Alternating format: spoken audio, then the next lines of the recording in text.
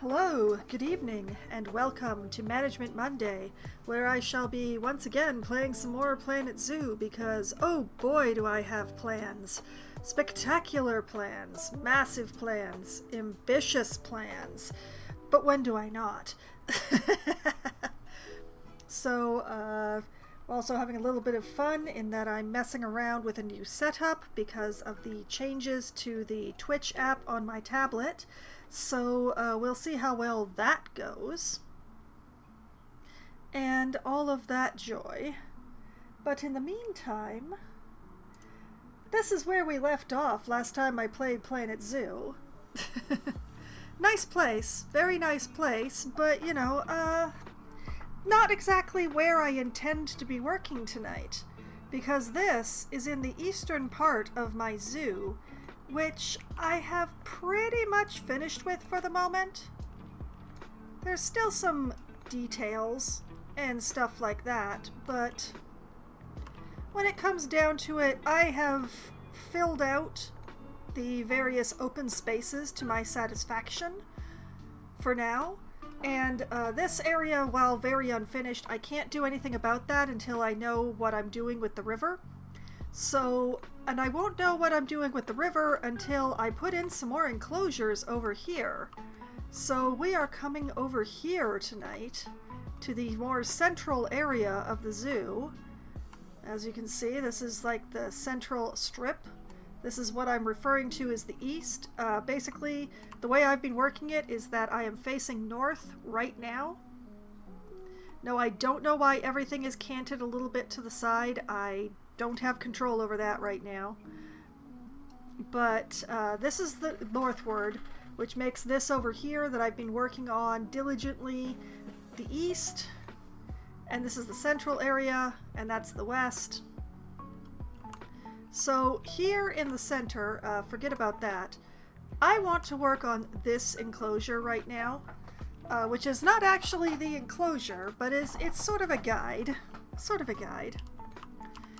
But it also means that I'm going to have to do something about this here. This was a temporary measure, but I'm actually going to build it into the wall of the enclosure that I'm going to be putting in here. And you know what? Let's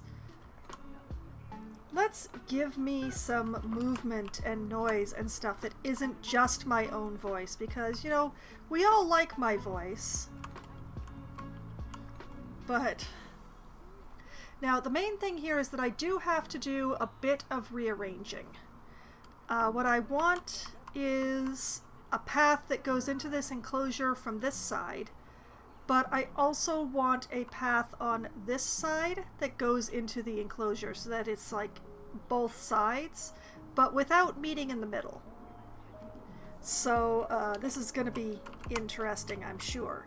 What I'm going to do is I'm going to take this and we're going to scooch it this way for the moment.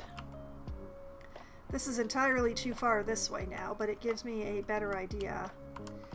And I'm going to come in here.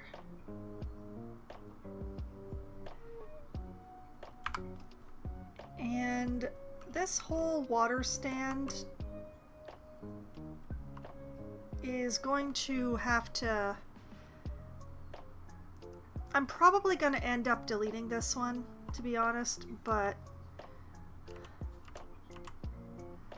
until then, we're going to cause problems by having it over here.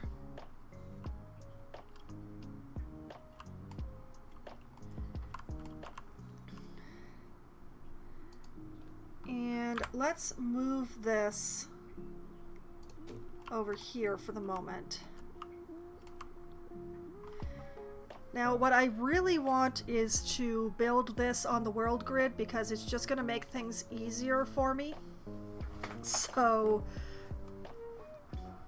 going to take a path.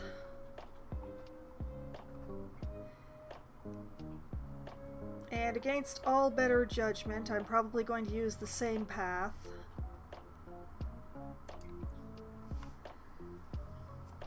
So we'll take this stone slate path.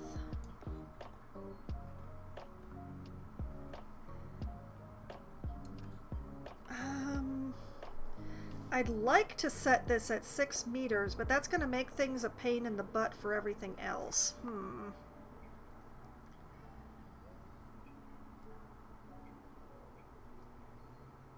Well, wait. What if I... No, 8 is too much. 6 is going to make building the enclosure itself a pain.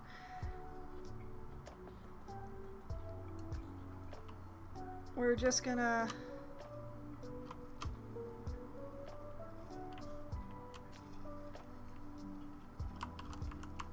Okay, what was the... Wasn't it shift to get this to detach? Hold on. No, it's control. I had the wrong one. There we go.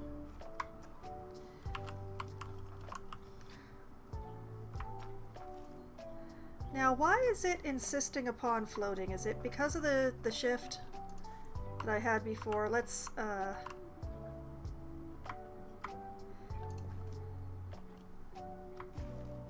there we go. Okay. So, let's say about here.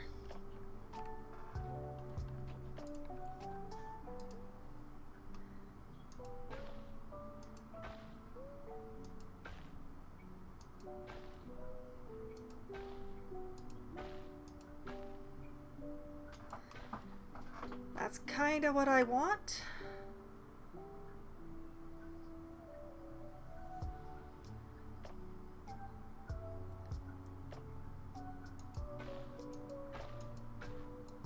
And then we'll match that up on the other side like this. I wonder if the T is really the right choice here. I wonder if I should maybe do a U instead. No, it has to be a T.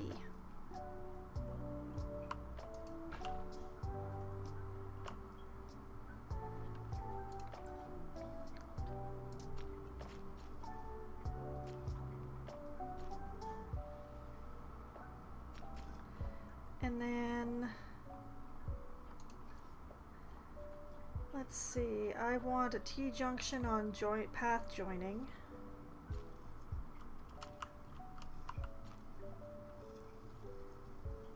And it won't let me because of the crocodiles.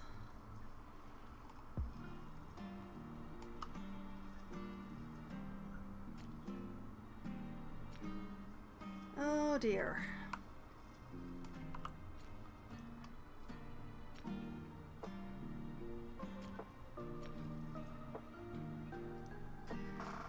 Well, this is certainly not what I anticipated. The other side will definitely be easier, but I'm going to have to move the barrier for the...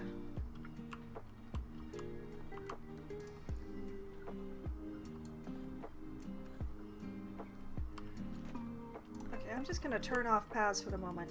Now, this main path bending off this way is good, but I'm going to want a branch that comes up this way, so that it can be the other side of this enclosure here.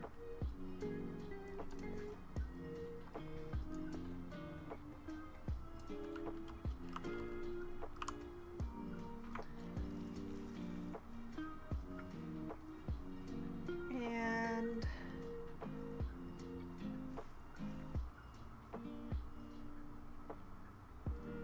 I'm gonna pop this down here.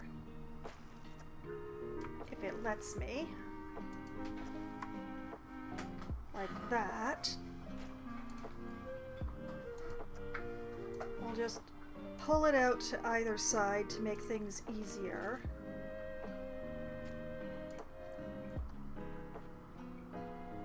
Use T-junction when joining the path, please.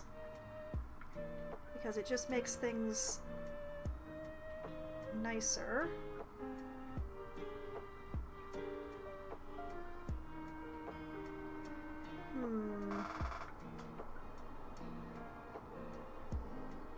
I think that's good.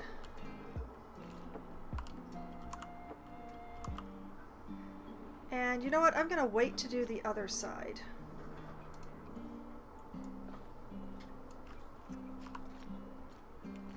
Then, still using the T-junction, this connects up there.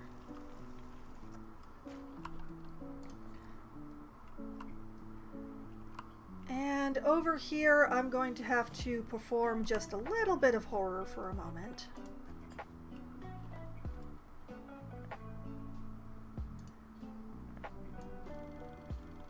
Going to take this whole wall here, scooch it in there, come into the paths, demand a T-junction, and try to get this as straight as I can. Weird month to be trying to be straight, but Okay, and then back into barriers. We grab this all again.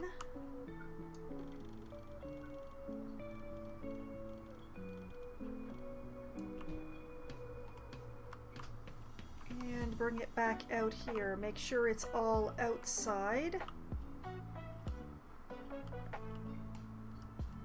Which it is. And life goes back to normal.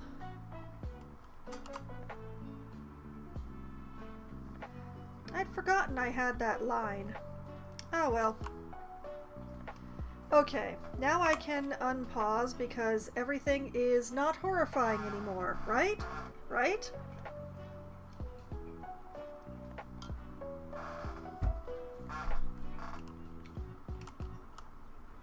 Now, hopefully I have made this big enough.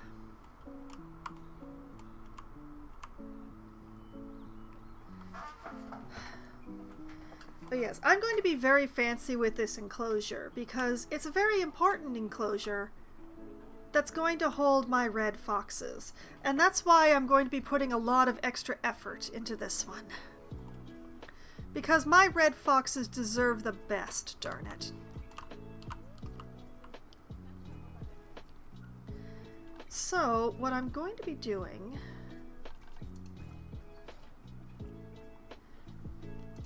architecture, walls.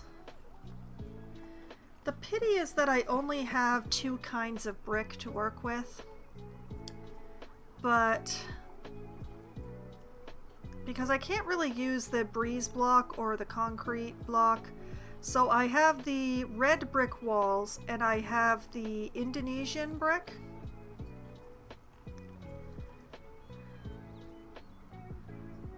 And I'm just gonna have to make do with those.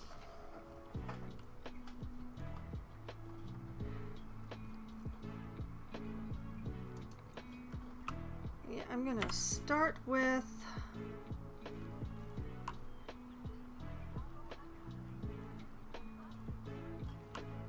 there is going to be method in this madness. Put down some wall.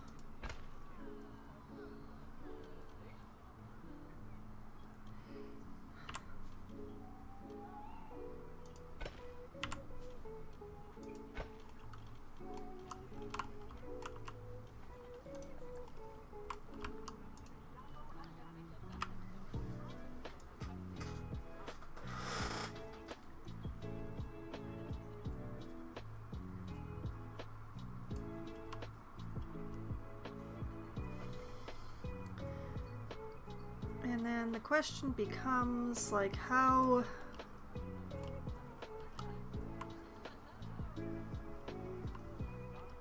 much can I get away with here?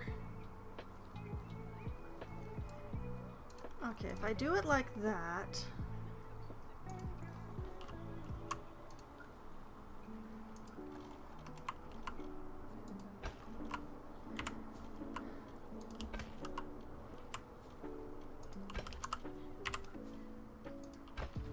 this is entirely for measuring purposes.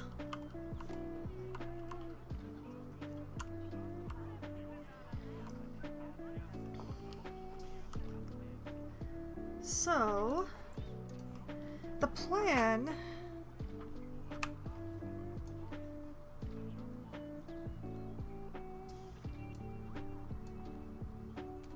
is to build a wall out of this sort of thing.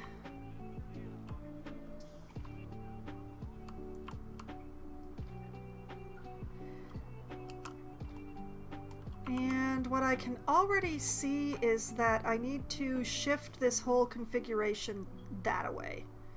Like this one needs to be further in and this one needs to be more over that way.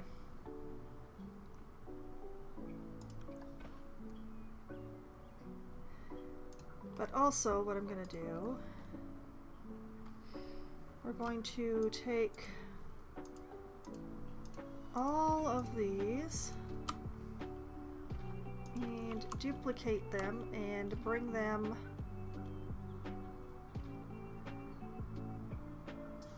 over here.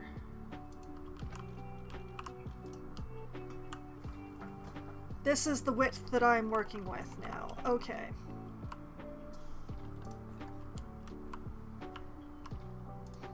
So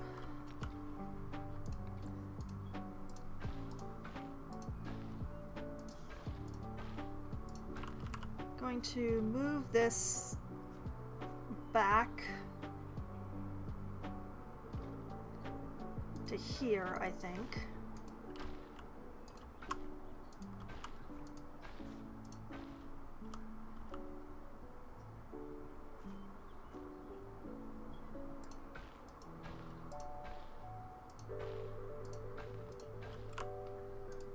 And move this one forward to here.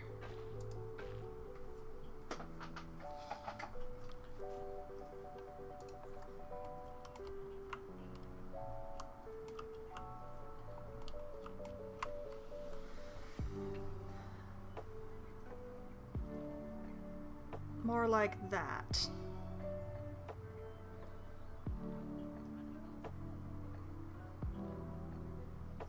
Yeah. Okay.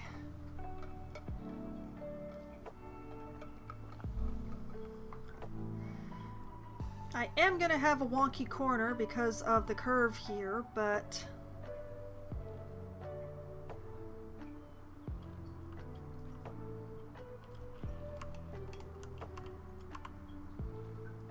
this will be the entranceway on this side, that will be the entranceway on that side.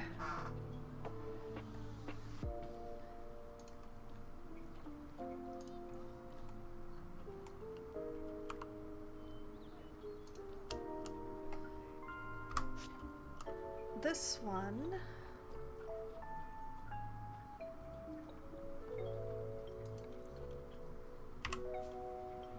oh wait, that's the wrong thing.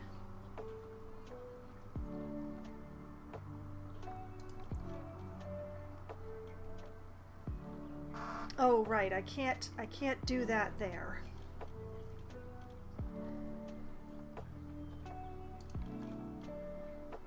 But I'm just gonna extend this that way.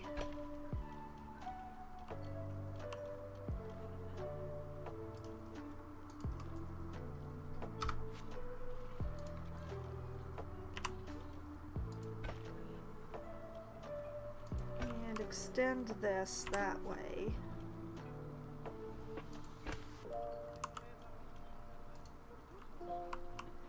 And then where's my other brick? Let's see.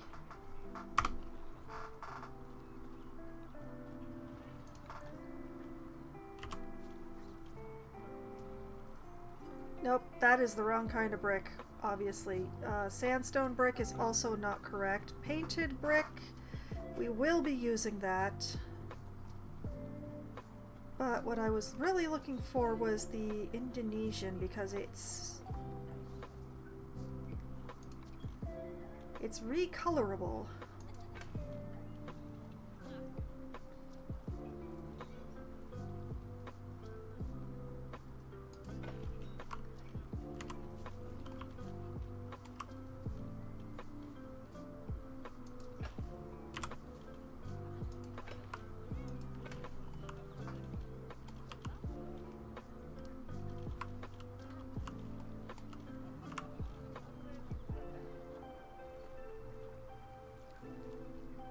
And on this side, we'll use the painted brick.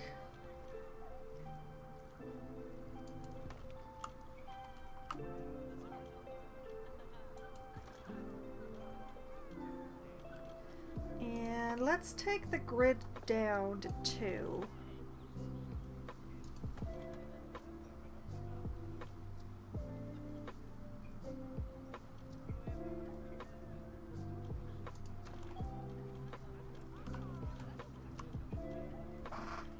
I have made an incorrect choice. Undo that. Put them both on the inside.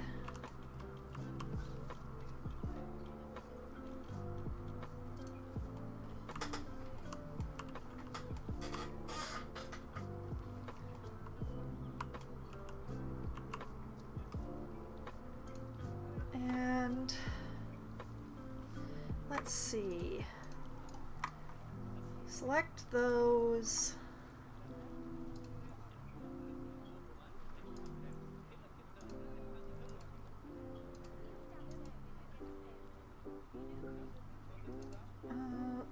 Yeah, like that.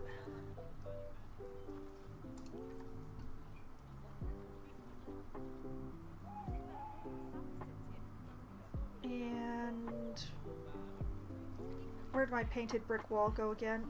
There it is.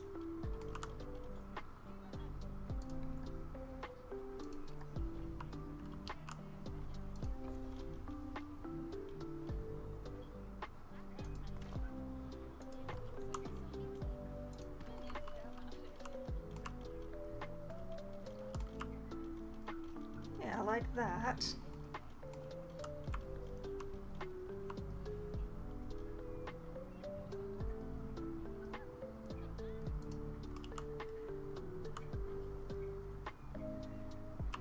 And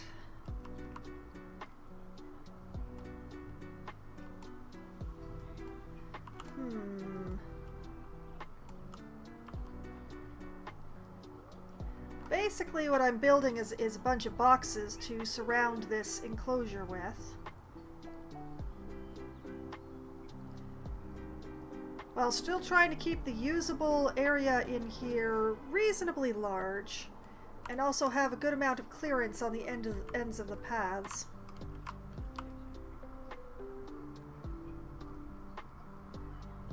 So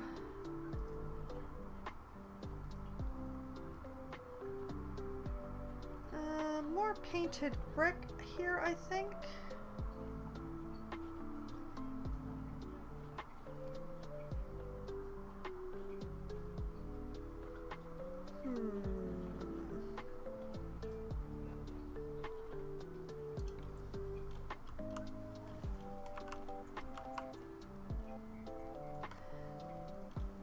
And change the color of this, I think, to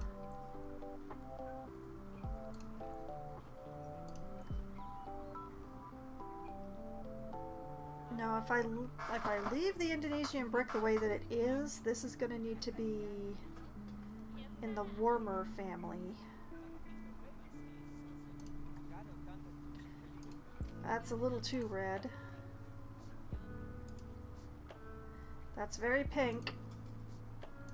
Too dark, too red. Pull it into the orange family. Too far into the orange family.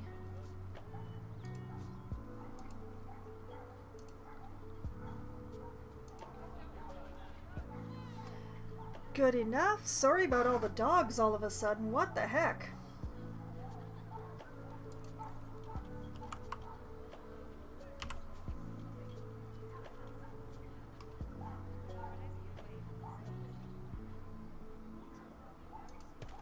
Like this.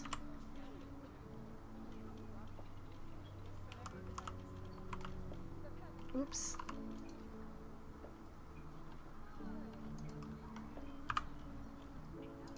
Want that inside line, thank you.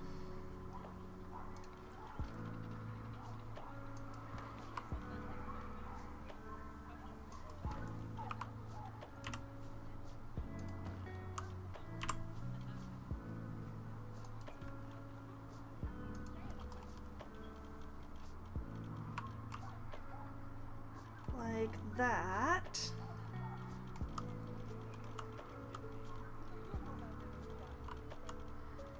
Then back to the red brick.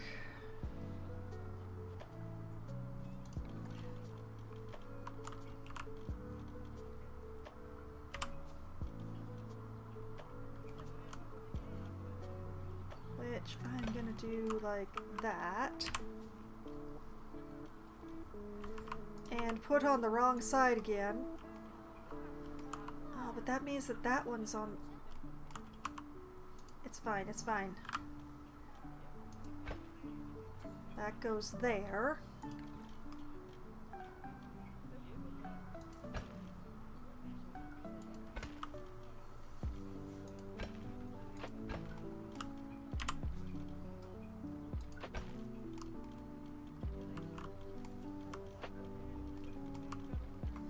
That.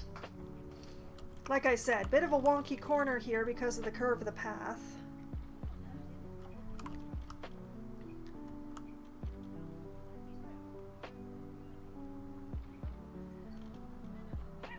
And I wonder if I could make this work.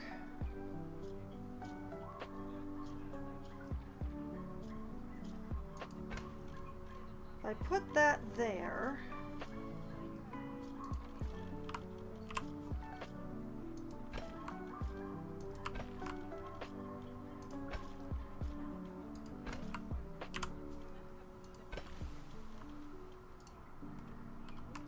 Like that.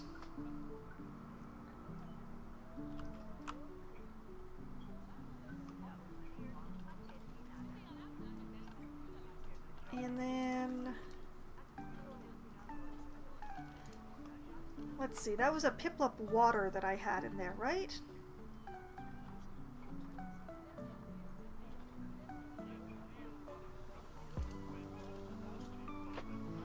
Juice, smoothie, soda, water. Pip shot water.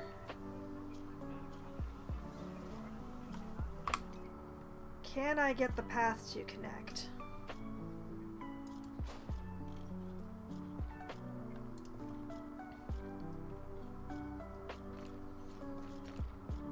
I can.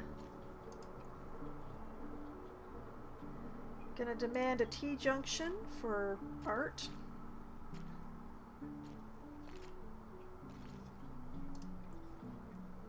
Let's make the length a little longer to make it easier.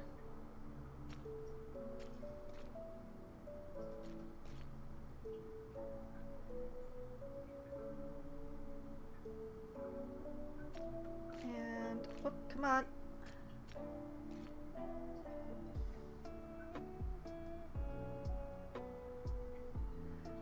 Just like that. There we go.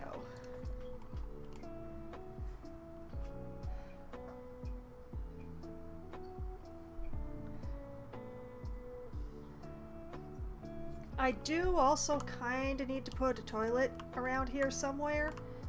I'm just not sure how to connect it. Ideally would be to put it like here.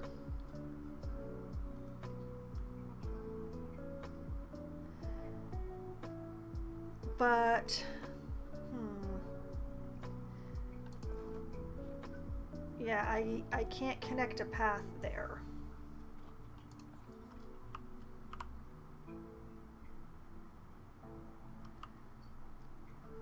The other option would be to put it here, but then the window for the rec room would be looking directly into a brick wall, which I don't love.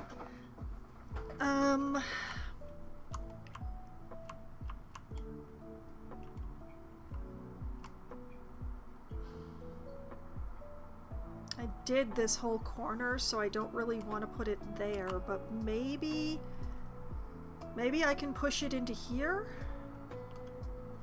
Put some rocks on it.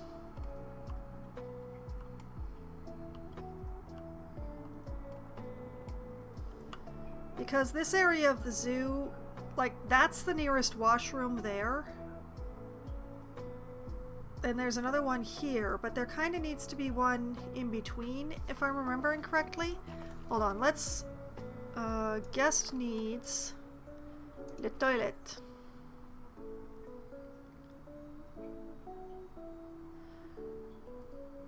Okay. Yeah, these people need a toilet.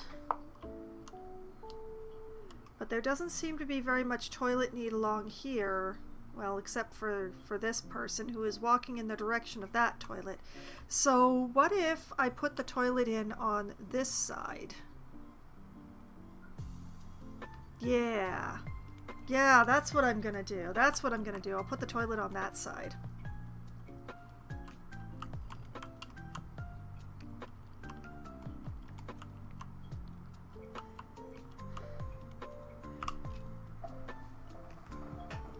Okay, I will make things look better, I promise. I'm just working on, you know, getting everything laid out and stuff now. So, let's go back to the Indonesian brick. Because I don't think I've used it on this side at all. No, it's been all red brick. I wonder if I should redo this building as the Indonesian. Nah.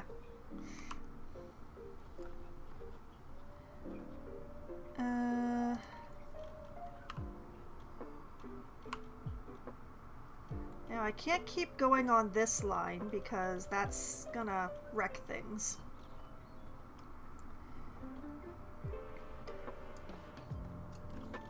So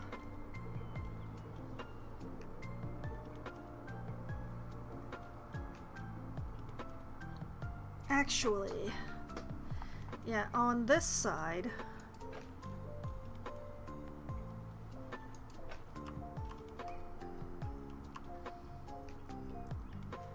yeah, like that. Then some more red brick.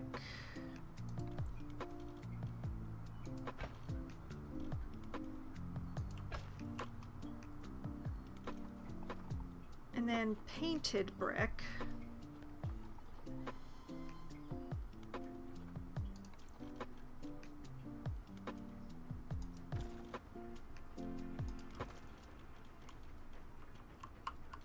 Which isn't quite lining up, but that's actually less of a problem.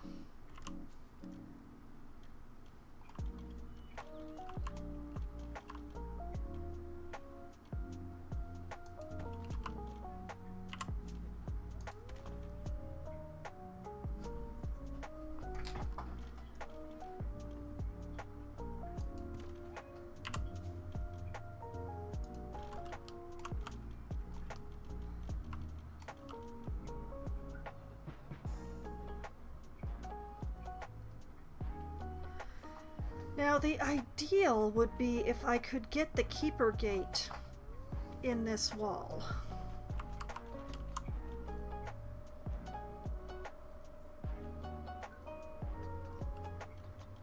And actually, you know what? I'm going to leave that the default gray, just because. These, though... no, we don't want to start with the grunge color. We want to start with the brick color. Whoop. Brick color. Let's take this more into the yellow family. It's a little too yellow. And we can darken it up a little. Yeah, I like that. And then the gunge color. We'll make that just a little more orange. There we go.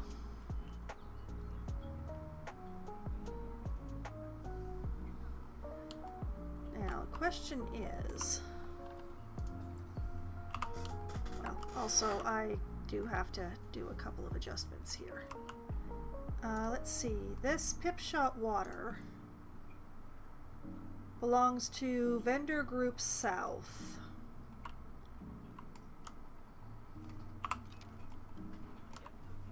Whoop. Which means that this Pipshot water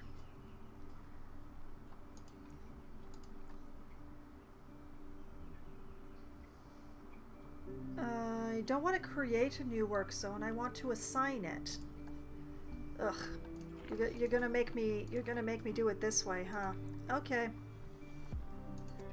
Work zone, vendor group south, edit, add.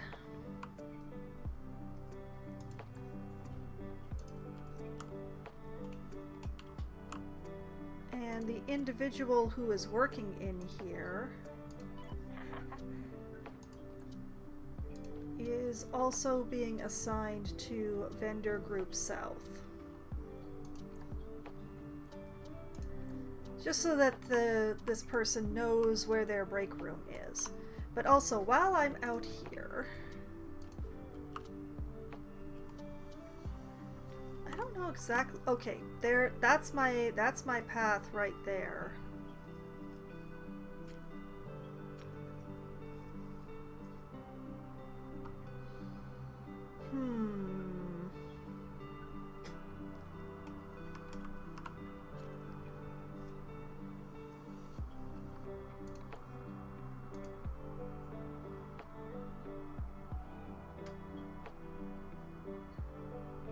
If I go like this.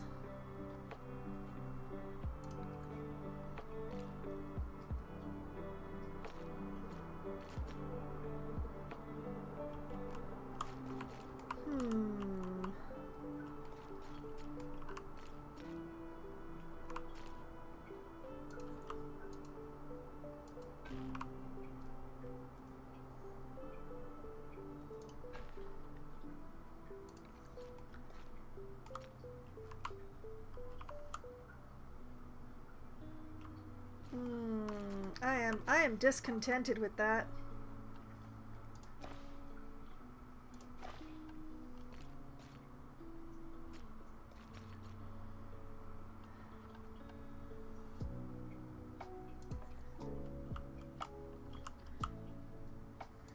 Okay, let's go into edit.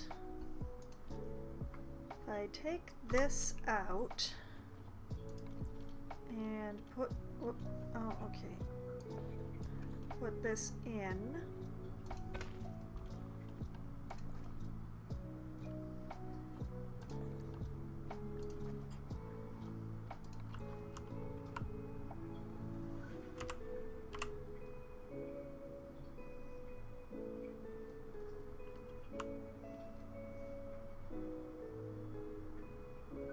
It won't go so close behind the pip shot? Is that's what I'm seeing here?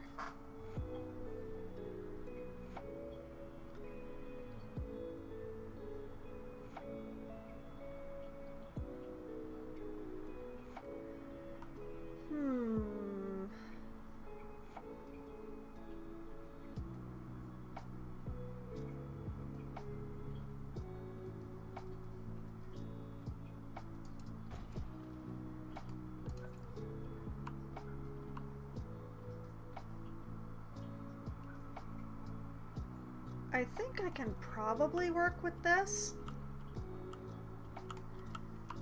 I don't like it, but I might be able to work with it.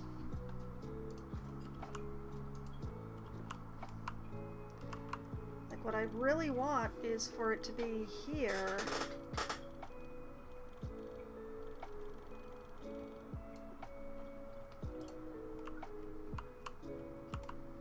Why won't the path connect?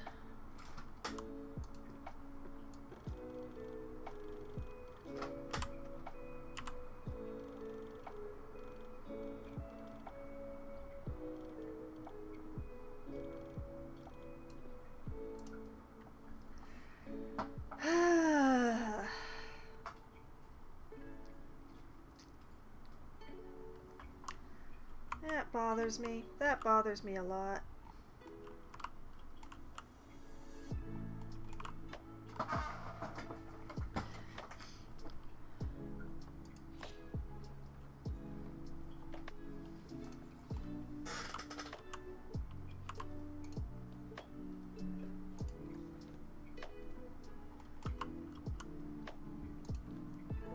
Okay, so what if...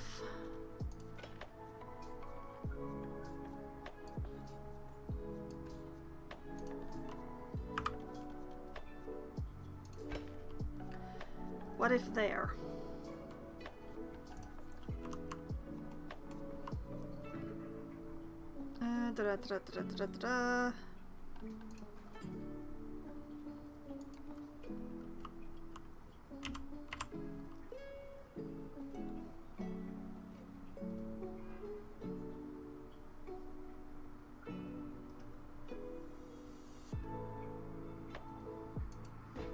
Like if I do like that.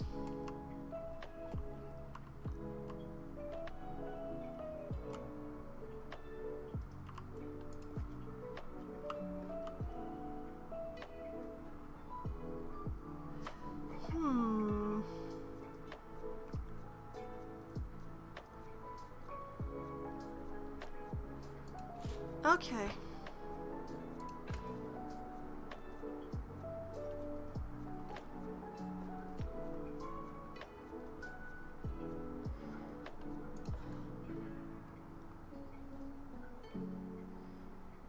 I understand what I need to do. I don't like it, but I get it. I'm... Sigh. Basically, I just have to delete this wall here entirely.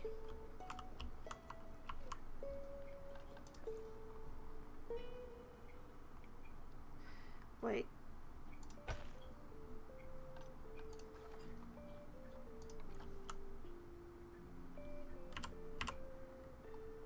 I'll line up the habitat gate.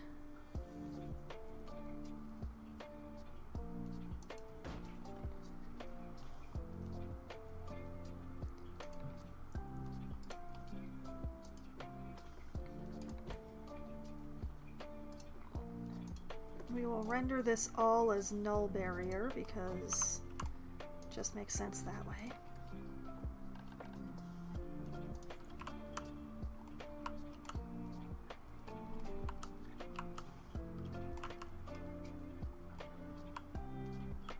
That's not even properly lined up.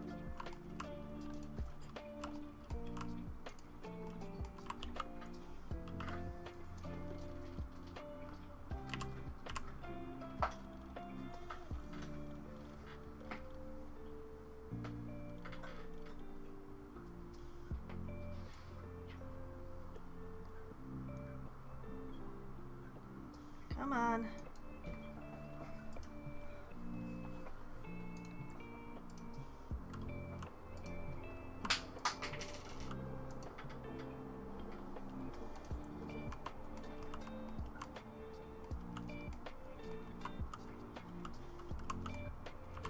You know, I just can't seem to get this to line up with the wall the way that I want it to.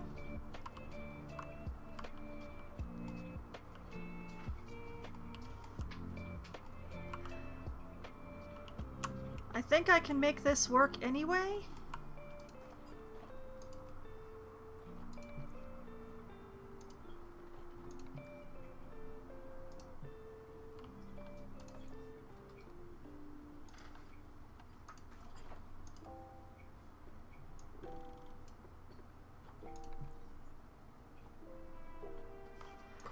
Why is the null barrier obstructed? What is...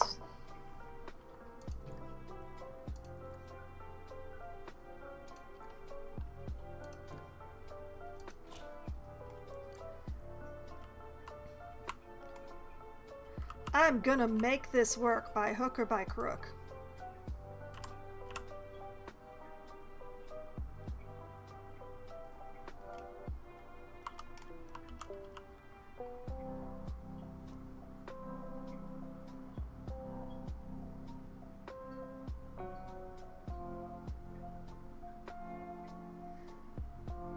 Okay, there.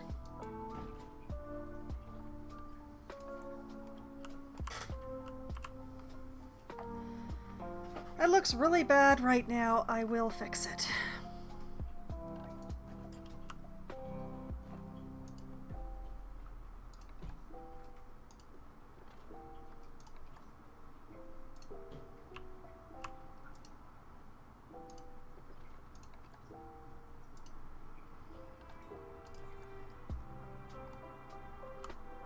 it just removed the gate.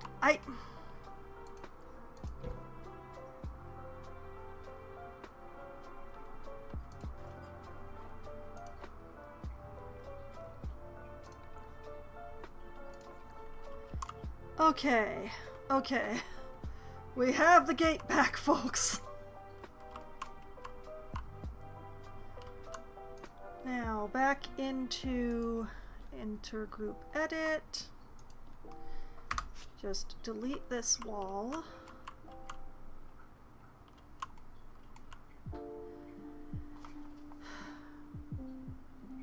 And we're just gonna find some panels that'll work. We'll realize that I've had random rotation on this entire time.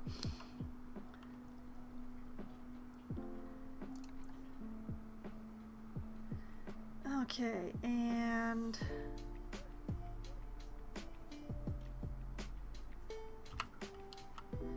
like this. Turn on angle snap.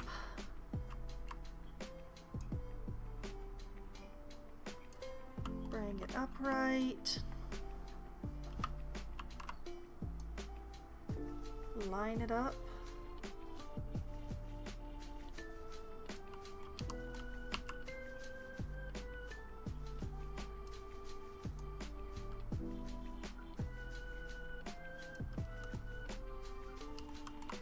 Line it up.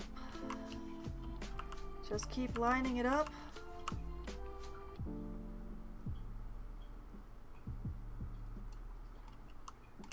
Like that.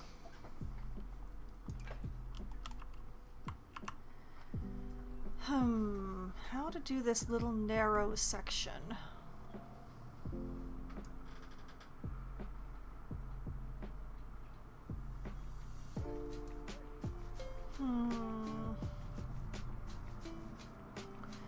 I don't have anything narrower than a 2, and I can't exactly turn these on their side because of the very distinct pattern. I can't use the pillar. Wait, how wide is the pillar? Wait.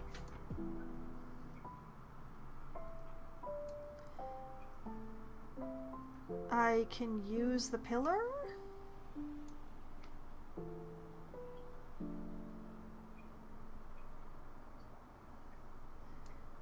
I guess I will use the pillar.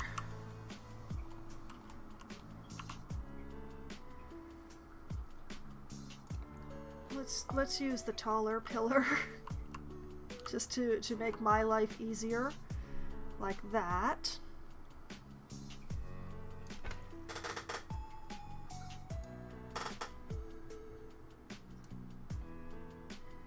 And then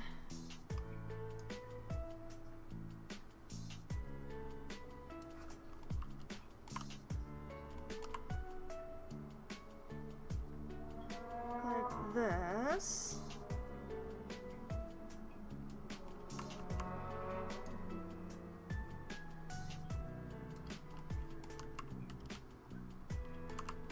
Interesting. Interesting. Did not expect that.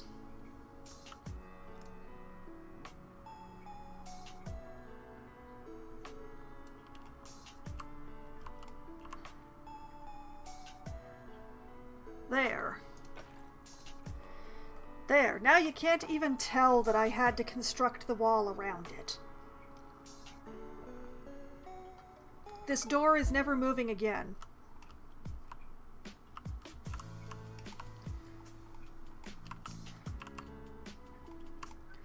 The pity is what this path is doing, but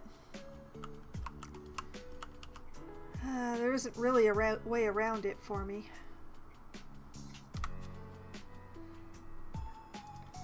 We will put a proper, oh right, grid size 2. Put a nice door in here.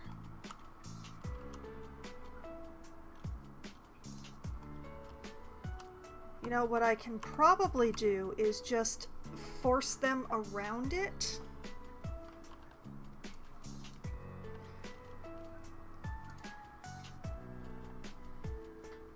By using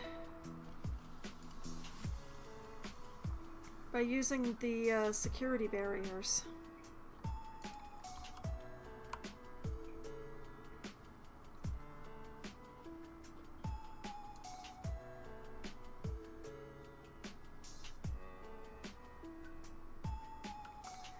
Feels like overkill to use a 4-meter one. I worry that the 2-meter one might be a little short, though.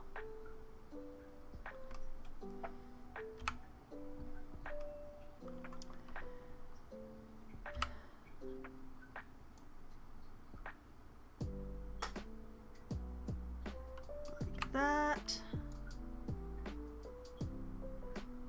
Bring that over to the door frame.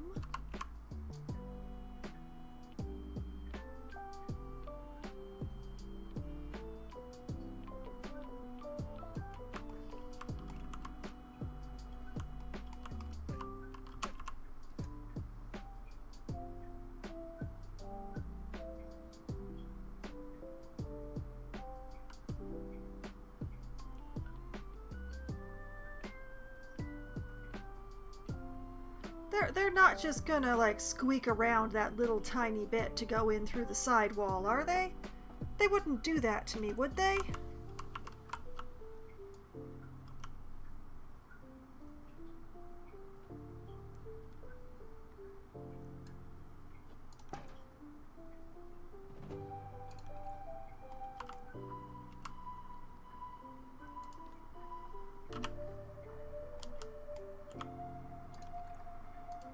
Okay, and then take both of these.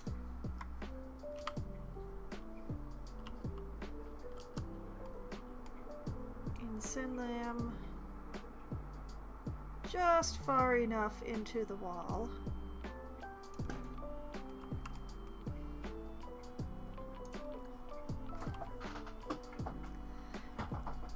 I'm gonna try and cover this all up with like bushes or something, so I will put a door on here as well, but not yet. There's also an adjustment that's going to have to make this wall, obviously. I'll like copy like what's going on over here. Just to make a door here.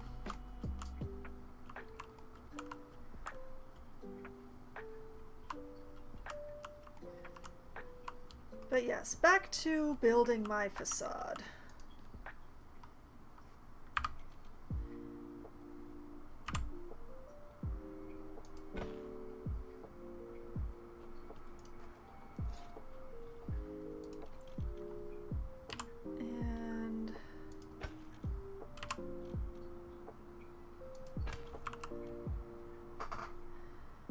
That.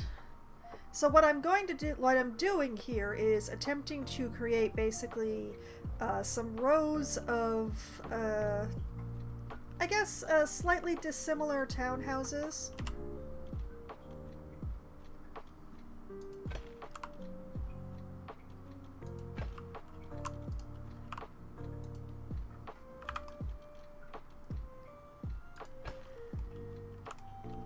This side is going to be able to be a lot more square than the other side. Although I think I will come out a little bit further over here than I am over here.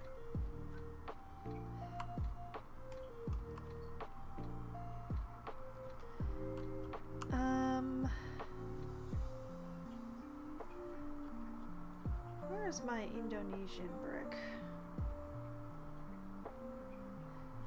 There it is.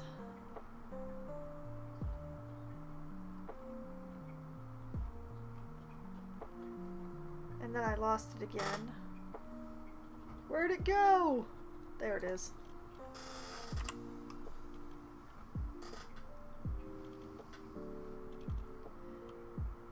You know what? I don't really like... No, I don't want the Indonesian brick there. I want the painted brick there. Oh wait, that's the stone brick. There's the painted brick. And this one's gonna be...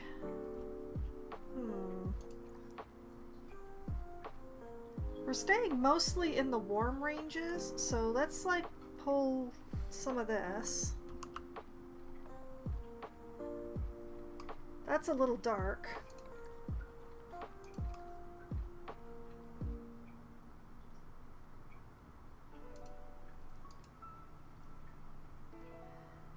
Oh yeah, that's a sort of a brown. I like that.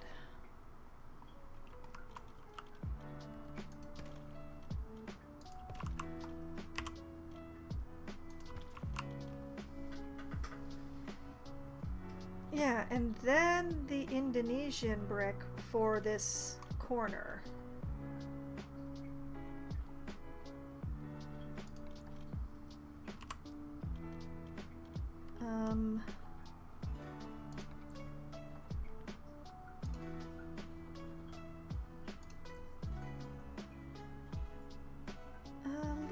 That's a little dark.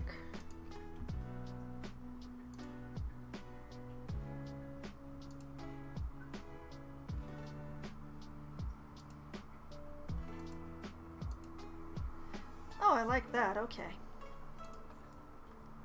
And I can actually leave the gunge color the same and have it look pretty nice.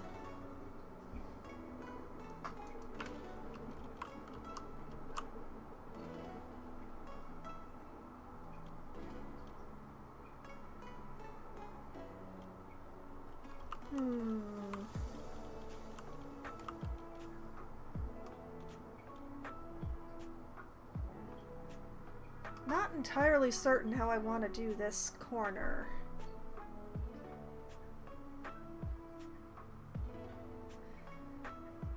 The roof is going to be a nightmare.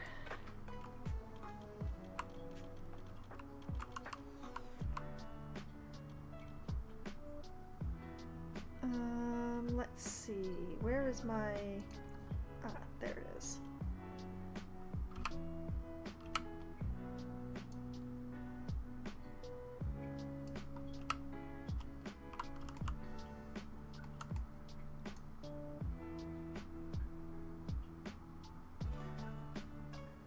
Just bring this in like this. Lined up like that.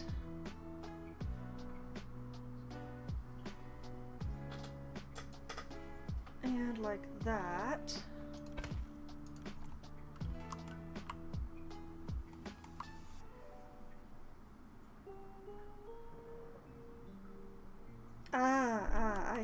I have a thought. Okay, take that out. And this.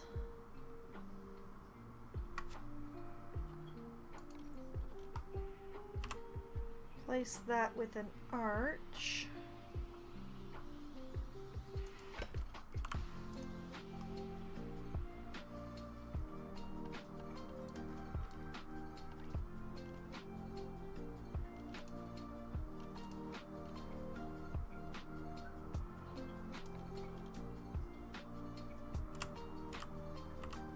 And drop a turlet in here.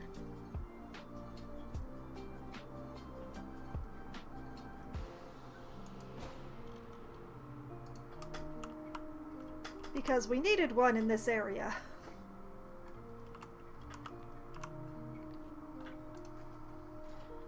Okay, now we just need to fix that up so that it doesn't look quite so weird.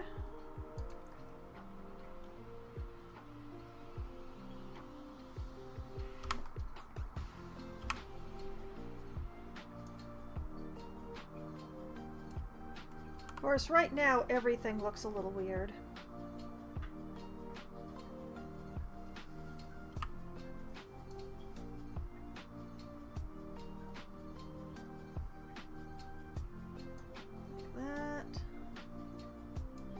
I just realized I'd been on pause this whole time.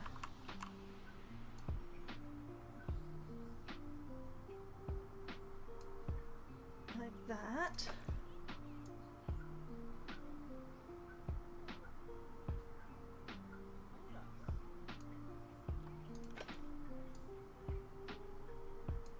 Like that, and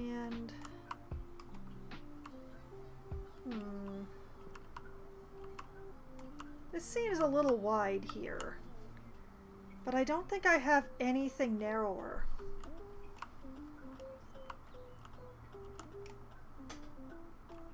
That's unfortunate.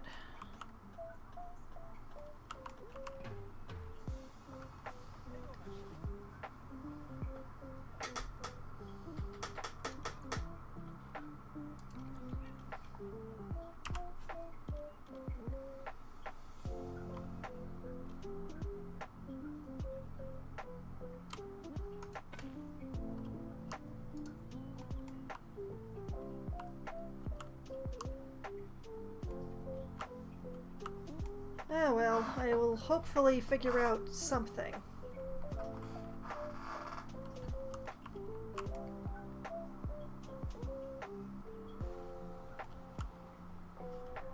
But yeah, we did need a toilet on this side of the zoo. These are probably people coming to use it right now.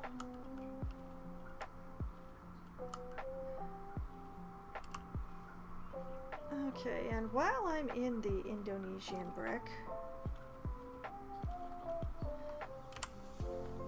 let's change some color into a different warm family.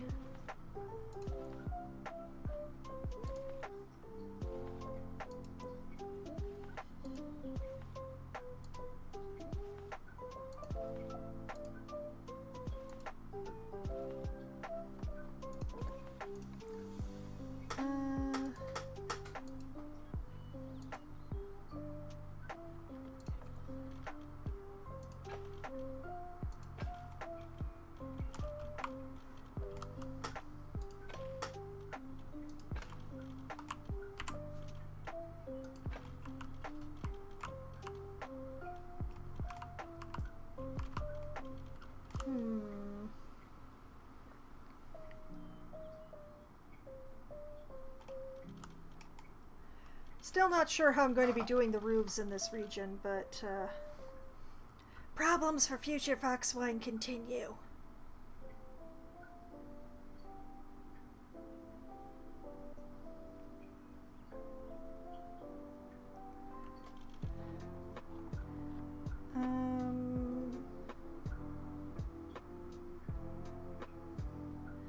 Actually, let's change the pattern a little bit and use the red brick.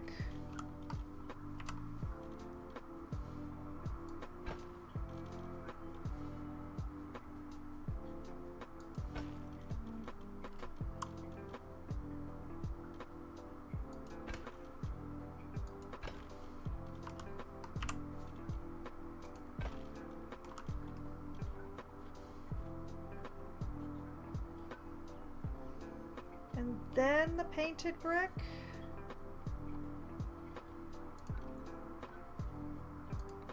Which definitely needs to be a different color.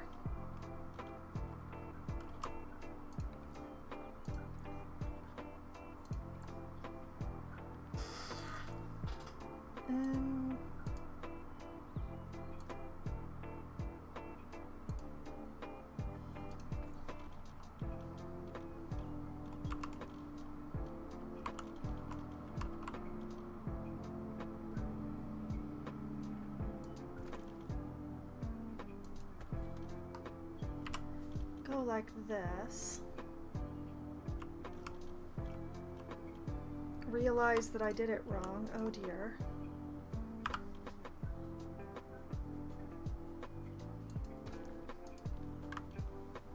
Move that inside that line.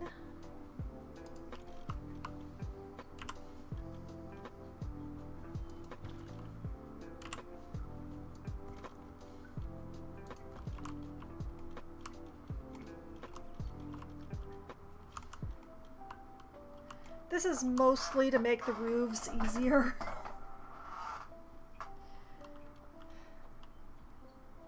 Let's see, where is... there it is, 4x2.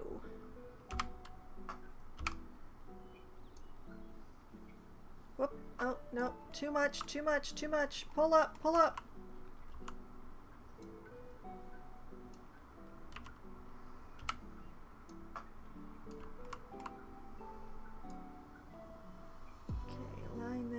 up like this.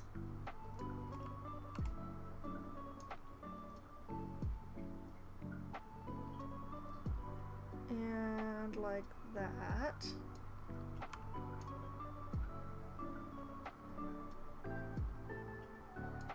And shove it in there.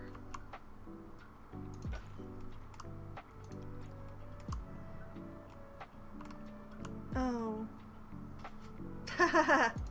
Hold on a moment. Maybe I didn't have to do that. I didn't have to do that. Okay.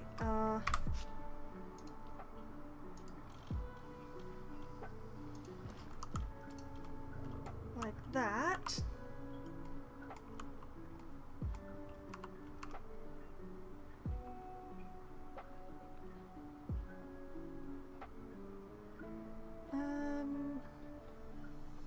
Bit more red brick, I think.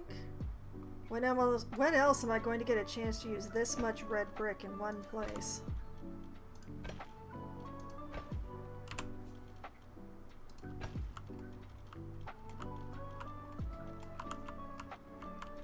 Like that.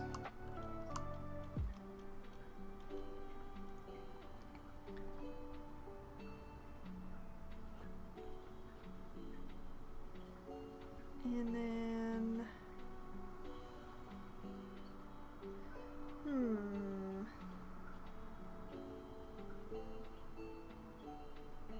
I think the Indonesian. Where's my... There it is.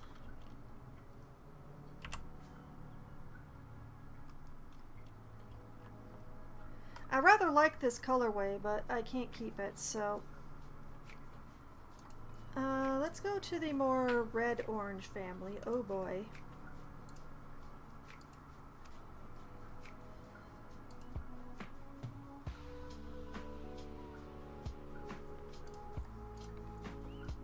Let's see if I can get this gunge to keep it from being pink.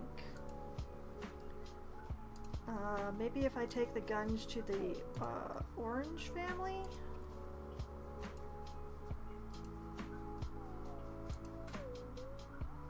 Too dark. Good enough. Still looks pretty pink though.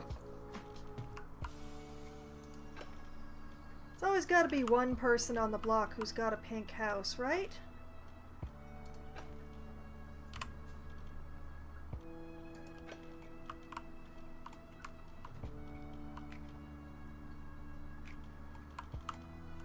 Okay, which one was this? That's the painted brick. All right. So...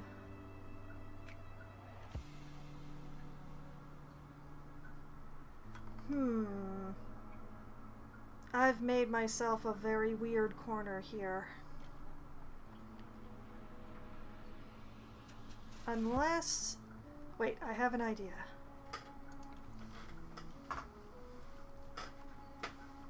If I bring this in here, then I just make a slightly bigger box here.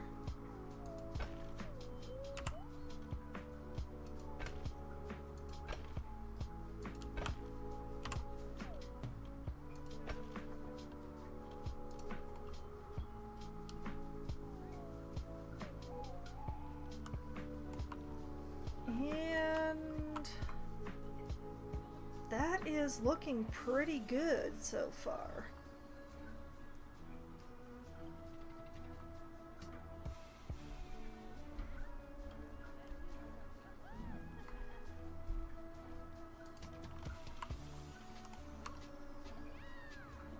Now, here's where we start to get fancy. Why is it flickering?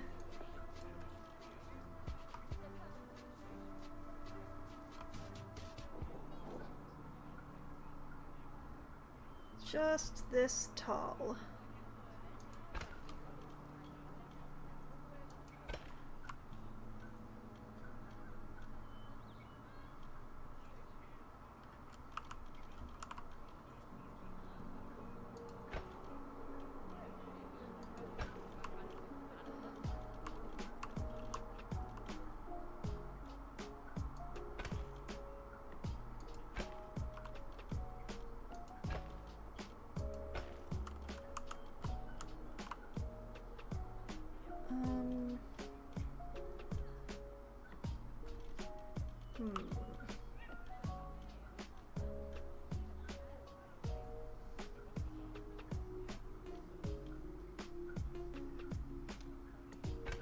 Okay, we're gonna try to be a little fancy about this.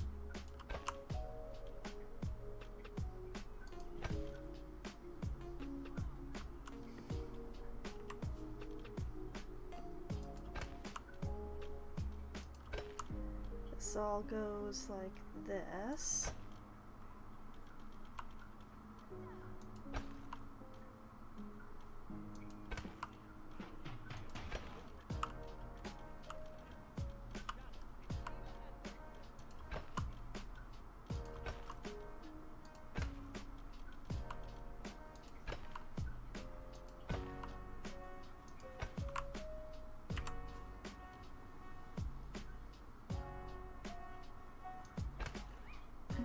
Like that. Whoops.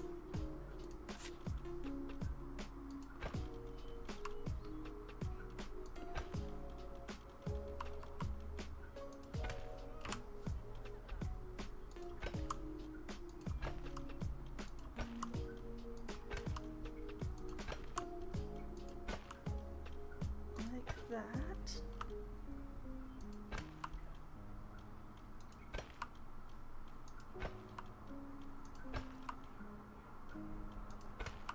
You know, considering that I ended up doing this whole thing in 2 meters anyway, I probably could have done a 6-meter path.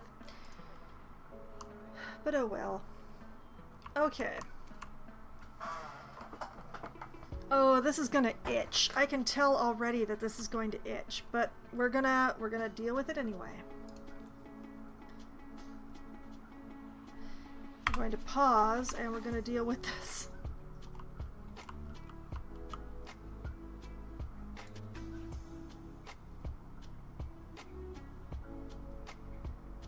I just scooch this.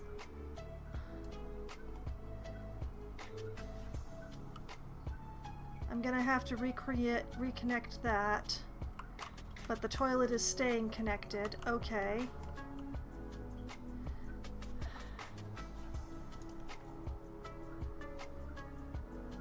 Modification failed probably because... Oh, right. Oh.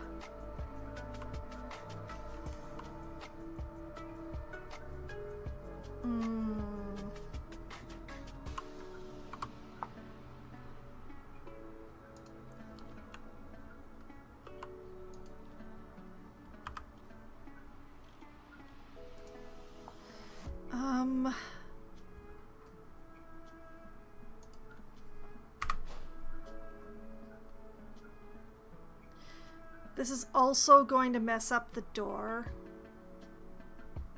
that I worked so hard on.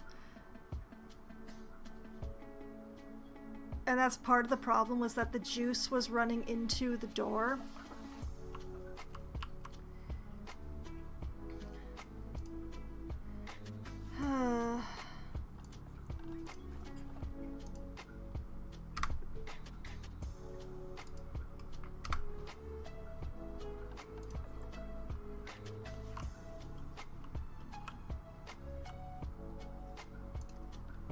Okay, let's try this again.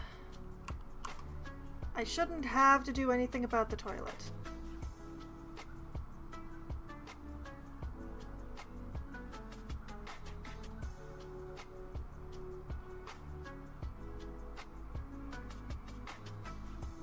There. The toilet took care of itself.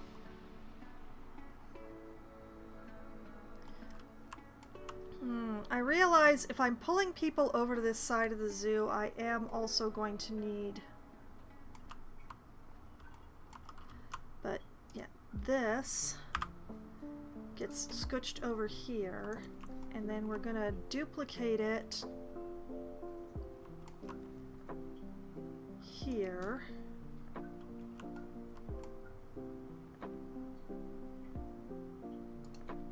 Because there's already trash that's being thrown on the ground here, which I do not appreciate.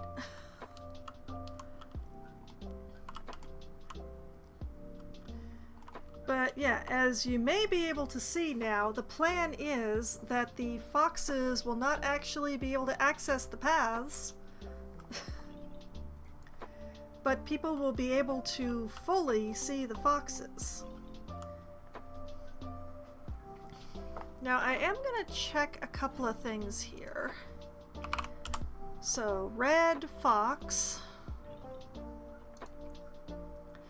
They are shy of humans, which means I'm going to have to use one-way glass for this. See? Useful information. It is a pity about that little bit of grass. I wonder, can I get away with scooching it all just a little bit this way, or does then the toilet break?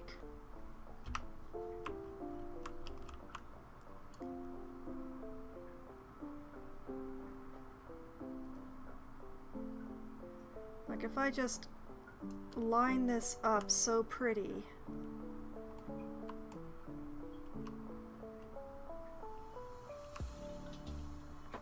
Like that. Did we break the toilet? We did not break the toilet. We have definitely broken things over here, but we're gonna do stuff about that while we're still on pause. Okay, facilities. Guest facilities, drinks. I am determined that it shall be a pip shot water.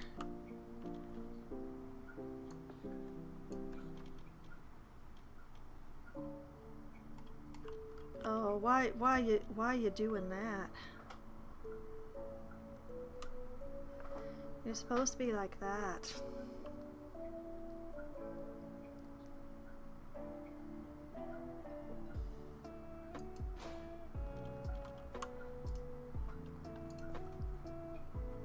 Okay, and then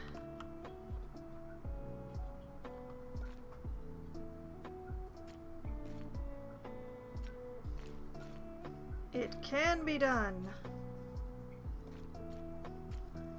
Whether it should be done remains to be seen, but you know what, let's just grab the grid off of here and make sure at least that bit looks pretty.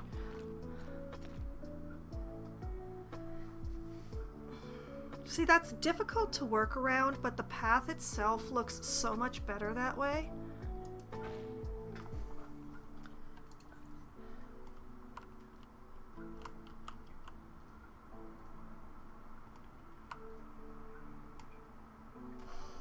Then becomes the question of the habitat barrier.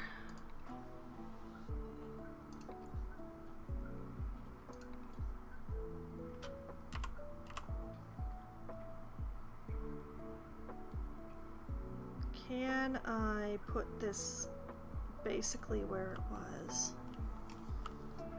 so that I don't have to redraw everything around it? The answer appears to be yes.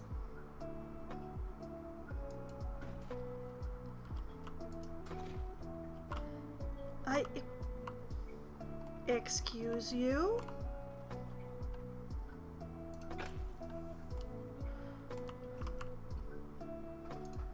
I don't know why it did that. It shouldn't have done that. Or that.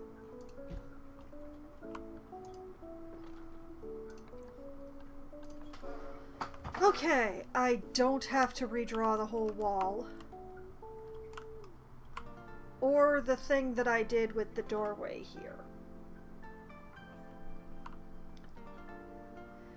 Yay.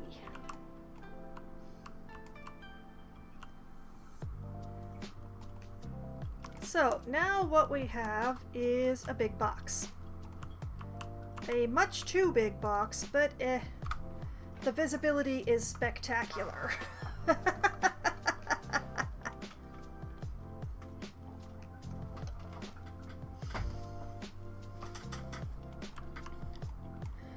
So I'm going to be putting some one-way glass all around these paths that I put in. And we're going to decorate these boxes so that they look like houses. And they will also provide some hard shelter with their porches. And it's all very ambitious, you see. And I'm going to have to bring a path to run along here. Partially to join these two paths together, and partially because what is the point of decorating these if I'm not going to be having anybody walking by them? So I think putting that path in is actually the next thing to do. But I'm also going to take these two things and move them over here.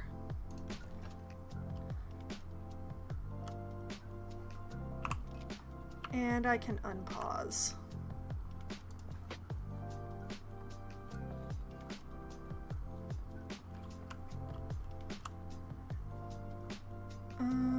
That's a little long.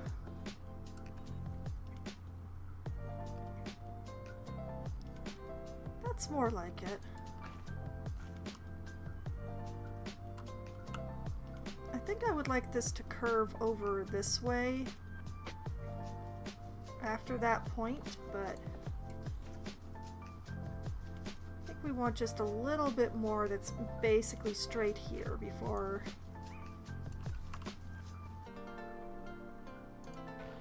Like that. No, stop! Halt! Don't do that! Okay. And then right about... You know what? Do I want to put another shop facade in this side?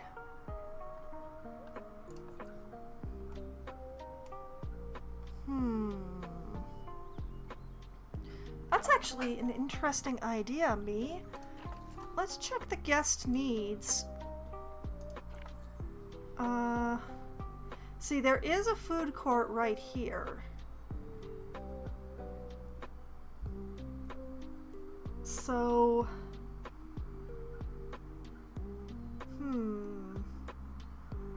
hunger, meh. Thirst, people are not very thirsty. The only problem is that with this thing, I can't check merchandise needs. Do I have a merch stand in here? Let's see.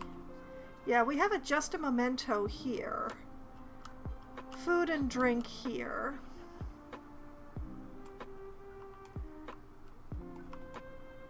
Why don't I put one of the hat places in here? I kind of like that thought, but also I am reminded. Work zone. Vendor group south. We should be adding that to vendor group south here.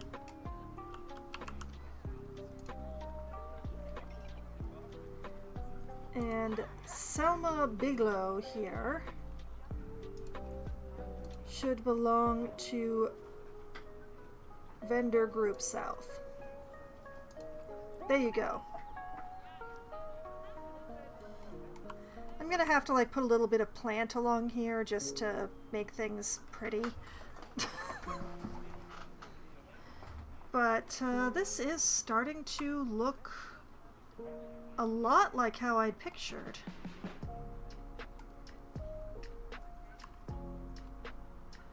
I'm actually gonna grab one of these. Gonna bring it in here.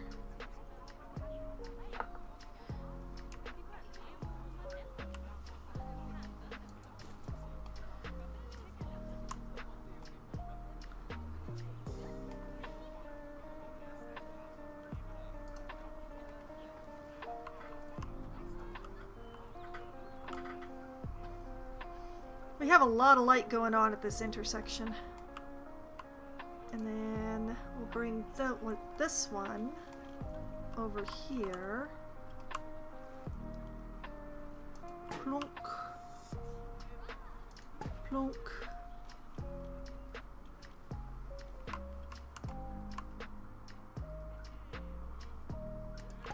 Plonk. Plonk.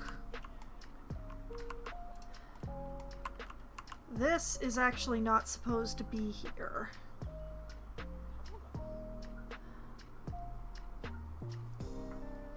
I'm actually gonna remove this entirely. And hopefully smooth out this path. Please, please, please. No!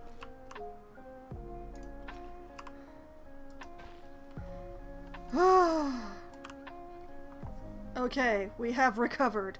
There's so much trash here.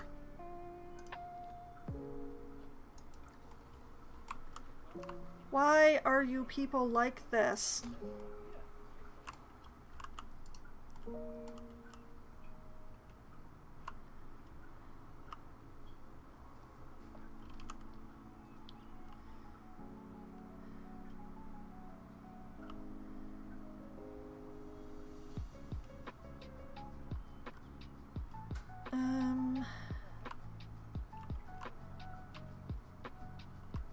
Let's grab another one of these.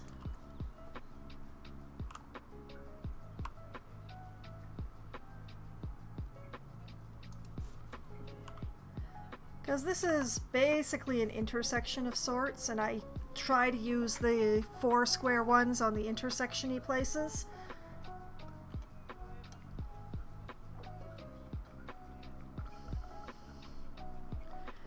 Okay.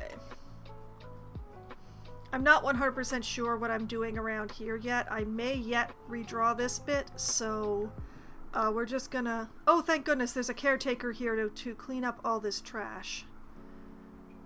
Good person, good Aubrey. You're an excellent Aubrey. You're the best Aubrey in the zoo. Okay.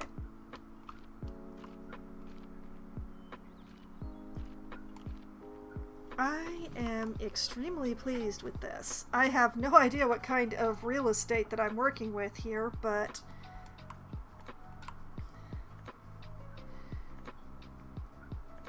I could very reasonably put the barrier in now that I have the walls.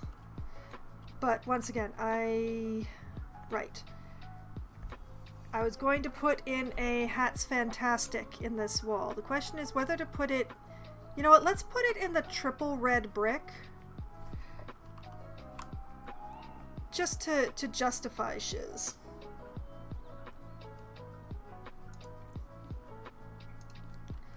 Like, we just take this out and put a window in. And I'm actually going to pause for the moment because of the lack of connecting path. So, facilities, merchandise. I hate Looney Balloons. It annoys me to be like looking over my zoo and just have a balloon drift by through my vision. It drives me nuts.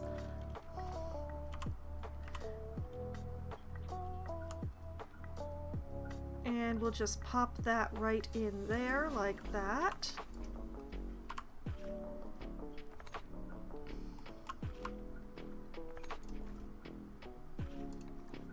And align path to grid, we'll just run that right out there as a guide.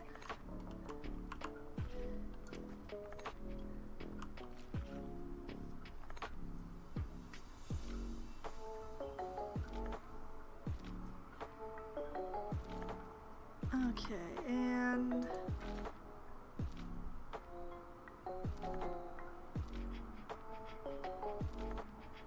we do have a bunch of straight lines going on here, but no, no, no.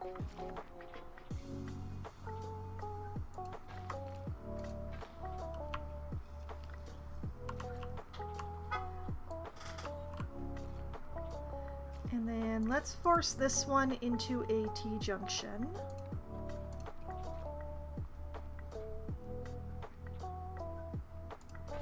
Like that. Does mean I'm going to have a corner here to fill, but that's going to be a really nice place to put a tree.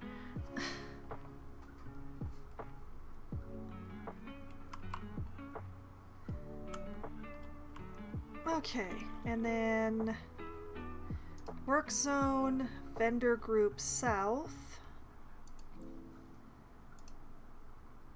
Gets hats fantastic.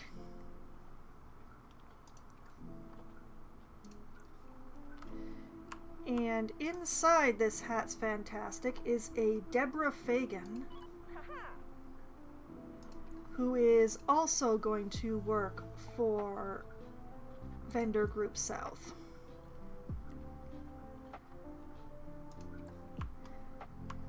Okay, we can unpause again. Because everything's connected. It's all connected. It's all fine.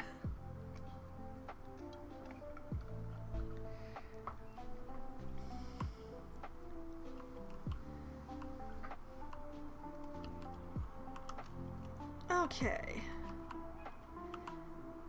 Now, what I think I'm gonna do is I'm gonna put the barriers in. No, wait, I don't want to put the barriers in yet. Because I want to put the glass in before I put the barriers in. Because putting the glass in after the barriers is a pain.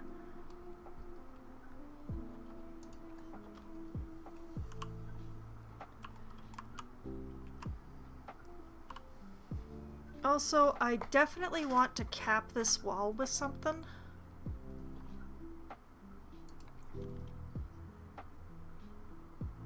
And it's probably gonna be this.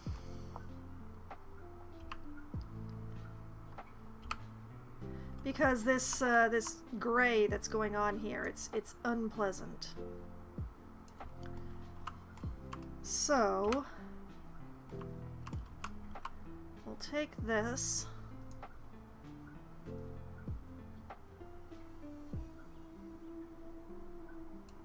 And make it just tall enough that it shows.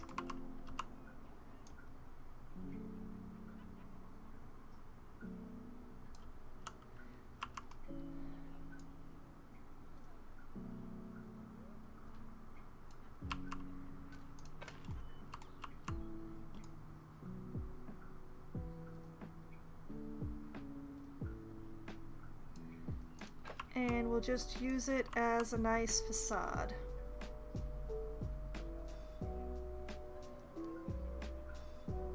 Why can I still hear the wolves? They're so far away.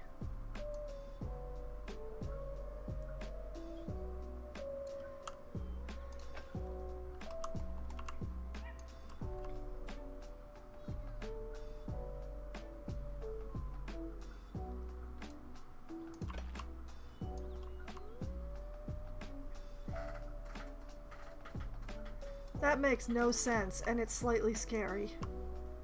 The wolves should not be audible from this far away, darn it.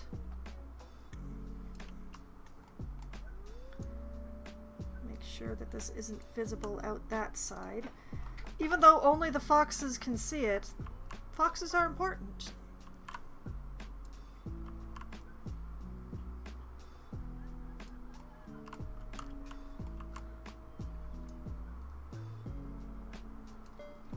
That.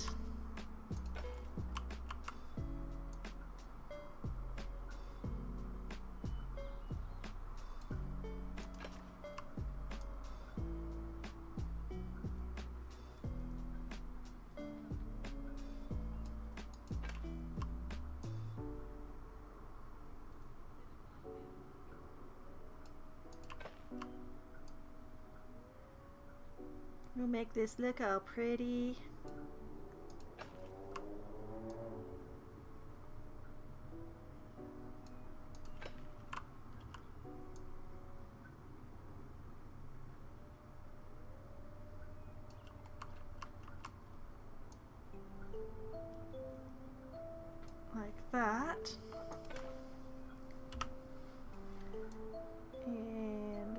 rotate.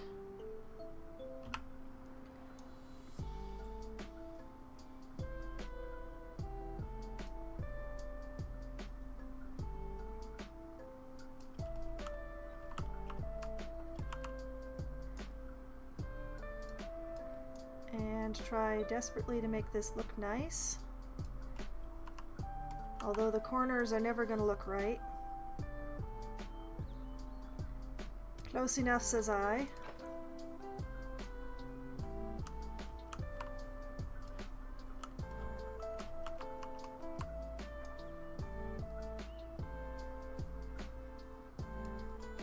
Like that.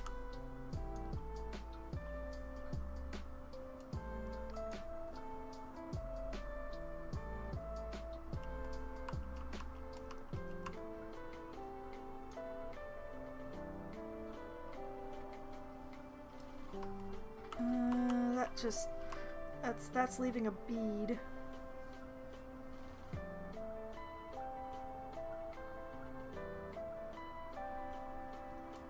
That's good, yes.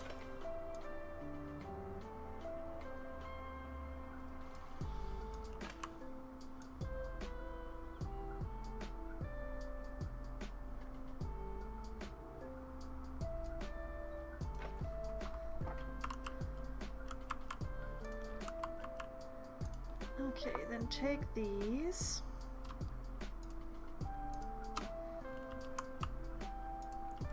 And duplicate them.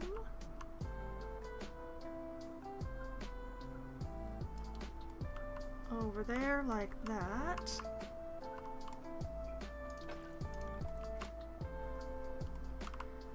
Okay, now hopefully I am lucky enough that this is going to work, but I'm going to take the whole kit and caboodle.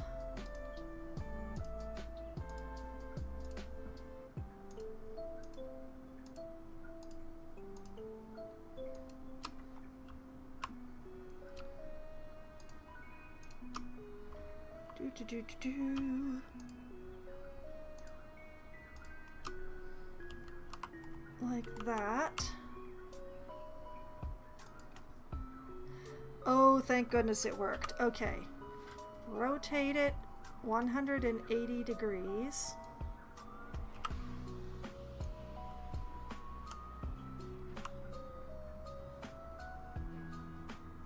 And scooch it onto here, nice and comfy.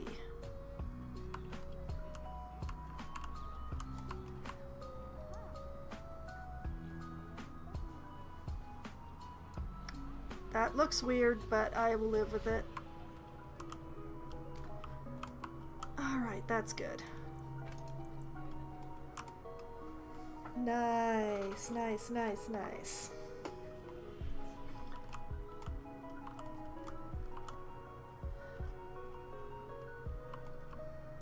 This is part of the reason why I did the doorway sides, both in the red brick, simply so that I could pull off stuff like this.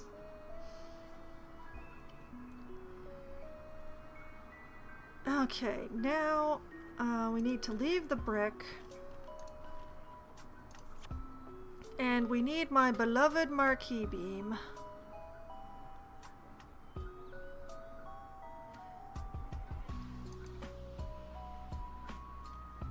Which I think we're gonna leave in the default.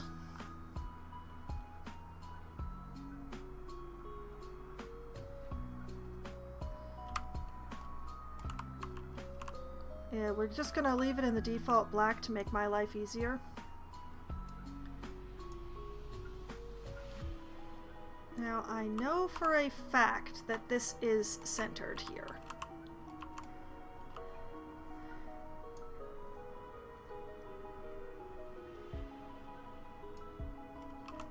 So like this. The main pity is that I am not going to be able to get this exact. Or can I? Wait a minute. Start over.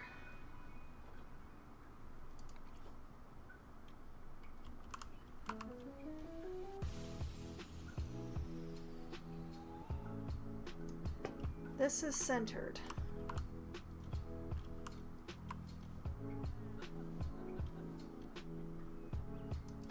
This is centered.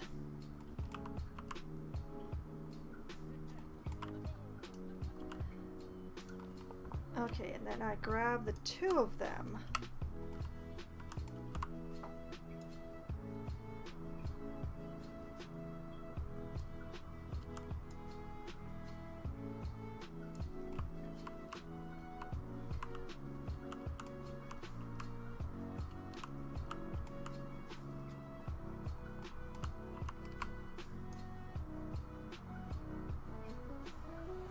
And this way we know those suckers are at the right height to each other.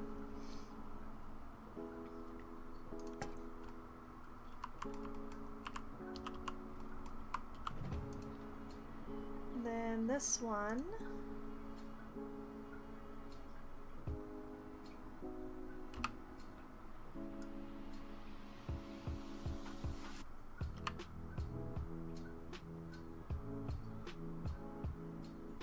The pity is that I'm going to have to eyeball the crossbeam.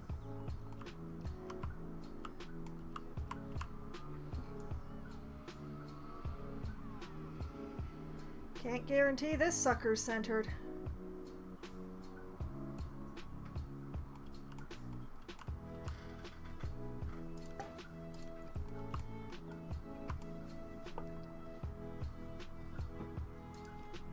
Oh, and then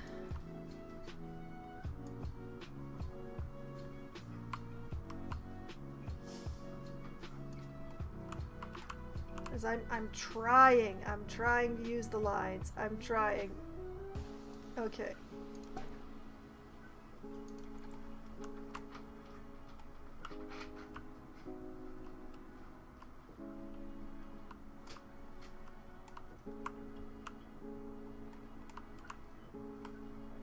Okay, then we grab this and this.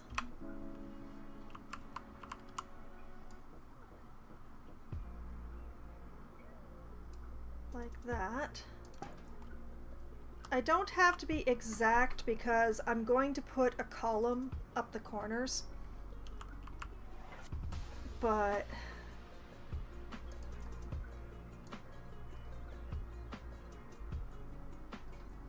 I'm trying to be exact as I can be just to make my own life easier.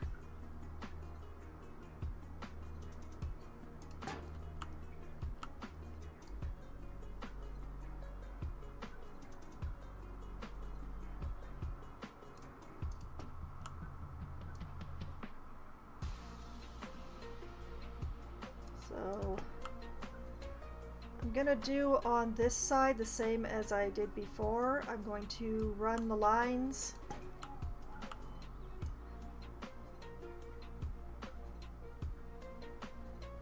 for here.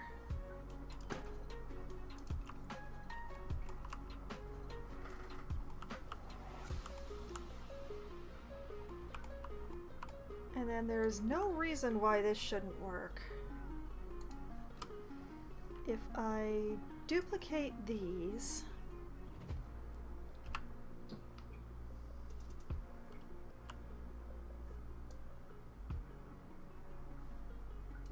and do like that,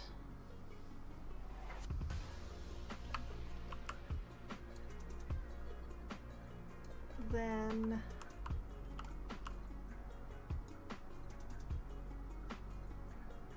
why is this wider? Oh no. Well, apparently I can't do it that way.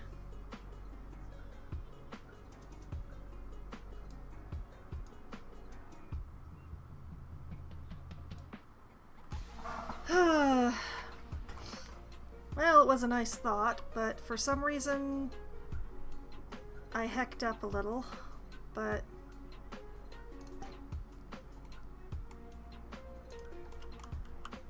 that one's lined up, and then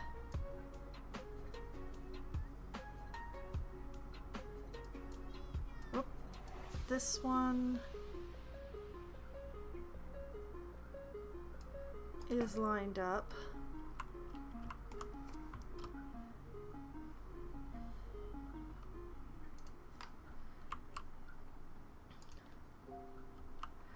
This means I'm probably not going to be able to fully 180, which is unfortunate, but bridges that I'll cross when I come to them. Like that.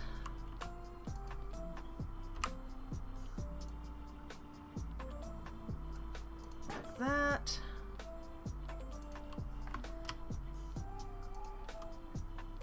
And these guys.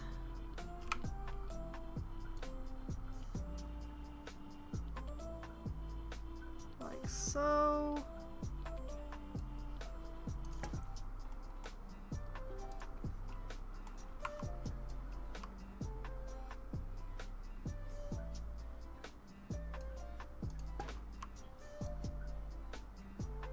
And it is perfectly okay that I am fully impaling the buildings here because it's not visible, so it's fine.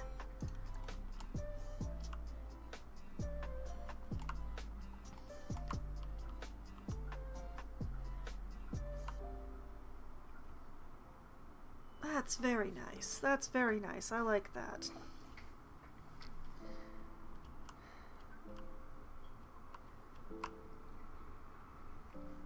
Okay. Then, whoops.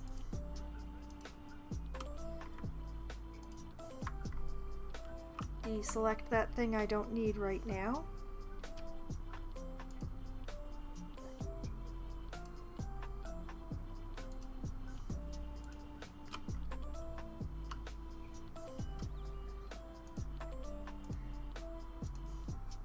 And just select all of these.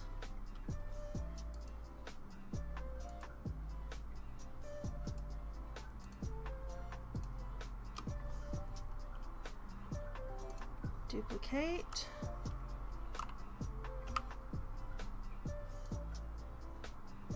Turn them 180 degrees.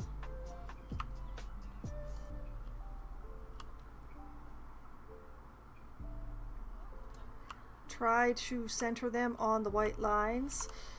Try.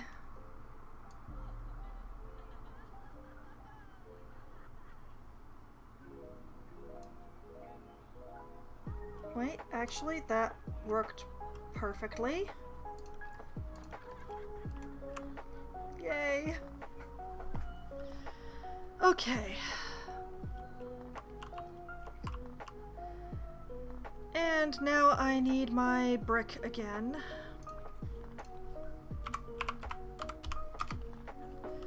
Because I need more of these columns.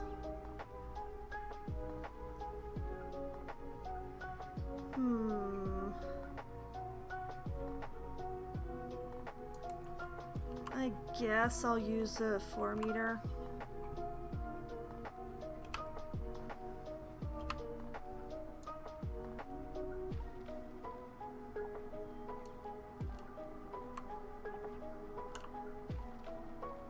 Please tell me that lines up perfectly with the corner and I don't have to do anything else with it. It does not! Oh well. Like that.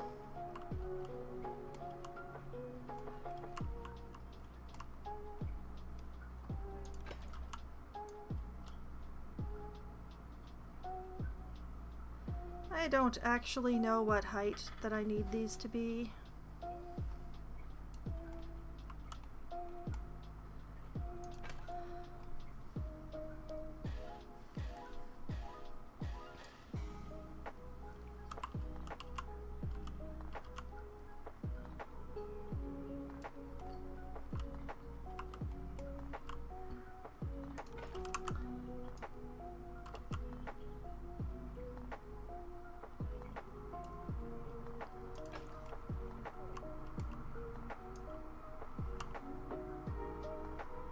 Like that. Use this to cover that wonkiness on that corner.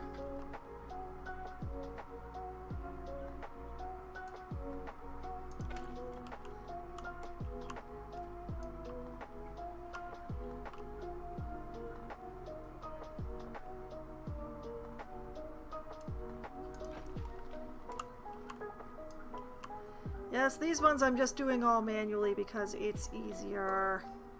Not faster, just easier.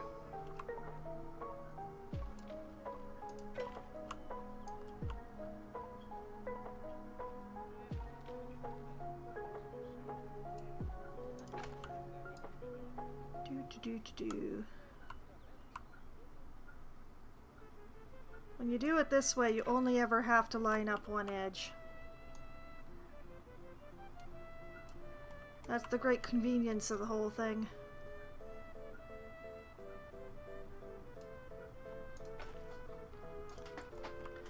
There. Progress. Whoops. I didn't want to be inside there.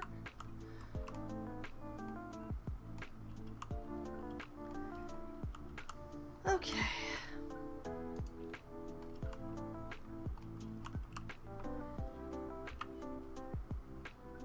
Oh, wait, that's not how I want to do it. We want to duplicate. Bring that sucker upright. Dennis SK, hello! Welcome to the stream. Hello from Germany? Well, welcome from Canada.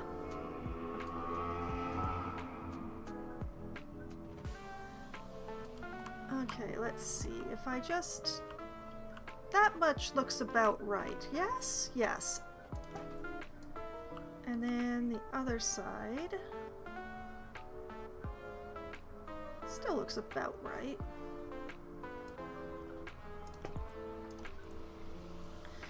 I am doing pretty well.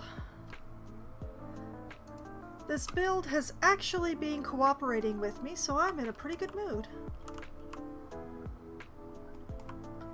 And we take these, we duplicate them, we yank them down here.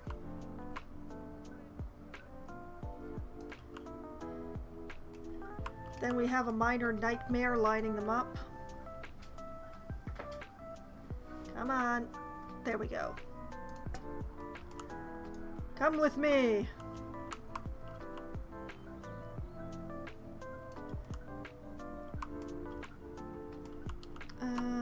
Let's just try and get this. I know it's already lined up, so I just need to... Yes, like that. Okay.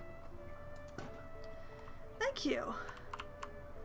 I'm going a little all out with this particular enclosure because I intend to put my red foxes in there, and as you may be able to tell from my username, I have a bit of a thing for foxes.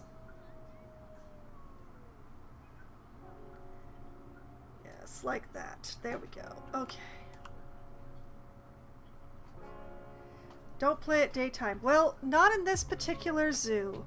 This is the Zoo Nocturne, a zoo that only has nocturnal animals and is only open at night. So the zoo is burbling away in the background here, but since its opening hours are only at night, I only have nighttime play. So yeah, I'm building on hard mode. Possibly because I like suffering.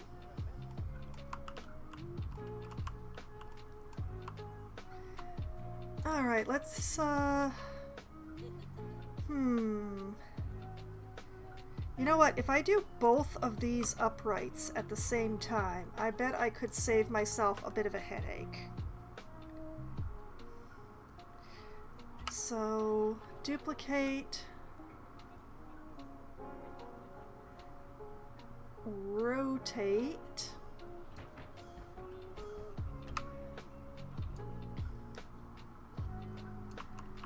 and put that into the wall.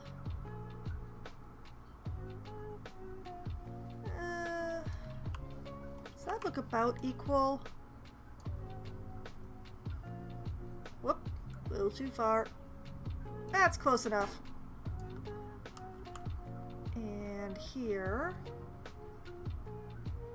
Got it just about right on the first slide, yes. But yes, when I started this zoo, it was actually in October, And the idea was like, oh, I'm going to make a nocturnal spooky zoo for the season. It's going to be great.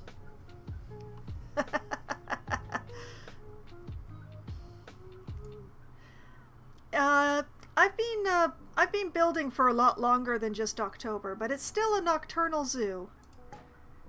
And it's nice to have like to have given myself the constraints, because it makes it a lot easier to select animals. I have all of the Planet Zoo DLC, so if I didn't give myself particular rules about what to put in each zoo, I would probably crack up a little. So when it comes down to it, I've probably saved myself a bit of a headache. Okay, duplicate these. Figure out which way to rotate them that they'll be upright instead of underground. What the heck is going on here? Why? Why? No. Absolutely not.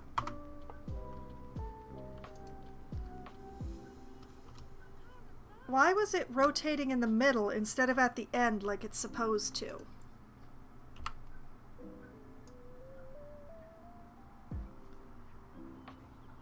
That's absolutely not how it's supposed to be. Let's try a different pair and see if it works better. Spooky time for Halloween. Yeah, well, I'm one of those people who likes to extend spooky time for as much as I can get away with, and apparently even right through Christmas it has been enough to get away with this stream, or with streaming this zoo anyway. Whoops! Oh, nope, didn't want to go that way. They're still rotating from a really weird place. Why are they doing that? Did I accidentally change a setting? I hate it. Okay, we're gonna try at this end.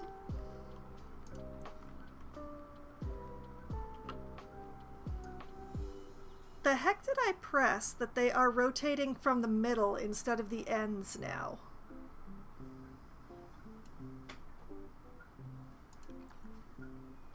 Oh, I'm so confused. Because the endings are different. They shouldn't be. I did the whole thing, like, as pairs, going down, just even.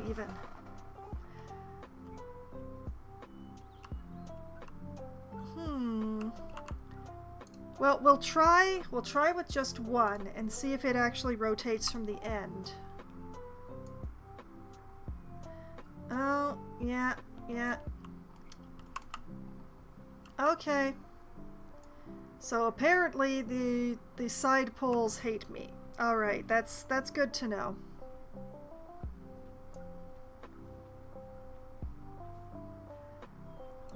Oh well. I guess I'm gonna have to do each side independently, and that does bother me a little bit, but... Oh well, now what's going on here? Hold on a minute.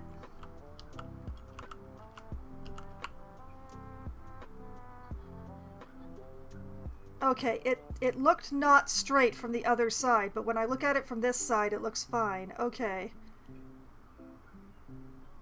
We can breathe, we can breathe.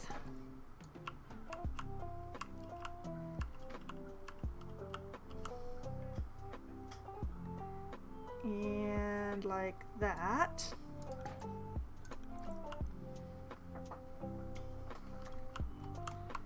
Oh, I would prefer not to do that.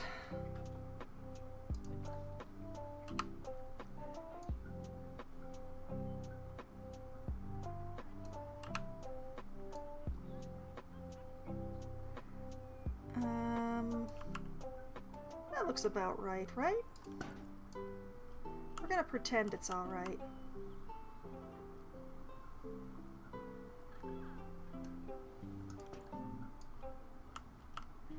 Like that, like that.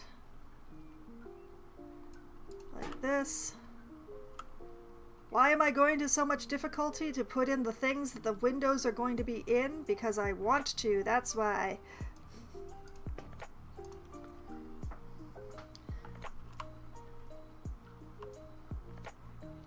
Okay. I just have to do this other side. And then I can put the glass in so that I know where to put the other uprights.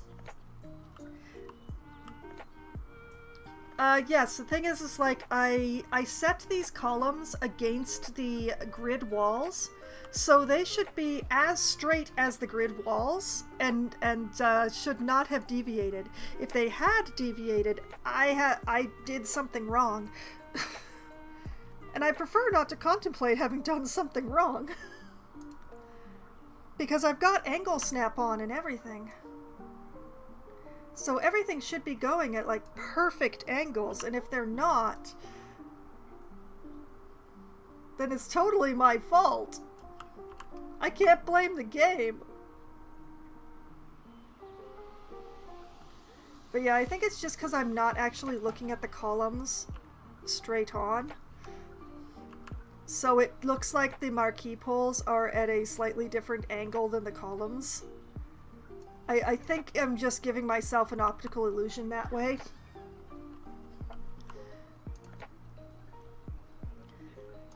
Okay, and...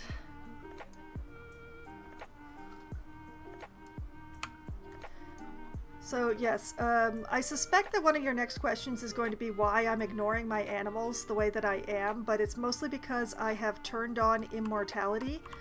As long as the animals are fed and their poop is cleaned up, everything is hunky-dory in this zoo. There are no babies to have to remove from their parents, and there is no having to deal with mortality. It does mean that I don't get to enjoy the babies, which have some of the best animations in the game, but it's a trade-off for being able to just leave the zoo running while I'm in construction, instead of having to construct everything on pause. And I think constructing everything on pause is very boring. Because nothing can change but the construction. It's very dull. Okay. I have set the bottom layer. It's time for glass. Okay, turn off the brick. Back out here, I want my favorites. One-way glass panel. And speaking of things that I set against the stone, oh, those are some choices you're making there. Hold on, hold on. I nearly had it for a moment.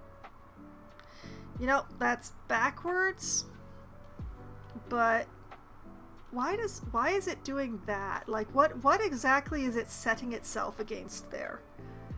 Whatever. I'll use it. We'll just do like that.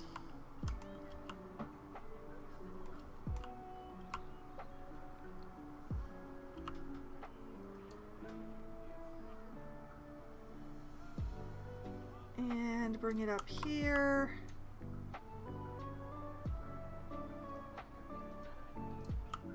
This is honestly the hardest part, is like putting in the glass before I have any like side thing to guide me. But yes, this glass should be perfectly centered upon this marquee pole, which it is.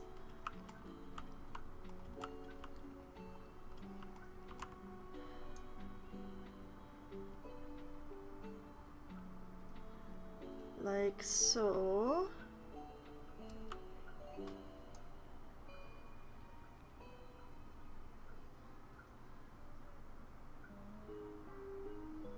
And we can do all sorts of terrifying things over here.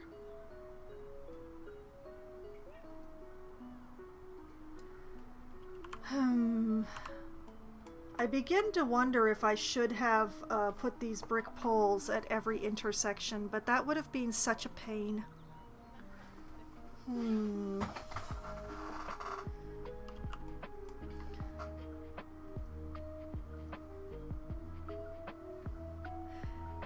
wait. Plan C.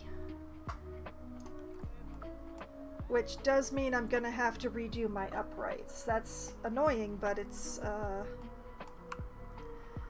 instead of using just the posts, what I'll do,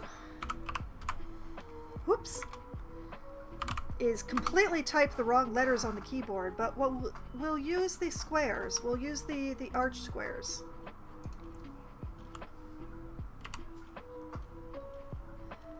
We'll remember to set the grid back to 2 meters so that we can use the arch squares.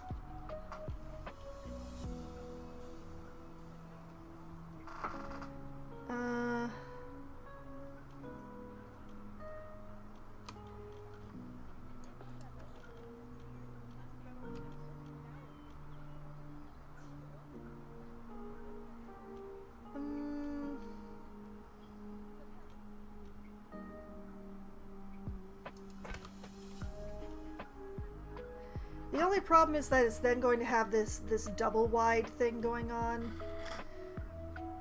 But I think I'm going to live with that for the sake of keeping what little of my sanity I have remaining to me.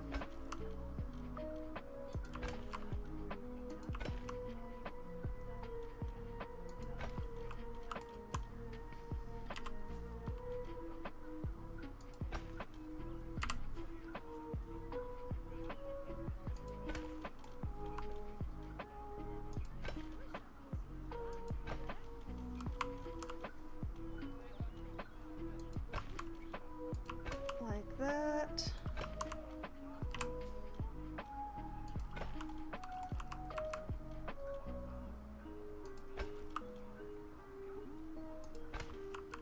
We're not going to worry about what's happening there.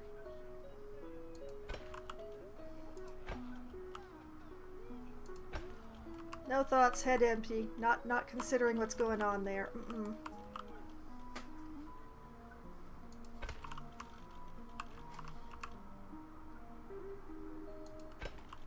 Like this. Like that. I should have done this before because this is so much more straightforward. Admittedly, I don't like the double size columns, but when it comes to actually getting this marquee beam set up properly,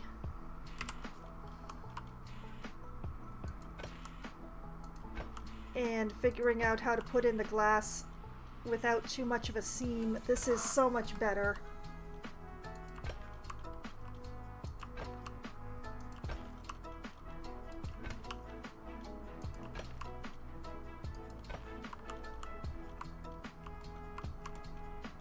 Hello, game? Game, what are you making me do, game?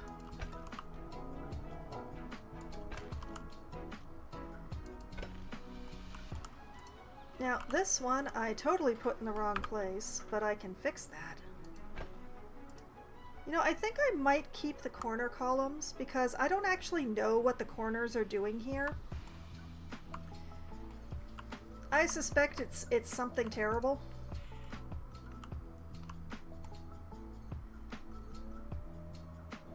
What is even happening here?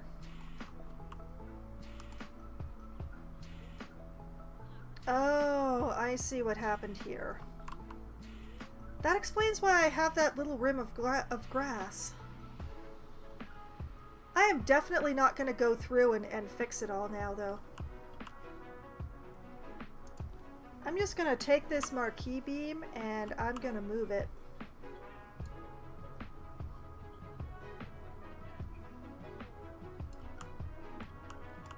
Like that.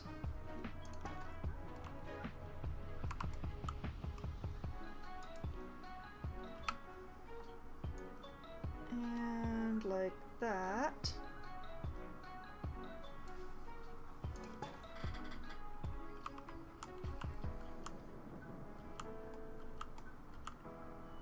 And then would it be possible? Let's find out. Can I grab the pear? I can grab the pear. Oh, that makes life so much better.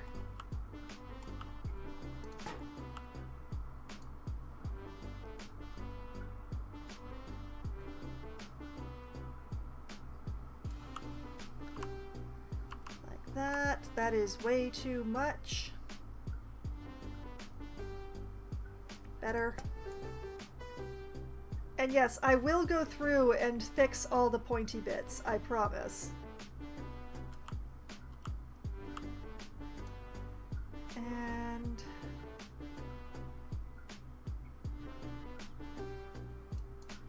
like that.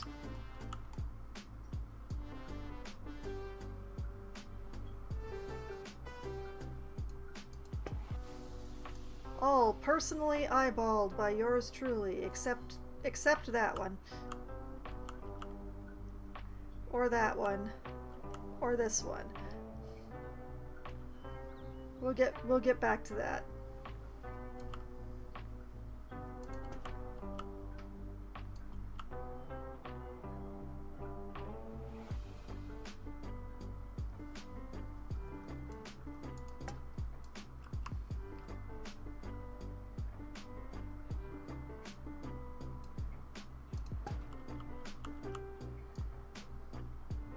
And so on and so forth. Oh wait, that side already's done. Okay. And then let's just take this individual one.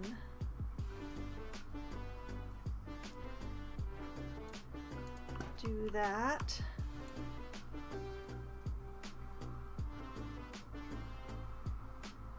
And that. In here.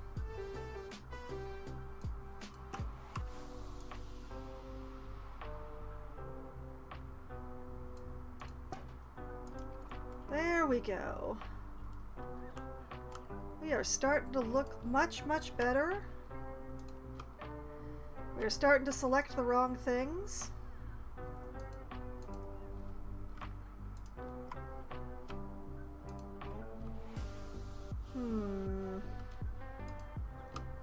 Aha! I have defeated you.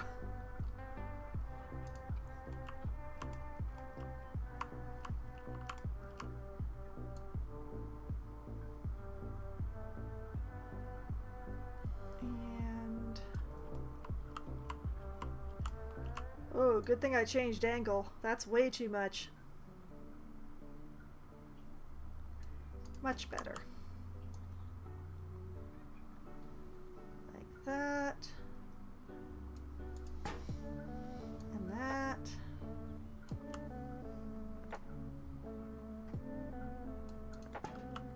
There.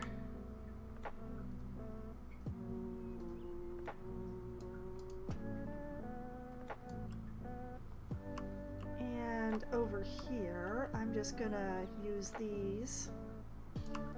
Because everything is perfectly lined up. I built these paths on the grid for a reason. This is the reason.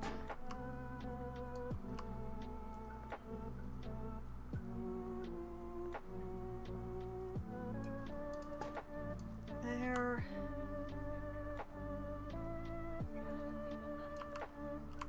Ooh, okay. Hey. Obey me!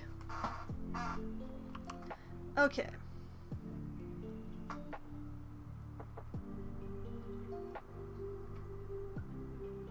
And there. Okay, so now I just have to do the upright frames on this side and then the top frame all the way around. Just minor things, just small things, you know. How long have I played Planet Zoo? Well, let's see. Oh, come on. We're having a moment here. Let me... Why are you doing that, computer? I never ask you to do that.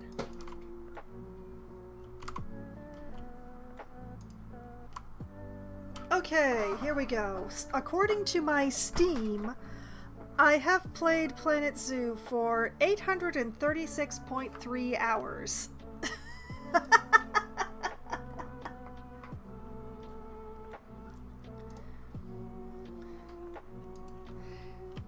So I have a bit of experience with it, you know, not as much as some, but you know, enough to know what I'm doing, to an extent.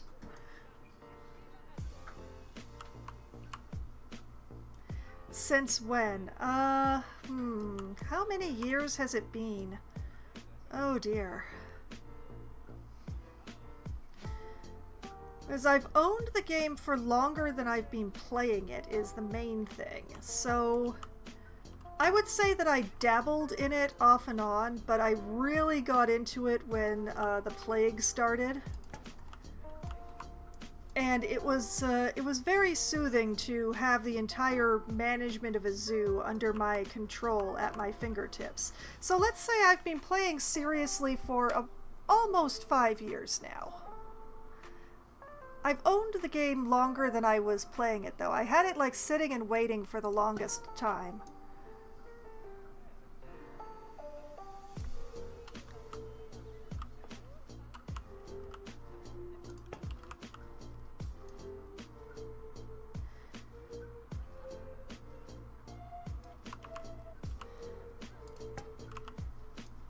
Yes, streaming it, unfortunately my computer only became powerful enough to stream it fairly recently, so I've only streamed this one zoo.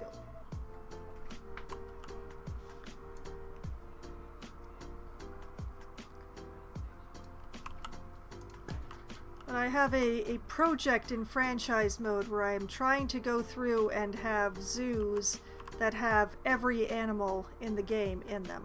I've been dividing them according to continent, but unfortunately I've left Africa for last, and now I'm looking at it and I'm just like, there's too many animals in here for a franchise zoo. And I'm just trying to figure out how to divide them so that I can, you know, finally get that achievement for having researched the whole Zoopedia myself.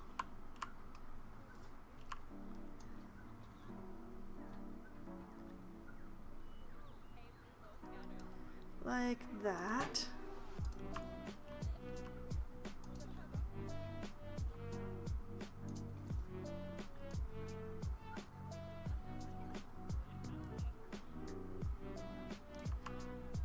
And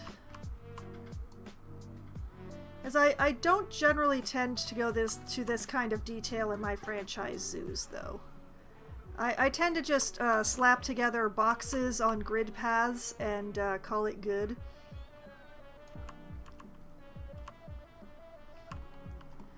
My franchise zoos are not fancy. They just work.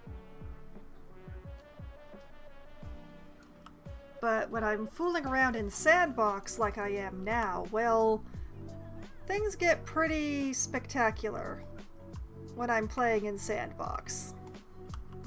In ways that my franchise zoos are not.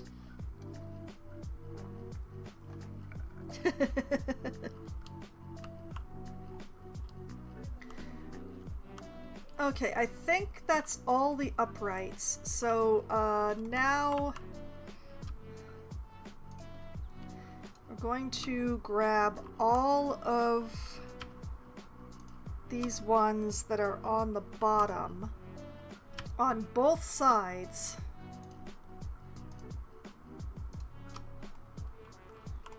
And then I'm going to duplicate them and lift them up to be the roof. Absolutely, Dennis. Just let me finish up with these marquee beams, and I will 100% give you a flyover of the tour so that I don't have to think about putting the glass in for a bit. As I have been working on this zoo, streaming it pretty much almost every Monday since October, so there has been quite a bit that's gotten done here.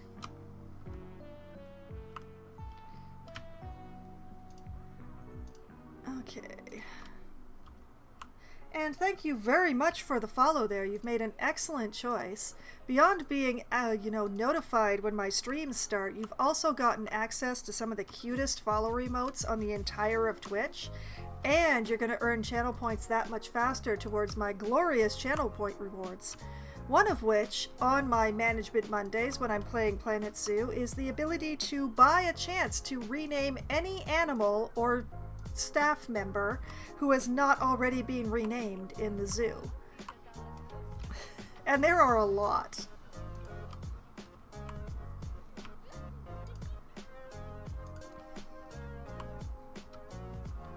Okay, I've got them. I've got all the horizontals. They're mine.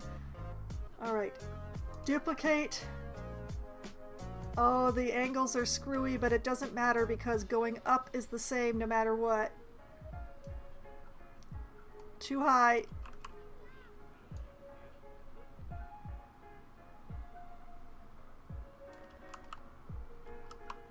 They have to be a bit lower on the top because of the rounded corners, but I think this'll do it. All right.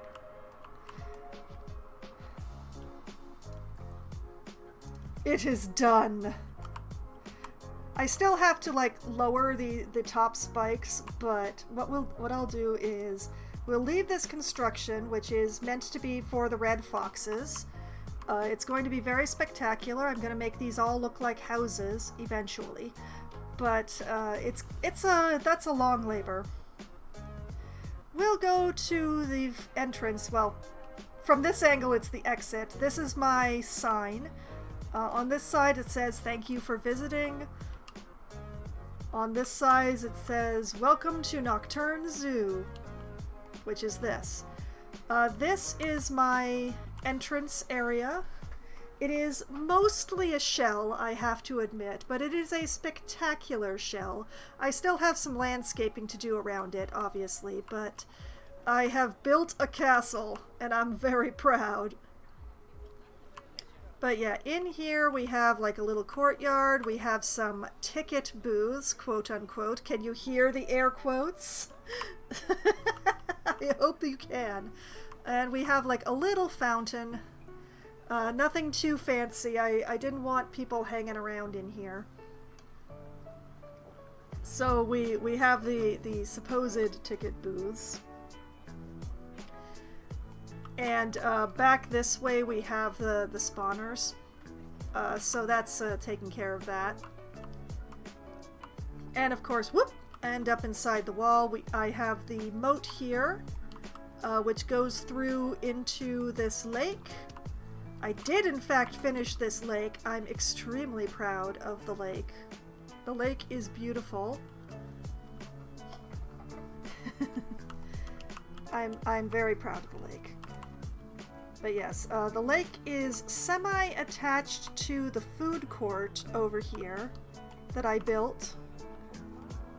We have quite a few food places, a couple of merchandise places, some ATMs, the turlet, all of that sort of stuff, some nice seating areas. As I built this all myself. Didn't use blueprints for this. I just whacked it out. I did use one of the Planet Zoo buildings as a guide for exactly how I wanted to be putting this together. But I only used it as a guide. I didn't build around it. I just smacked it down and was like, okay, how did they do this? And over here we have this lovely platform over the lake. My beautiful, beautiful lake. See, this is what waterways are supposed to look like when you finish them. They're not supposed to look like this naked ugliness over here. This river is not finished. It's supposed to terminate... There's a plan. It's supposed to terminate in a lake down here, but without building the enclosures over here, I don't know where that lake is. So this is all naked and unfinished here, so it's a little... There is still some landscaping left to be done. Over here we have the waterfalls that feed the moat. The first of the staff buildings, the central area, which once again needs a little landscaping. I tend to put off the landscaping.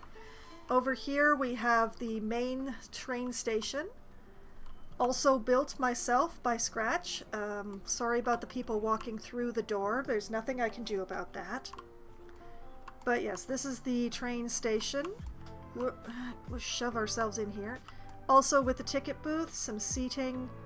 And the train comes in and out just over there. And all that glorious stuff. And this is the actually fairly empty queue. This used to be an extremely popular train station, but then I built the other one. And now the other one's the popular one. Continuing onwards, we can see the back side of this lovely house that I built. We'll talk about that in a moment. And over here are the first animals that were ever installed in the zoo. Installed... It's normal with the people walking through the door. Yeah. Very normal in this game. I still don't like to see it.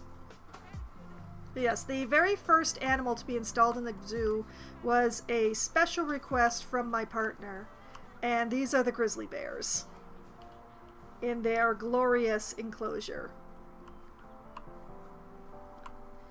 And one of the main reasons that the grizzly bear enclosure is so glorious is because they have this cave here. And if you go through the cave, we have the train tracks, which run like right by these lovely windows.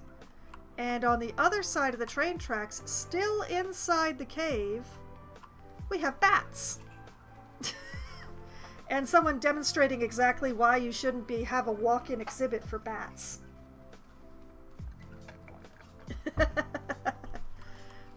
But yes, these are my flying foxes. Because I felt it like it was appropriate, since it was going to be a long time before any foxes actually ended up in the zoo. So we have the flying foxes to make up for it until then. And there's a corridor here that comes out further in the zoo, actually closer towards the area that I was just working in. But what I'm going to do, we're going to go back out through the bears. And over here, this house sitting in the middle here, I'm English, it's, yes, these are, whoop, let me get in here again. These bats are, the species, the name of this particular kind of bat is the spectacled flying fox. They're from Australia. But yeah, these little guys, spectacled flying foxes. There are two kinds of bat that are currently available in Planet Zoo. I have plans to have both of them in my nocturnal zoo, of course.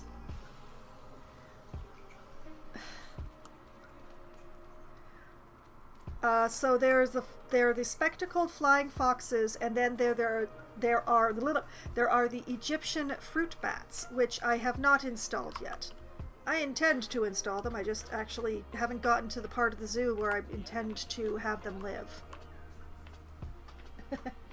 And over here, we have the lovely ranch house that I built for my arachnids. In Germany, it's Flughund. Ah, I see, yes. I'm not disagreeing, it's just that these particular ones are from Australia, which means they're named in English. So, I agree that Flughund is a better name. Although, you know, foxes. I like me my foxes. You know, even though they're not actually foxes, they're named foxes.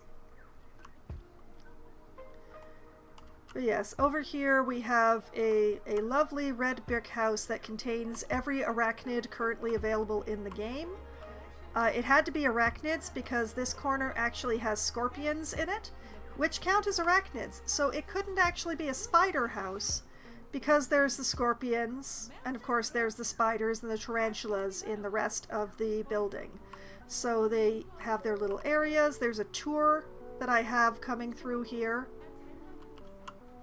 doing talks and all that sort of stuff.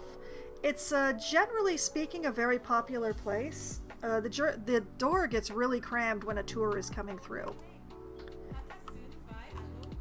But yes, that's what I built for all of my arachnids. Next to the arachnids, and difficult to see because of the pile of rocks that I put in the way, we have the kiwi birds, which are the only nocturnal birds that Planet Zoo has. And one of them's actually outside the burrow. Look at, oh, they're both outside the burrow. It's a miracle. Ha. So these are the marvelous little kiwi birds from New Zealand-ish. New Zealand, Oceania. The only nocturnal birds that Planet Zoo allows me to have. So here they are. They're very cute. They're very cute. And over next to the train station, over here we have the European badgers. North American badgers not available in this game, and I pray that they never will be. North American badgers are nasty, nasty creatures. European badgers are nice and polite and eat a lot of food all at once. My goodness, look at how much that guy just reduced that bowl. I have a trio of bachelors in here. And sometimes there's even more than one of them outside the burrow, like there is right now. This guy just ate the entire dish of food on his own. How? Why? Oh, wait, they're all three of them are outdoors. It's a special day. Dang, that hardly ever happens. But yes, whoop, into the tree. Past the back cave, we have the enclosure for the red foxes that I'm working on. And here we have the saltwater crocodiles.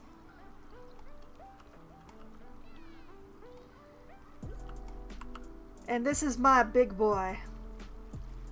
I tell you, getting things adjusted so that he could actually use this ramp that I put in over here was quite the nightmare.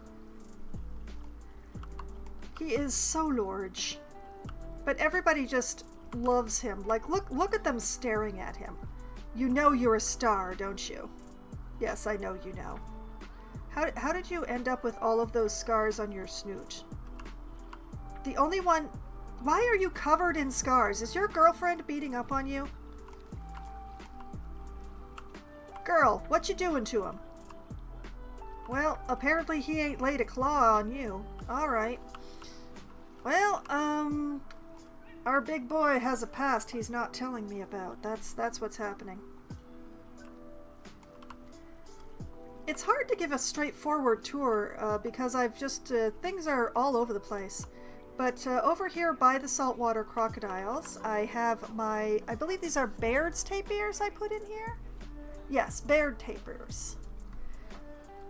Because I had to put in the water purifier for the crocodiles and the river. So, you know, why not have the tapirs right here? So we have a pair of Baird's tapirs in here. They are extremely happy and quite popular with the zoo guests. Although people seem to be elsewhere at the moment. Maybe there's a more popular animal nearby. Yes, there is. Because, like, right next door, we have the red pandas. In here we have two red pandas, male and a female, neither of whom I can spot at the moment. I built all of this climbing apparatus myself, so I feel pretty good about that. The pandas really enjoy it. Oh, wait, there's one of them. Which one are you? It's Sody Pop! That's one of the renamed animals in the zoo. So Sody has just joined us on the ground, and oh, there's his girlfriend Zue. So the red pandas have been extremely popular in the zoo, and for good reason, darn it. I have to say, the game did a really excellent job with the red pandas. They're just...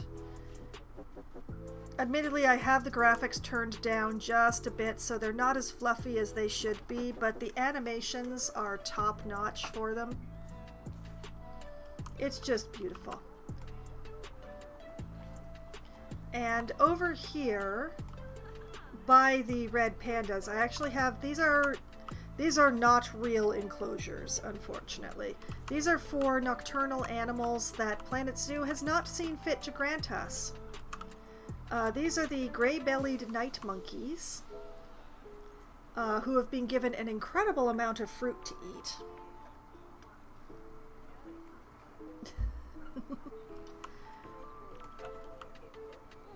And that's their enclosure. And next to them we have the short-eared owl. They tend to hide a little bit, but there's one just up on this top branch right here. The other one, oh, there's the other one right there. Admittedly, it's a little difficult to see them with the mesh in the way, but also they're not as good as the monkeys, so it's better to look at them this way. And then there's some greenery area and some shops, and behind them, this enclosure would be hashtag Timberwolves. I'm very proud of the hashtag. I did a lot, but these are viewing platforms that are incredibly close to the wolves, especially when they're being fed. It's very... people get a real close look when the wolves are being fed. It's all completely enclosed, so everything is nice and safe for everyone. Nobody gets scared, including the wolves. As you can see, the wolves do not care.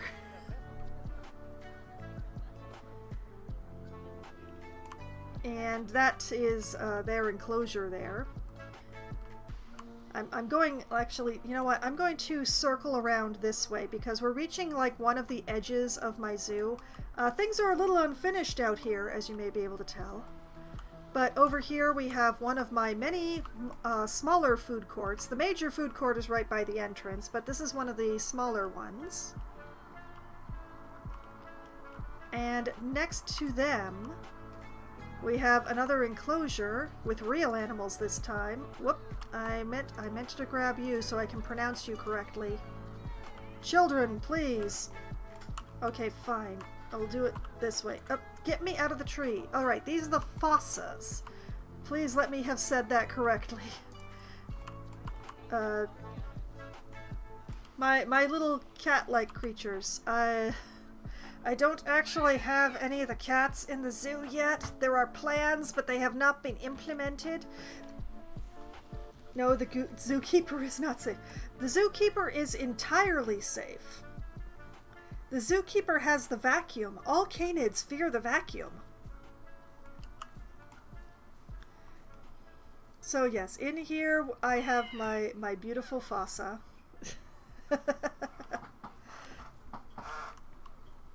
Once again with some climbing stuff that I built myself and did not do half as good a job with as I did with the red pandas. But they seem to be happy with it, so whoop, no, don't want to be inside that wall, thank you. And then here we cross over the train tracks. They are running actually beside the Timberwolf habitat. They have a nice little viewing of the Timberwolves right in there. We have another one of my not real habitats. This is for the small-toothed palm civet, which is just, one of them is right up front, very kindly. The other one is hiding very far in the back, and even I forget where I put it sometimes. Oh, there it is. It's right there. I don't understand why Planet Zoo has not given us any civets, but now I have one. Well, I have two. So I have the small-toothed palm civet here, and on the other side we have here the European fallow deer, which aren't exactly nocturnal, it must be admitted, but are somewhat of a holdover from when this was supposed to be a Halloween zoo. because there's a few things that are quite as horrifying when you're driving down the highway as a deer stepping out in front of you and just looking at you with those reflective eyes. Nothing gets your heart rate up quite like that. So I have an extremely large herd of European fallow deer here, and I specifically chose the European fallow deer because can I find our male? Where are you, boy? There you are. Because honestly, the European fallow deer has the best rack in the game. Oh, look at him. Spectacular. Gigantic.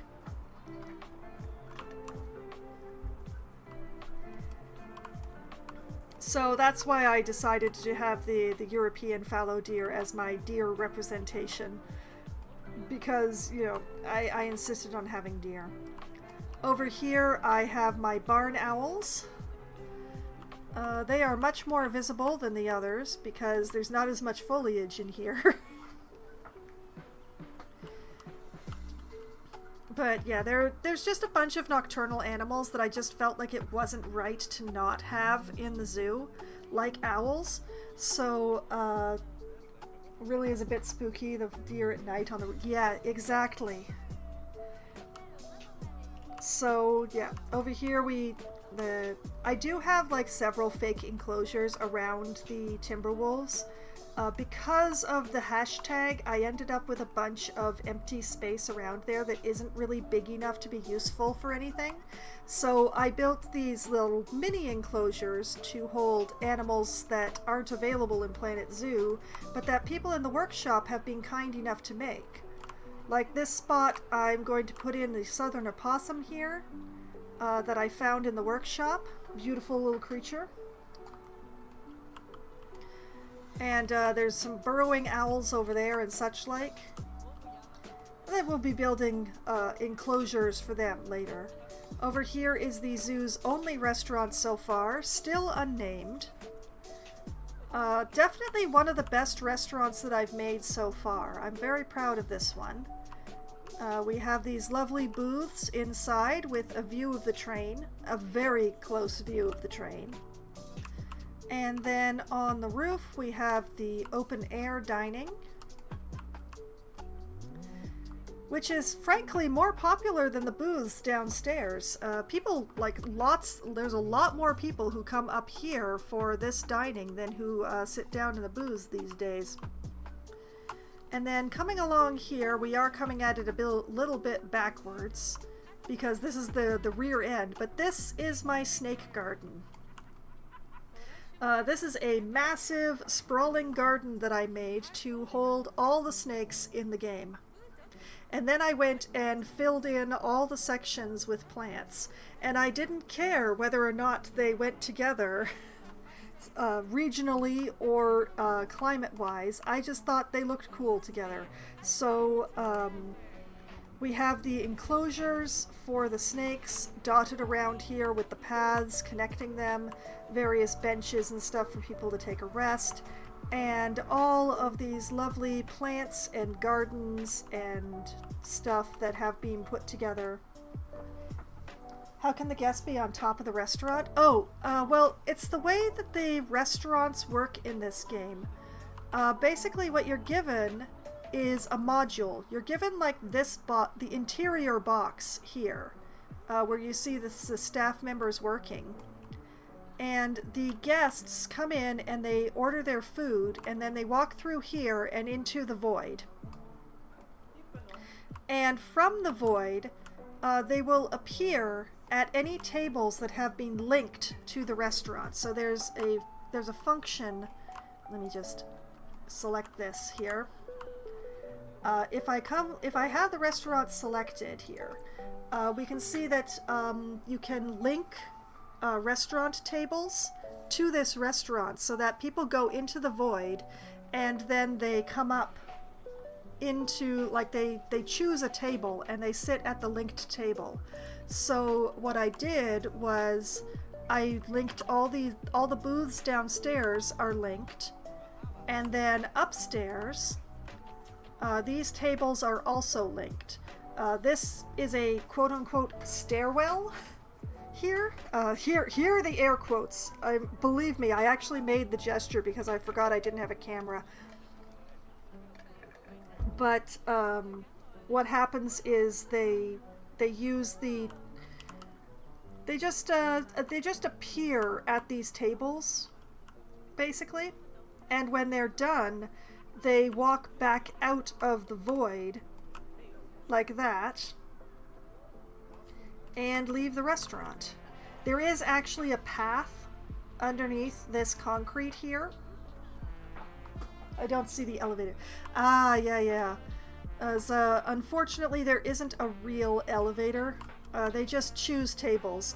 It is an interesting thing. Like, you can put the restaurant tables quite far away from the restaurant, and people will still just pop right into them. So it is a mechanic that one can abuse.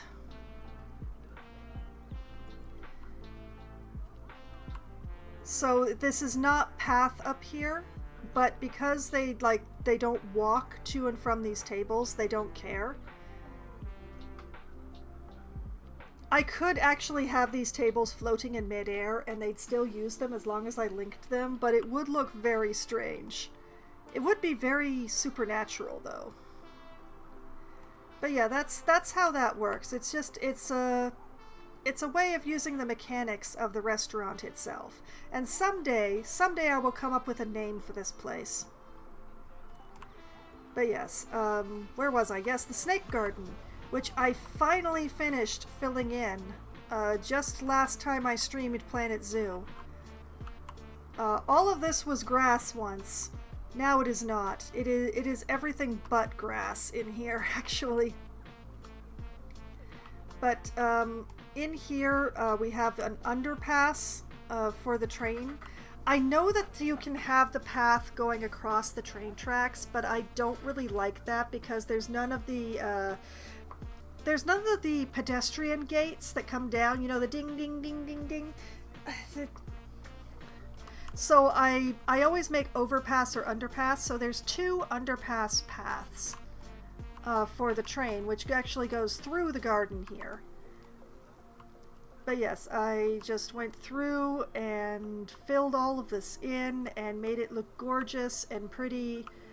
And there is actually a tour that comes through here, and this is where the tour has its break, here in the witch's hut with the brats and brews.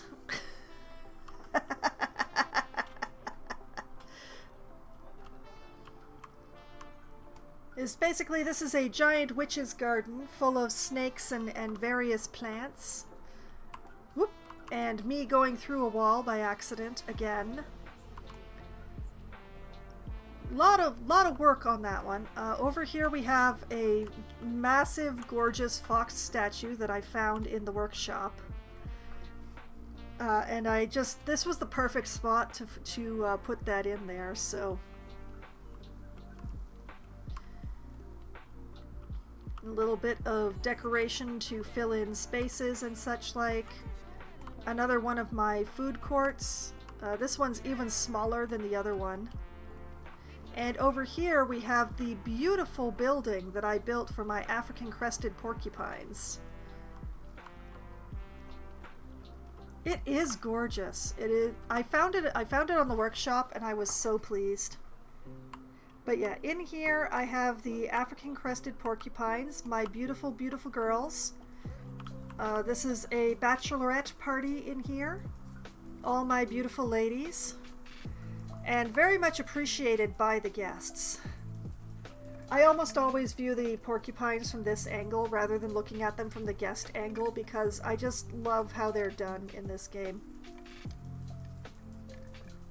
I have had the fortune of seeing this kind of porcupine in real life, and I will say the game did an extremely excellent job of translating the actual animal into this gorgeousness that's going on here.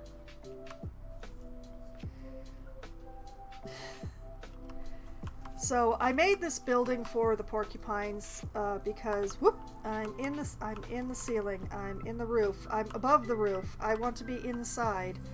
But what they have a double wall construction here. so that I could make it a lot warmer inside than outside without having it overlap onto the paths and have the weird behaviors from the guests over it. So, yeah.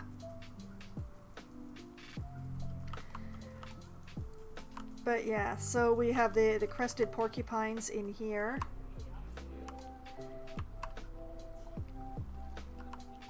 And that way lies the lake, my beautiful lake.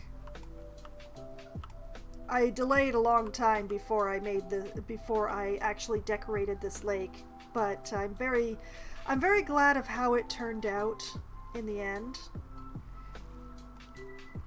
It was a bunch of work, but it was definitely worth it. It looks really nice now. But yes, past this field of poppies, I think it was poppies, we have the wolverines, who are in here somewhere. I could not stand how barren this place looked, so I decorated it a lot with various plants and trees and stuff, but then it makes it extremely difficult to spot whether or not either of my boys are actually outside. Which it appears they are not. They're probably in their den. Yeah, they're both in there. C. Thomas Howell and Patrick Swayze are in there. They seem to always be in their burrow every time that I come to check in on them. Like, they've definitely been outside. Like, they've chewed on their pumpkin. They've done things. Why are they never outside when I come to see them? Unfair.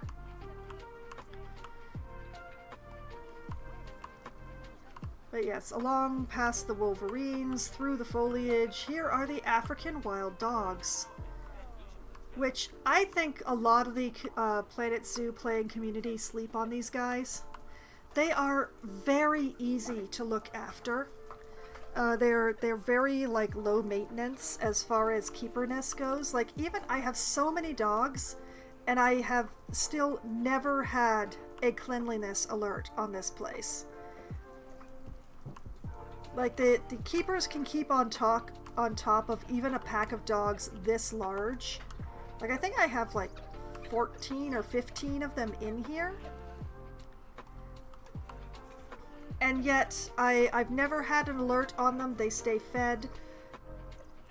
They really have very simple needs when it comes to plants and stuff, so it's not expensive to set up their enclosure. And they're beautiful. They're so nice. And they have... let's not look at that guy for the moment. They have several different patterns that the dogs can have, so that, like, they're not all exactly the same as each other. And once again, some excellent... They eat the last zookeeper. You know, maybe, but once again, they're canids and the zookeepers have the vacuum. And canids always fear the vacuum. Always. It's the rule. It's the law. And that rib cage that this guy was working on was definitely too big to be human.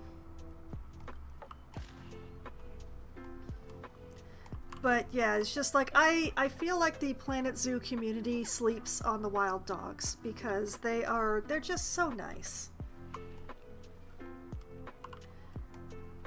And over past the wild dogs, we have my second so far train station. This is the East train station. Once again, built by my own hands, fully from scratch. Of which I am very proud. Especially that on the first floor, these are real windows. Not like on the second floor, which are not real windows. But once again, in here, we have a ticket booth, we have some seating for people who are tired, and of course we have the queue, which is remarkably empty. Hallelujah! Oh, the train is right here. Oh, it's not full. That's why it hasn't left. Okay. Very good. But yes, my train stations I've spent a lot of time on, so I really feel good about my construction on them. I'm using a guide for them, which is a book of train stations from the 18 and early 1900s that my father has loaned me because he's a train person. So it's train stations of North America from mostly the 1800s. And I have a bunch of them that I selected as I thought they looked good. And when I need a train station, I roll a die to find out which one I'm going to use. Over, I'm going to say beside the train station, we have my skunks in an enclosure that I really am quite happy with. I'm very happy with a lot of my stuff, actually. There's any place that I wasn't happy with, I went back and I made myself more happy. You should have seen my first version of my castle. It was tiny. It was dinky and small, and it was just, it was not making me happy. So I went back and I made it bigger. So much bigger. But yes, we have the skunks in here, in a place full of, I think these are buttercups, but I'm not sure. Very nice, very good. Quite popular with the people. And then in between the just past the skunks, guys, this is the worst possible place you could be doing this. Please go around the other side. But in this enclosure of extremely weird shape, like, I mean, super weird shape, so very weird. Why did I do that? It was mostly because of the space that I had.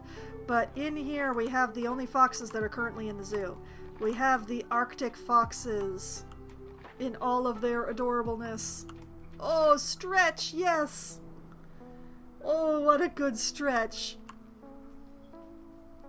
Yes, so in here there are Arctic foxes. There's a dozen of them, I think. It was a large enclosure, so I could put a lot of them in there, so I did. And so far they're the only foxes in the zoo, but it's not as if they gave us more than 3 foxes in the entire game, so... Yes, Stretchies! Also Muse! Hi! Welcome back to the stream! But yes, lovely, lovely foxes. Just living their best lives in here.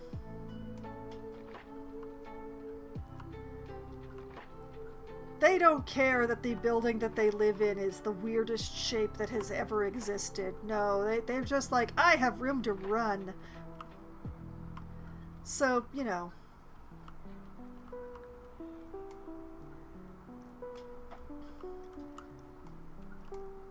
Admittedly, they can be a little hard to spot because of all the snow, but the snow makes them happy. And they have lots of room to run, which makes them very happy. And now we're kind of running out of zoo. This is the outer edge of my zoo here, where the train track is running. And then stuffed in between the foxes and the train station is my food court. Always gotta have more food court. And that is pretty much the tour of the zoo as it currently exists. Is everything that I've done with it, including the glory. I'm still so... You have no idea. I took so long to do the gardens for this snake garden. The sheer amount of space that this thing covers. And what I did was, like, each section I filled with a different combination of plants, and I tried to not repeat plants too close to each other, so it all looks, each section looks different. And you know, I'm really feeling proud of what I got accomplished here. So that's a really good feeling that I have for that. But yes, that is the tour of the zoo, like a scene out of a Disney movie. Oh, Muse, thank you. Yes, that is the tour of the zoo as it currently exists. Admittedly, where I have not done work is really obvious at the moment. But that will change. What I have over here, like I have some enclosures that I have planned laid out here. Just, you know, thoughts of things that I'm going to do. This is a bit of an issue. This is going to be an excellent area for an enclosure, but viewing is going to be an issue. It's a problem for future me. But right now, what I was working on is this very confusing looking thing right now. And this is the enclosure that is going to be for my red foxes, so that the Arctic foxes are not the only foxes in the zoo. It's still in progress at the moment, though. So I have the main layout of the shells going on here, and that is looking pretty good. Thank you, Dennis.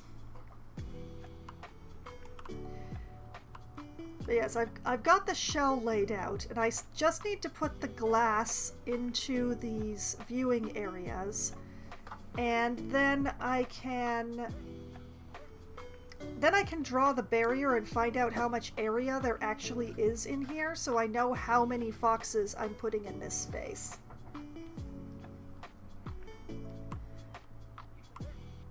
And also, I do need to put a door in this wall, but I will actually, you know what? I'm going to do that now while I'm thinking about it.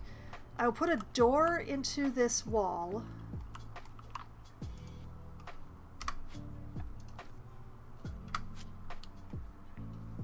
So that the keepers are not walking through the wall.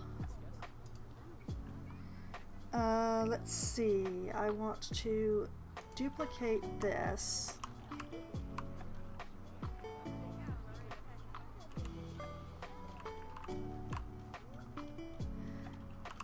Oh, you know what I realize? I didn't need to delete the black wall. Hold on a moment. I've been illusioning these walls. So the staff buildings have doors. Okay, we'll put that in there. And we will duplicate this door.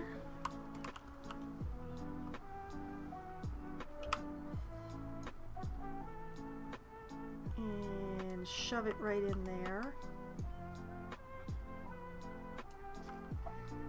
Illusioning like Dark Souls. You know, there's part of me that wishes that this was as easy as Dark Souls.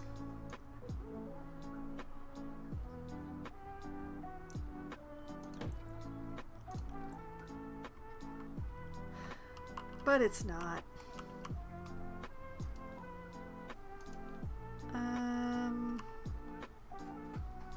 Shots fired. Why did I do it this way? What strange decisions past Foxwine made?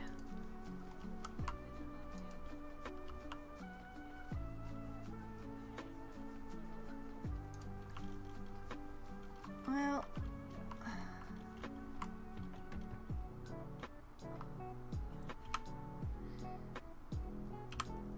rotate this. Whoops, a little too far. Just right.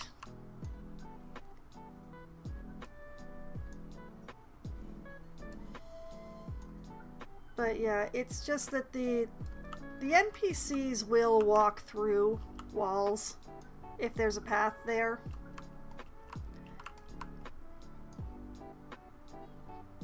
So I don't worry quite as much about whether or not I actually put a hole in the wall for where the door goes.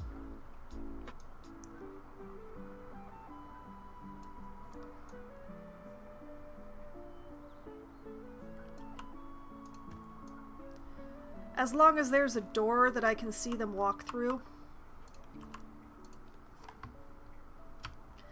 Okay, give me those two things. Oh, why you gotta be like that? Okay, fine, I'll do them one at a time.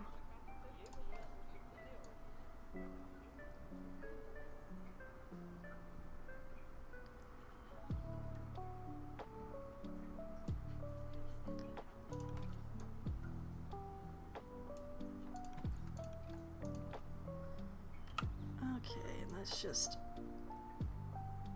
like that.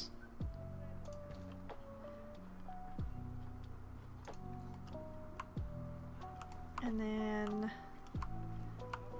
I just need one of these lamps. Whoop, no, I don't want to be inside there. Inside there is bad. Lamp goes here. High enough that the supposedly swinging door would not actually hit it. Good enough. And just sink that into the wall just enough to allow myself to believe that it's fastened to the wall. And there we go. I have taken care of that problem. Send you my Steam link on Discord. You can maybe have a look at my 2 zoos. Oh, if you would like, Dennis, that would be fine. I can't look until after stream because I'm pressing my computer a little bit to be streaming and running the game at the same time. So I can't do a lot of extra stuff, but... Okay. Here is my plan.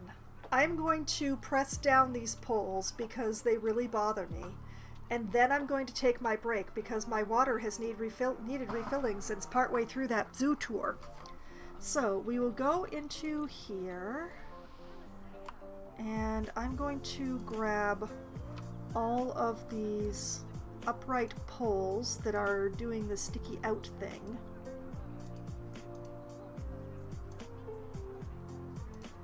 I said all of them. There's so many.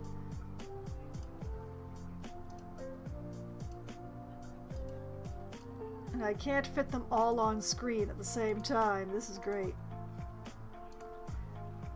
So eventually I'll have grabbed all of these poles on both sides. Whoop.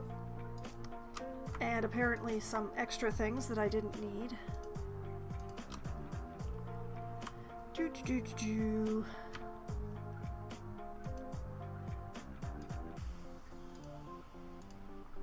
Okay, that's all the ones on that side.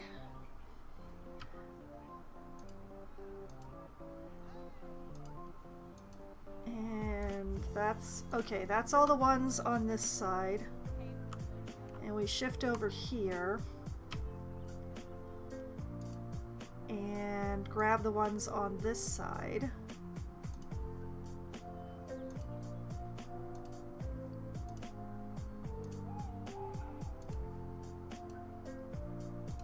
Plus something that I didn't need to grab, thank you.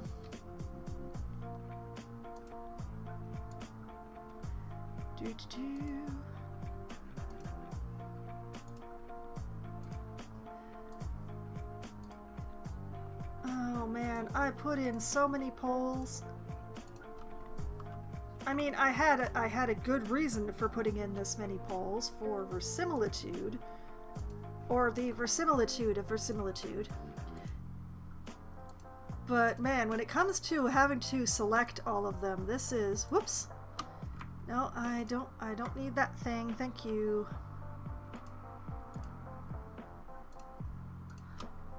This is a lot of stuff to be grabbing.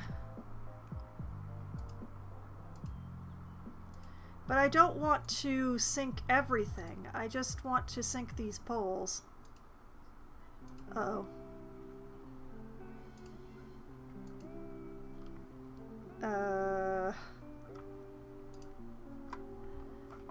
Okay, I'm pretty sure I have all of them now. So just hit X and shove them into the dirt until they don't poke out anymore. but not so far that they leave a gap. Okay, I'm winning. I've won. I have defeated gravity herself. Speaking of things that need to be defeated. And things that are sticking up that shouldn't be. We're also going to grab these pillars.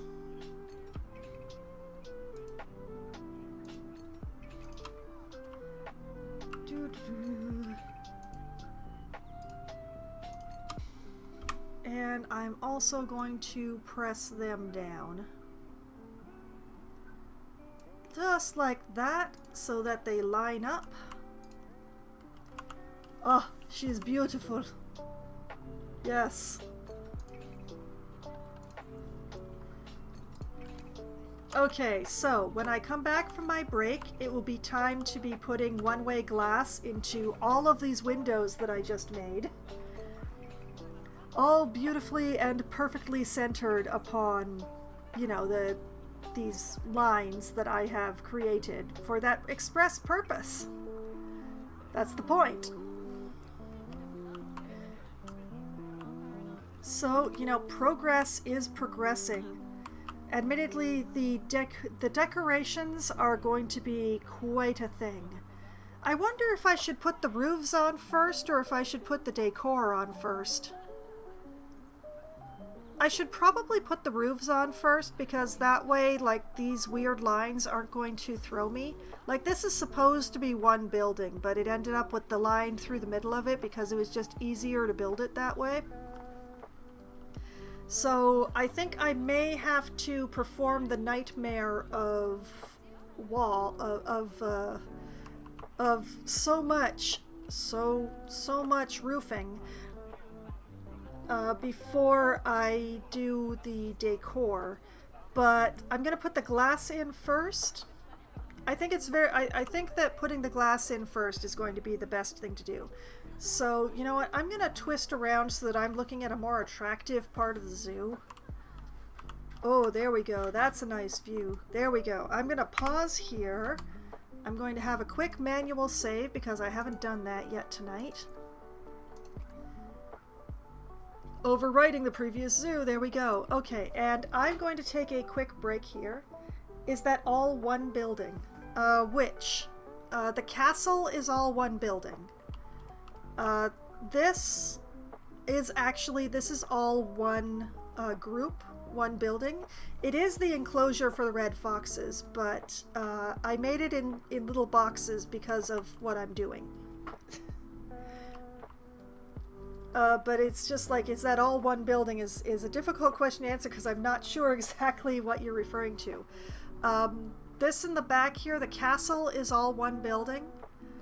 This is the train station. That's a single building. The enclosure without a roof. Oh, this, yes, it is all one group. This is one enclosure right here. It is all one building, one group to make it easy to work on, but what I'm going to try to do is make it look like several little houses all in a row from each other. Which means that though their roofs will touch each other, they're each going to have a different roof, the way that, you know, they have different patterns. And then they get doors and windows, and in the back here they get little patios, and that's the way I'm going to be providing the foxes with their hard shelter, is that I'm going to be building some patios with some sunshades and stuff like that.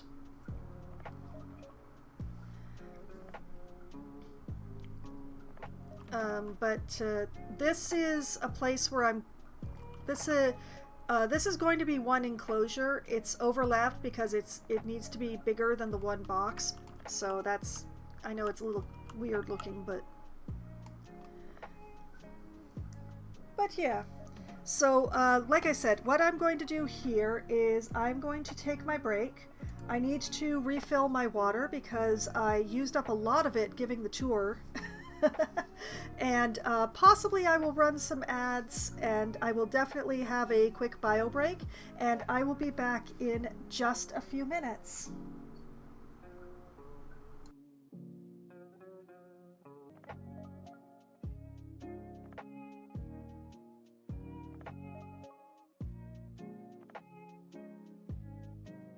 Hello, I have returned, and I see that while I was away, Bemused complimented my Be Right Back screen, and I thank you very much.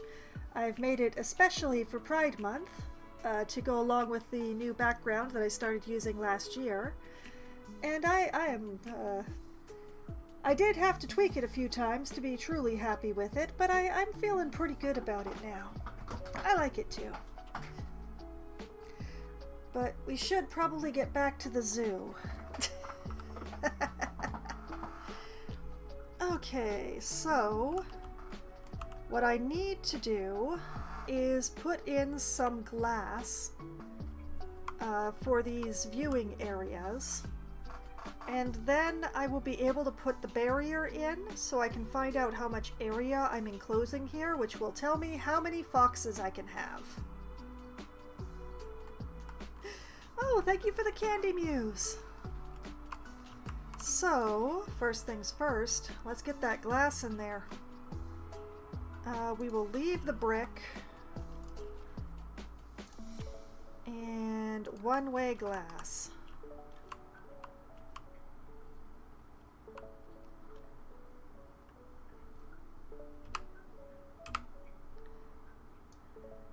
Bring that. Whoop. Oh, no. No, it's all going wrong. No, you're not supposed to be like that. Be upright. And also apparently be on that side.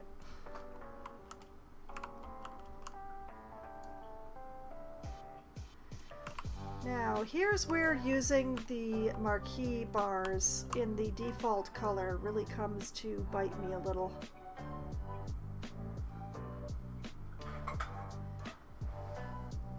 Okay, that's probably about as centered as I'm gonna... Oh, wait, it's not touching, that's why. We'll just bring that... You're gonna bring me down. Bringing me down. Now what I want to do is just tweak this a little so that the marquee bar is sticking out through the glass on this side.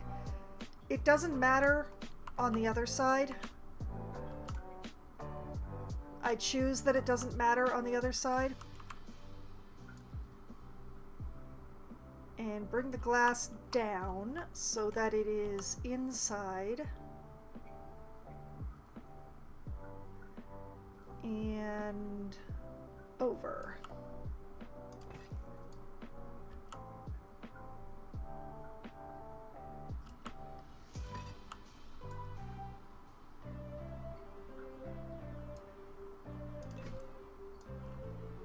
And then I can do this side too because they line up perfectly.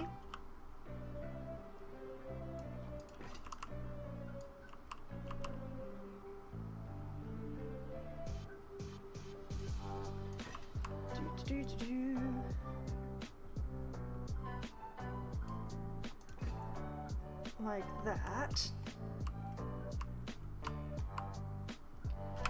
And then, okay, which one is going to spin this in the direction I want? This one.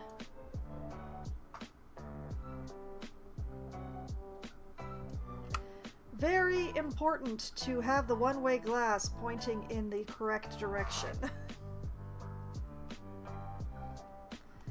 Because if you don't point the one-way glass in the correct direction, then you have the wrong things freaking out.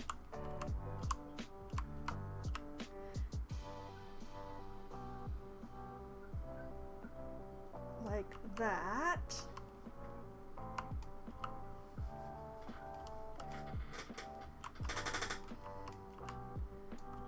And actually, whoop, no.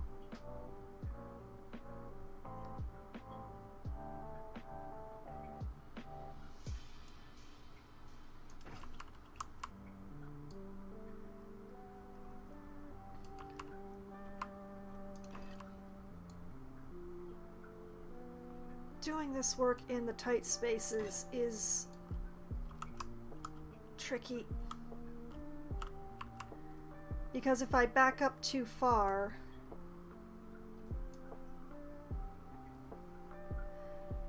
I'll be on the wrong side of the one-way glass.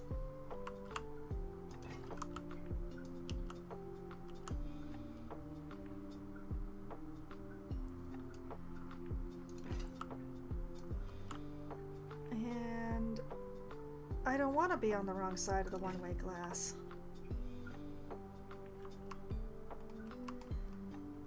Okay.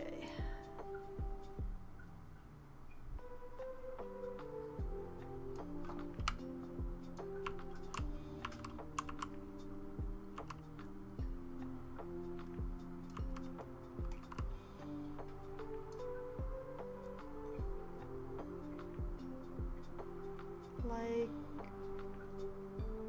this, I think.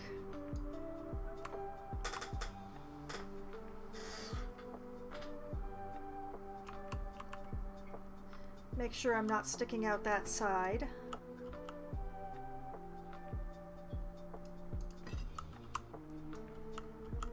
As I'm doing this very carefully so that the overlap is inside rather than visible.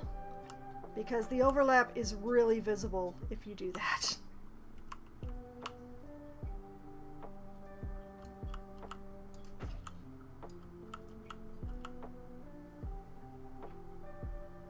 So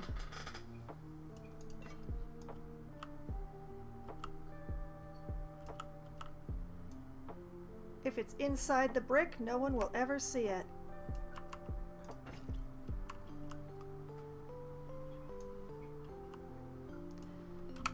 Okay, and flip this around.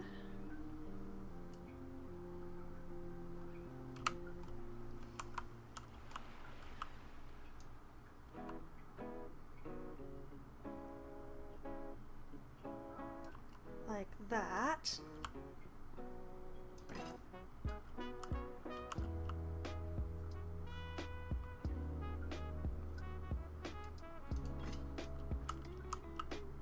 And just keeping on.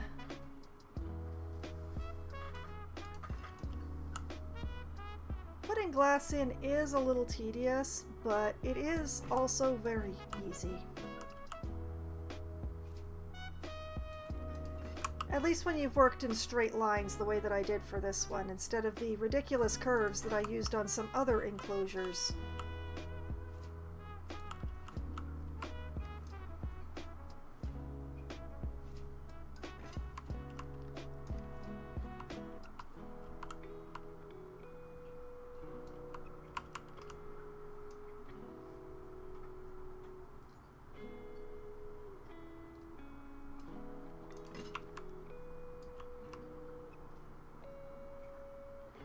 But this one is all nice, straight, square lines because I wanted to put actual roofs on.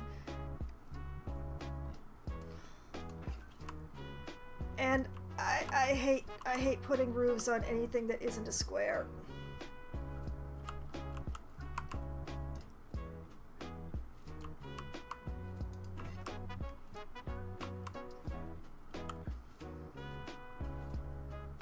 It never looks right unless you put it on a square.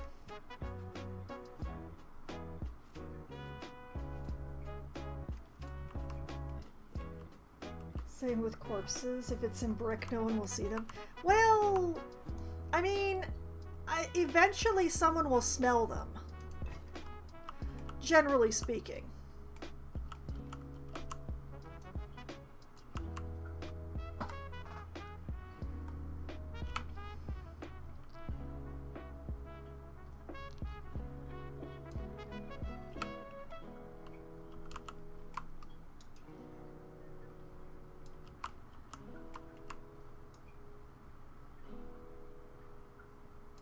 And yeah, sometimes it's I put this here because this way no one but me will ever know. Unfortunately, because I'm streaming the whole process, I can't prove that anything is hidden from everyone but me because, hey, I streamed it. There's a large number of holes in my zoo that I have patched over in a way that it's completely not visible, but everybody saw me do it.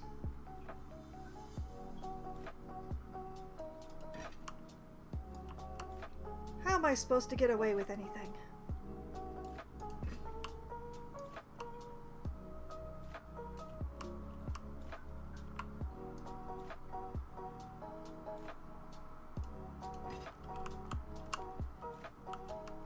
Okay, the end is in sight.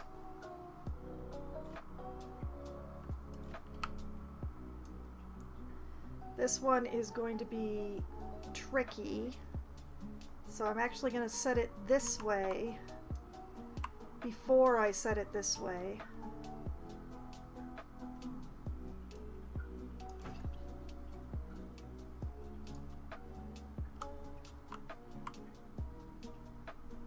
This one I don't have the luxury of that, although the extra thick pillar that is going on is probably going to save my keister.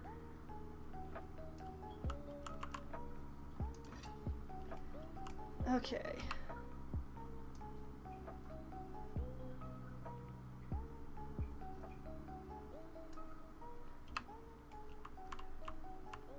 All right, come on, come with me.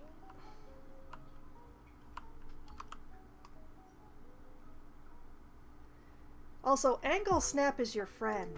Angle Snap wants to love you.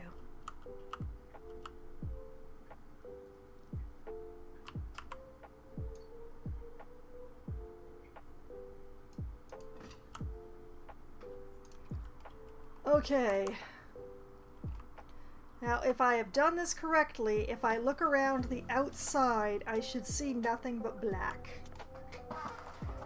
Sent the links to the Discord Game Talk. Alright, thank you very much, Dennis. I will have a look at those, although I tend to stream rather late on Mondays, so I might not look at them tonight because I have some other things that need to be taken care of, but sometime within the next couple of days I will definitely be taking a look at those. I'm always curious about other people's zoos. I'm constantly stealing ideas from YouTubers.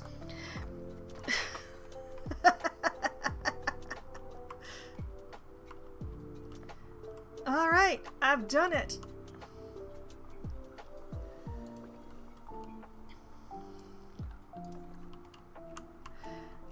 Okay, I've got the glass in, which means now it's time to be running some barriers, which once again, because everything is all nice and square, should be relatively painless. Relatively. Kinda.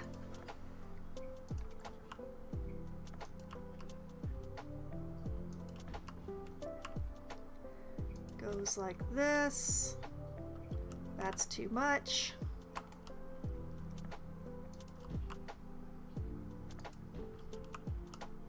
Trust the process. The process is good. The process loves us all.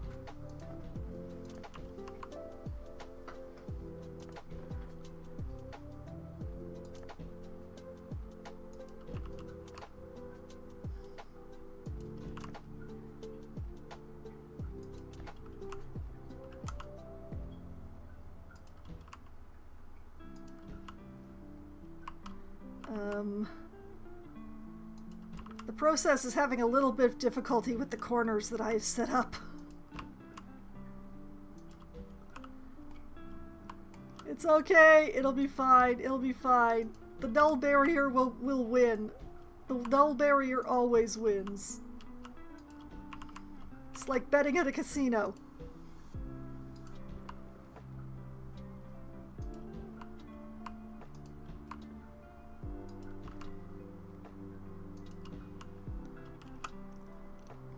You know what, I'm just gonna do it that way. I'm just gonna do it that way, and... Okay, I know that this looks really bad. I know that this looks kind of horrifying and concerning. But it's okay. I'm just going to go and start moving pillars around and adding pillars, and everything will be fine, and it'll be beautiful, and it'll line up.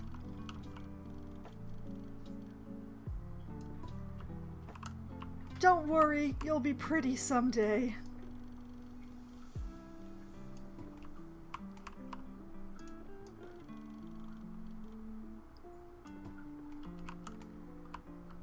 Where is that pillar? There it is. In there.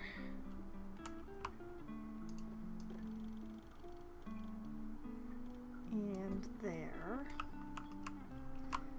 And And then we'll just add a pillar and use it to make this corner. And we'll add another one and use it to make this corner. And then this one goes here. And this one goes in there. See, it's looking better already.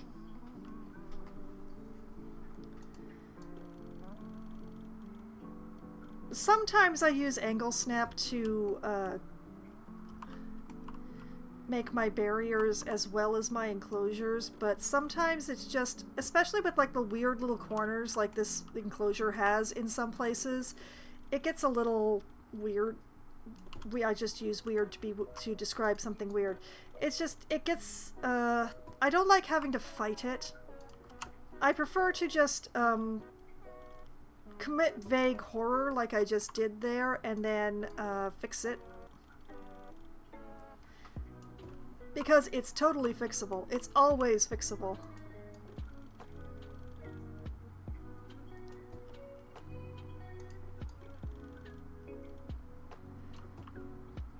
I'm trying to be as exact as I can be because I want the actual space. Because this is really going to decide how many foxes I can have in this enclosure.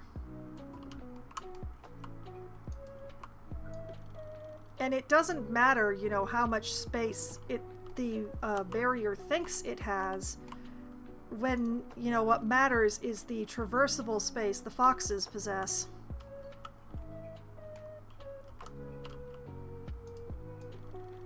Okay, I'm gonna put this in here. Then we'll add a post.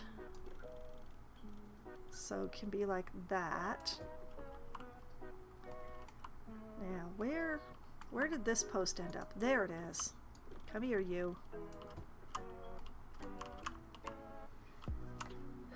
This area is where things really started going wrong. There's a lot of jank happening here.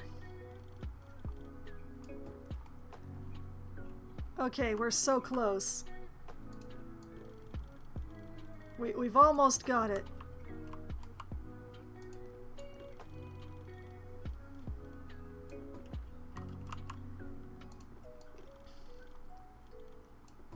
The end is in sight. I've nearly gone full circle.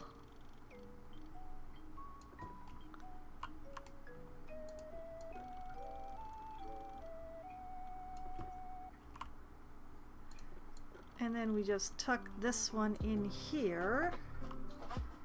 And we do a quick check for anything yellow that isn't attached to a window. Which isn't happening. Victory. I just can't stop winning tonight. Okay, so now that that's taken care of,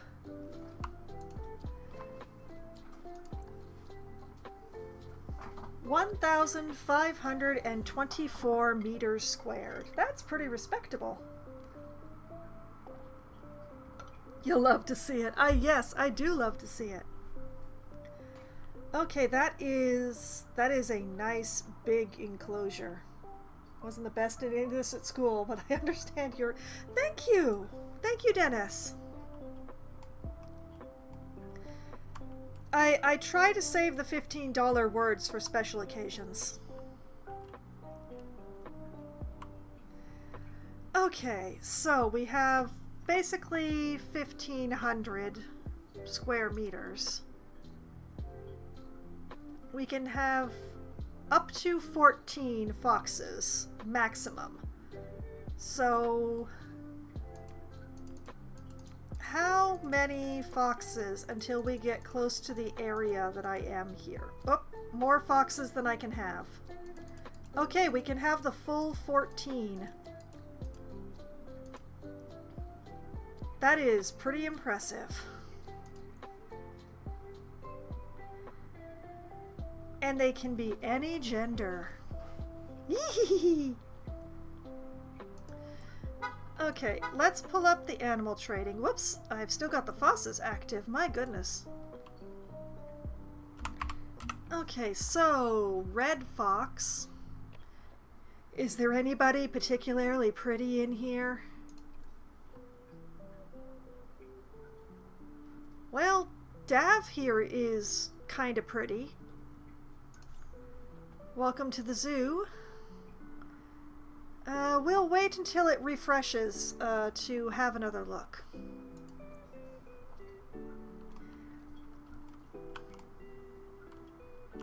But yeah, it's going to be some time. Oh, and look at that. I did the whole thing on pause in the most boring way. I apologize. And actually, let's... Hey, gimme. Oh, no, wait. I don't want that one. I don't want that one. I want this one.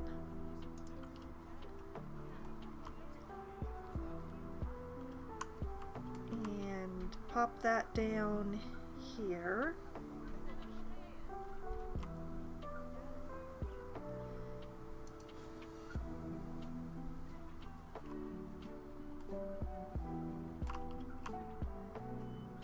And here.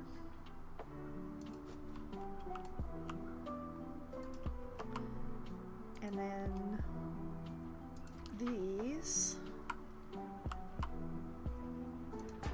Plunk, plunk.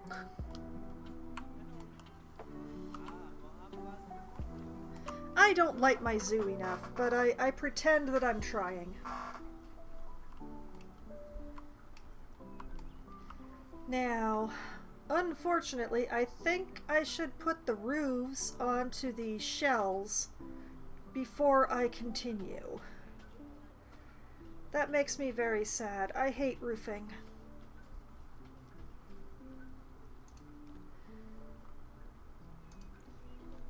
Okay, well, off into architecture. Let's pull up the roofs and floors.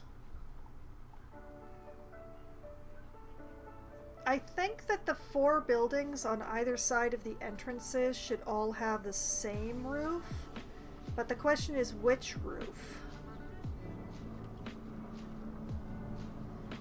We could go with the clay tile, maybe. My goodness, what is a plane doing going over at this time of night? It's nearly midnight in my time. What the heck?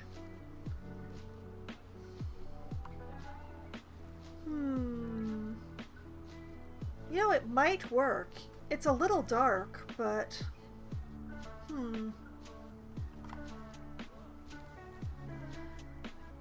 Choices are hard. And I just remembered that I need to set the grid to 2 meters. There we go. I definitely don't want to use the copper roof for this. I know the copper roof is traditional for the red brick, but I don't want it to stand out that much. At my time, it's 6 a.m. Oh, yeah, but you mentioned that you were German. It being 6 a.m. in Germany makes perfect sense to me. It's actually remarkable to me how many European viewers I get, considering that I am really streaming at the crack of dawn as far as they're concerned. By which I mean I appreciate that you are here, Dennis. And awake. Awake at 6 a.m. I can't remember the last time I was awake at 6 a.m. without staying up to it. I'm not sure about the clay tiled roof for this. Like the copper roof is the traditional, the one that Planet Zoo, the game, thinks that I should be putting on red brick. But I think that's just going to stand out too much. I want these to look like little houses. And there's nothing to blend the copper roof with. Like if I put an asphalt roof on one house and a tile roof on another, that works. That's the way people work. If I put a shingle roof and a tile roof, yeah, that's fine. But a copper roof and a tile roof, or a copper roof and a shingle roof, that just doesn't look right together. Metal clad is also like, this stuff is not really to my taste. Still awake because my... Oh, I see, I see. Welcome to the club, or, I'm not sure which of us has had the problem longer, actually. But, yeah, I don't sleep so well either myself, so I completely understand. There's the painted roof, which I can adjust the color of because, and thank goodness, because the bright red with the red brick, oh dear no. In fact, this bright red with anything? Oh, I am considerable older than you, Dennis. So yes, I'm going to welcome you to the club because I've definitely been here longer.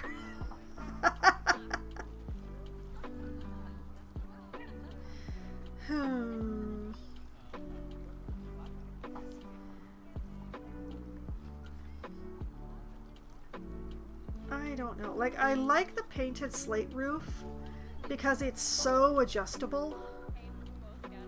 But I'm not sure that it's the right choice for this at the moment. Like, maybe for one of the other houses. But not for the red brick. I think it might be a little bit too much of squares for the red brick, if you know what I mean.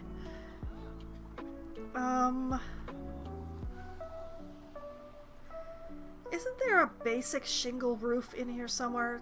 Well, there's the slate roof. You know what? We should do the slate roof.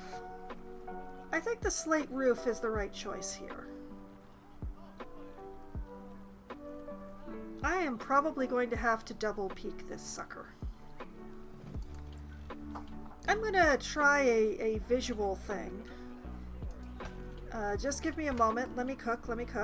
We use the 2 meter. And then we come in with the 1 meter.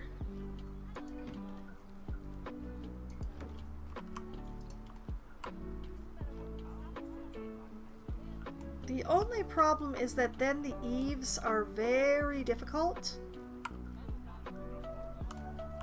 But the look is actually quite nice. I think another color, maybe black or gray. Well, this is gray. Is this one of the adjustable ones? No, it's not. Okay.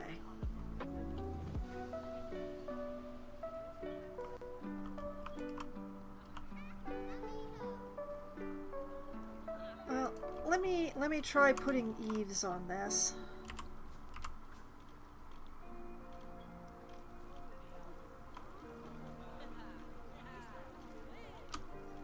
What is going on? Oh, I forgot to turn the grid height off. One moment. That's why it's fighting me.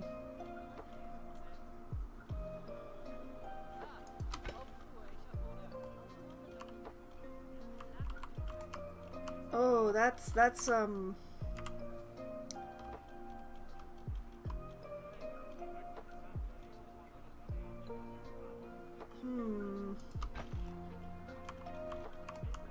Now the question is whether or not I want to live with that. I mean, I could shove the 1 meter further down, maybe.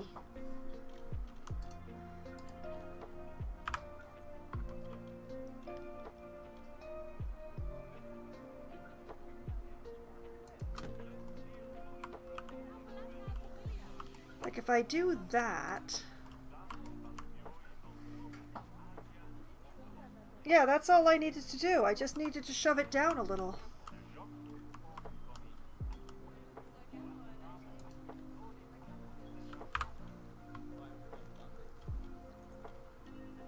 Down, boy. Okay.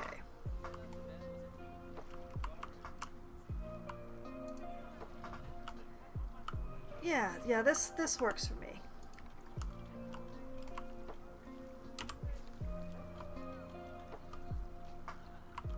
And then we'll line this up.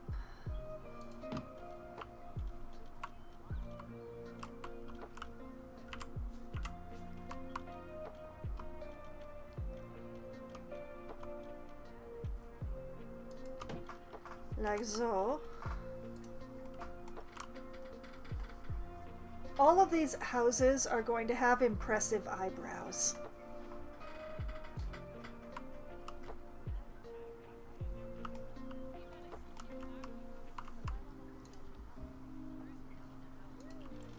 But yes, if I will be using that other slate roof for the other houses, and I will be recoloring it because the default is it's overly present, is what it is.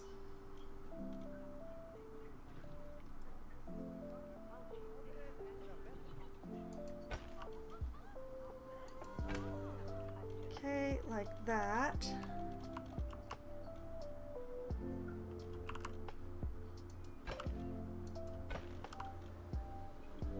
And like that.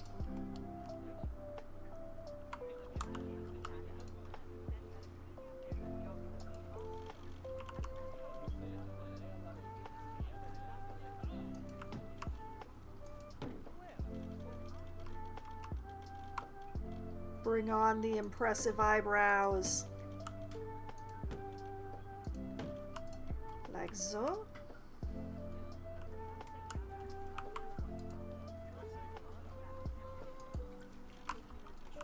And actually, come to think of it, this corner goes on here. And here.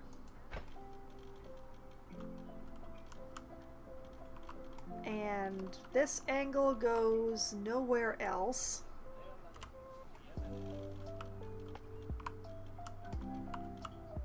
This one goes on here. And here. Also here. And here. And then duplicate like that.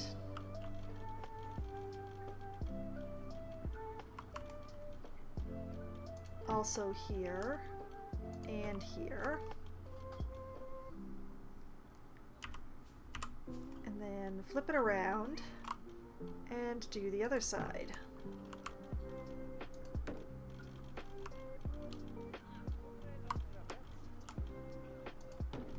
There. Okay, 4 down. I haven't actually counted to go.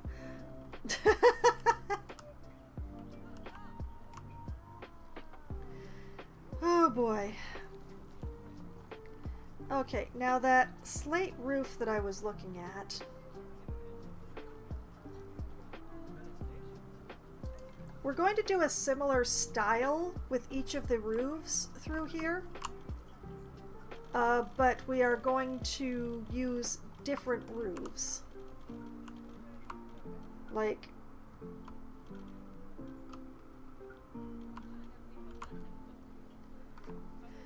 this is definitely very incorrect. Okay. Oh right, the color editor is here now. Okay, the default color for this roof is awful. There is no excuse for what is happening here.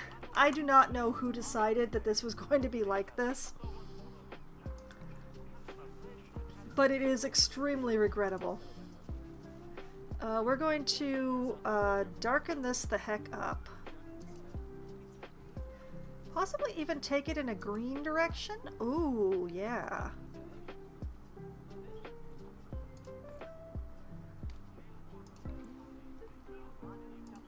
And let's like practically make that black. Yeah.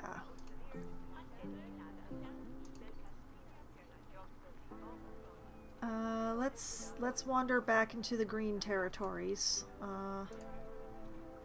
And also,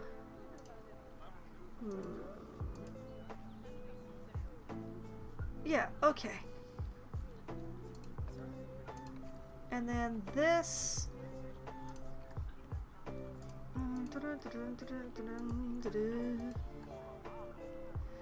Like that.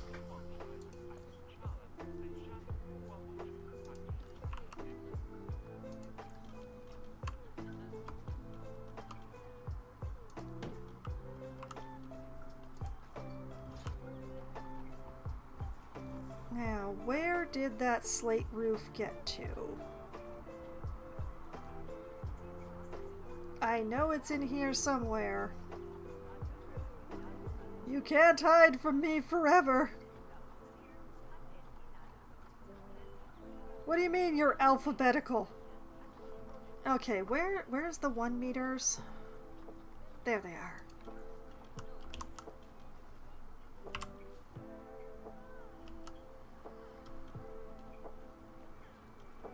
Oh dear. We have some impinging going on here.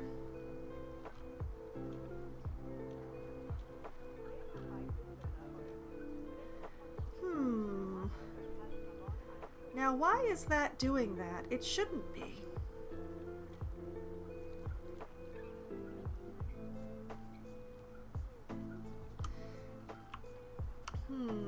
If I use it... No, I can't use it at that height because it sticks out really weird.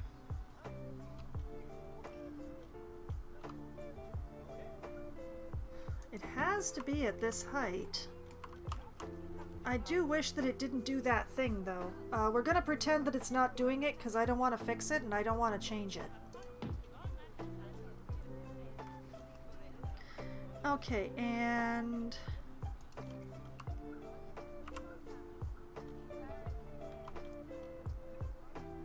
Come on.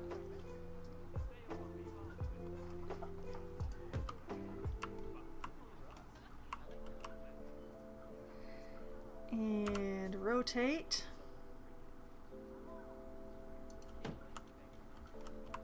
I don't know why this... Why did the grid height set itself back to 1 meter? I think I found the problem, guys.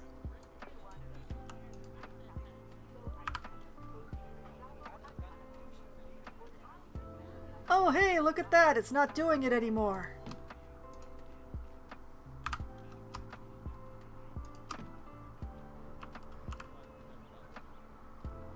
Was that so hard, game?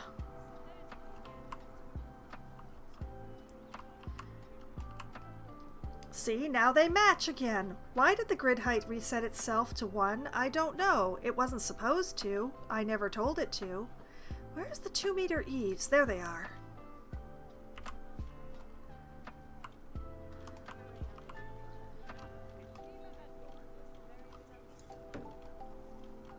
Like that.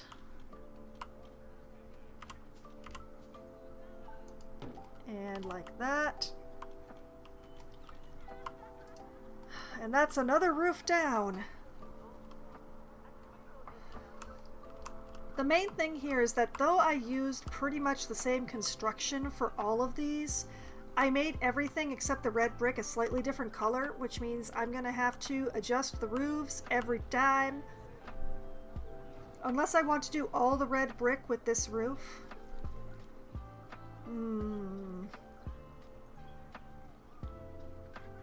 You know, it might be a good idea to do that just to save what is left of my sanity.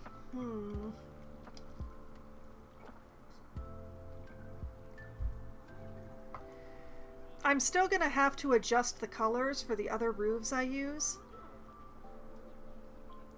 But yeah, I think the red brick is all going to get this stuff, and we're all going to die of squares. Sometimes hard decisions have to be made.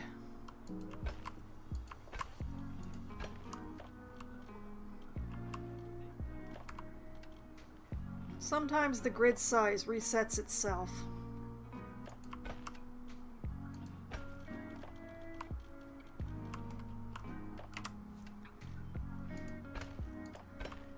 Sometimes roofing just happens to good people.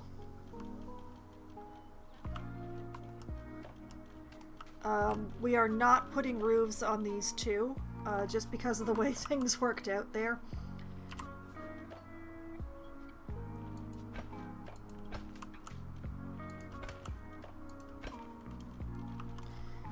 Basically, because of where the staff building is, these didn't end up being shells the way that the others did, which makes it very difficult to put roofing on, let me tell you.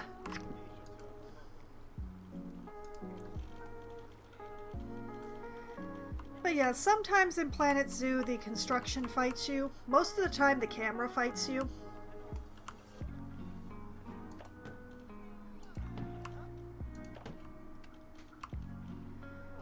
The camera fights you a lot. The camera wants to see you suffer and fail.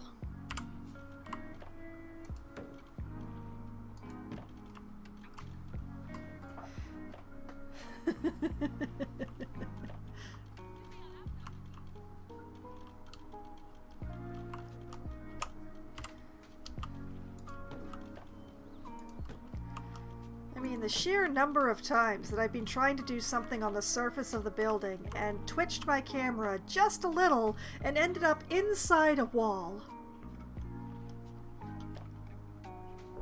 Absolutely horrifying.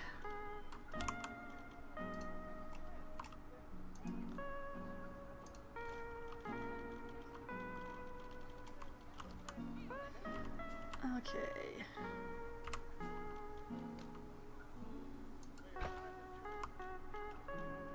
Put that there.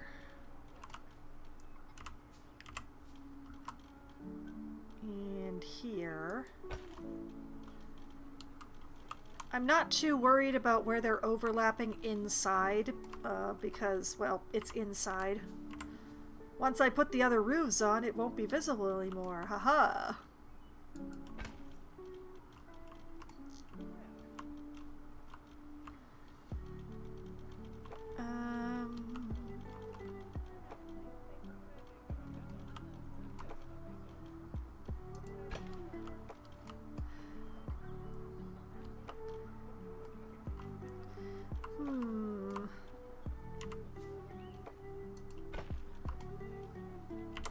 There's some weird corners going on here. I have indeed created some monsters here.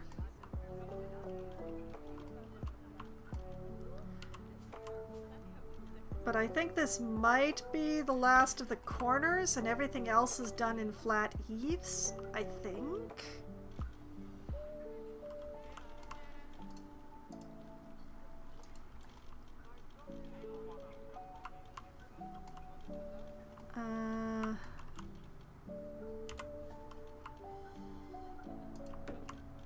Go on, get on there.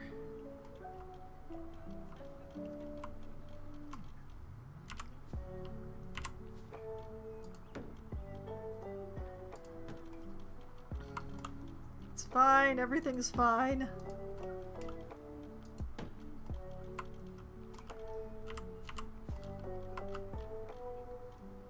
Me and the eaves are not having some issues. Why the eaves just won't do what they're supposed to? Why?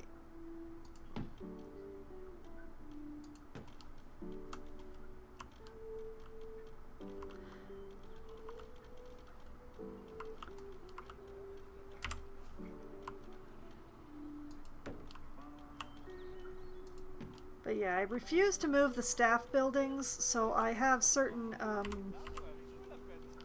I guess the right word is constraints.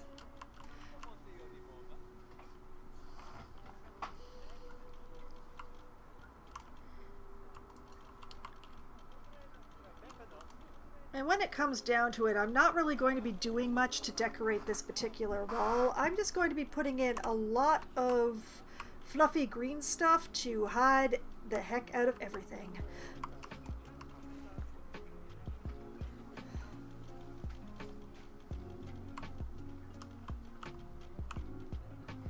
I suspect I'm going to be doing similar with this, but not exactly the same.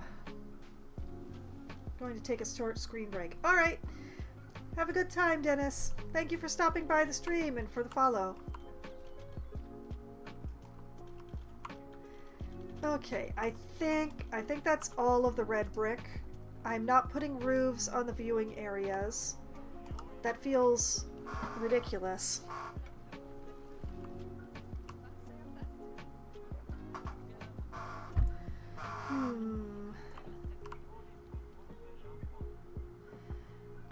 think that I should put down more of this slate roof, but not in these colors, some other color.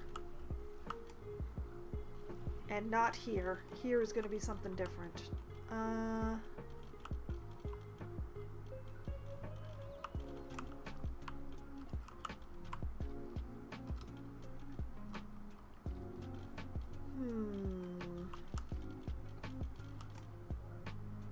I don't want to only put it on the Indonesian brick, but I can't help but feel that it might look interesting here. Actually, no, that's we're running into the too many squares problem again. What about here?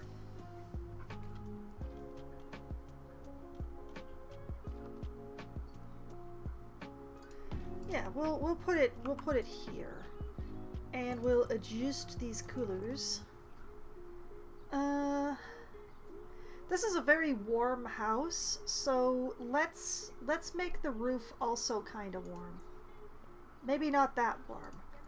That's gone full tomato there. That's better.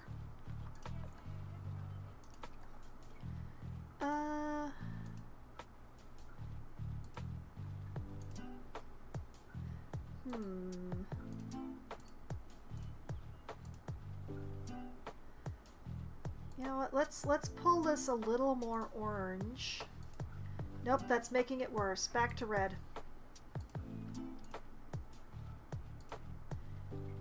Still too orange. We're getting very pumpkin here. Please be more red. But not pink.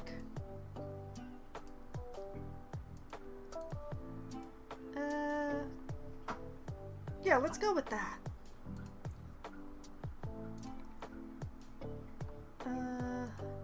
Can I trust you to be a little bit orange, just a little, so that this isn't like unrelenting red?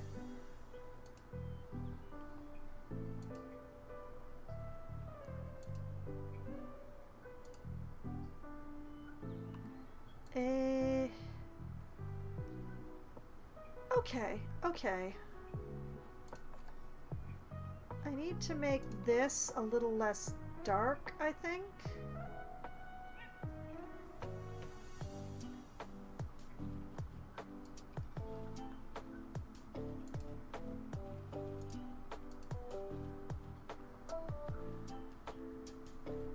Yeah, like that.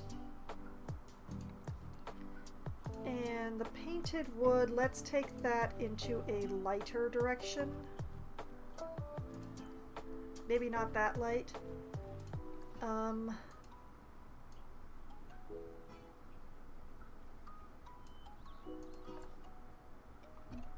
Like that, maybe? I'm really not sure about the gray. I think I may have hecked up with the gray.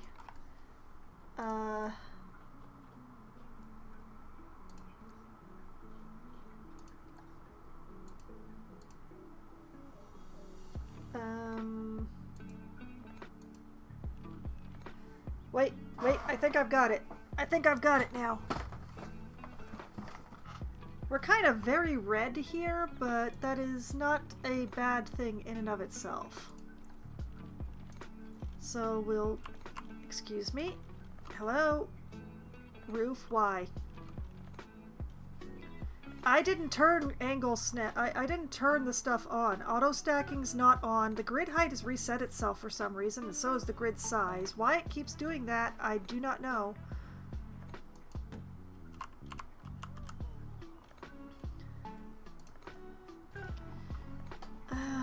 Where's my slate roof? Why does it keep doing this whenever I change the colors? This is very unprofessional. Come on, not the glass roofs. Nobody gets a glass roof here. The Kiwis got a roof because otherwise they're eagle bait, but it's gotta be like quality of life updates. Someone working in the workshop.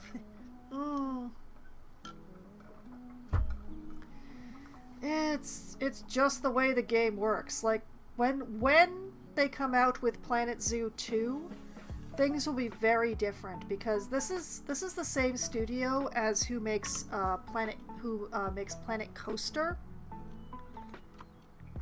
And Planet Coaster 1 was a lot like this as far as building and stuff goes, but Planet Coaster 2, you get a lot more control.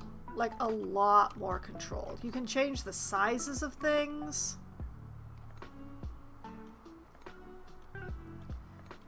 I don't know what you're doing, but I would like you to stop whatever it is. The paths are a lot better in Planet Coaster 2, as far as I understand. The thing is that I just don't have as much interest in a roller coaster park as I do in running a zoo. So I really hadn't actually looked into it.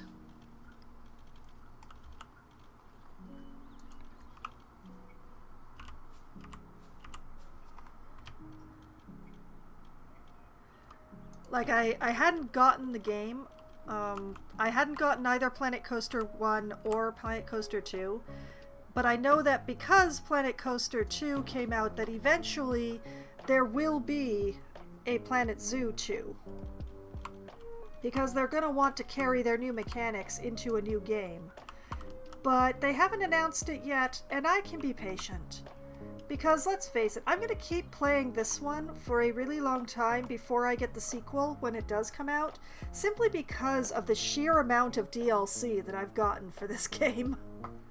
I'm going to be playing it for a long time just to justify how much I've spent on it.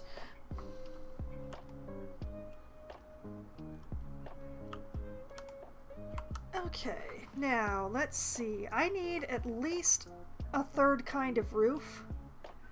Because I've got 3 different kinds of brick in here, I need 3 different kinds of roof. I'm considering the clay tile, but I wonder if that just looks a little weird. Okay, that's the regular slate that I used on the brick. I am not using that anywhere else. Like the tile roofs, like the terracotta and the painted tile. I think it might be a little too different. I think I want something that is more shingled looking. Speaking of sequels, Deltarune Chapters 3 and 4 are coming out in 2 days. Oh, well, it was nice knowing you, Muse. I noticed that another mutual friend that the two of us have recently acquired Skyrim, so we can probably say goodbye to them for quite some time, too. All my friends are abandoning me for games. But that's okay, because all of my time that isn't streaming is very, very occupied with stuff.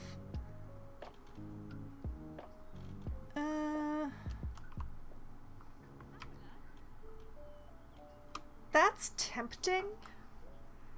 I mean, it's rounded rather than square. Is it recolor? It is recolorable.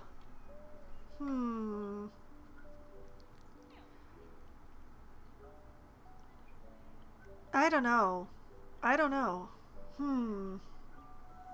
Come visit your stream still. Aww!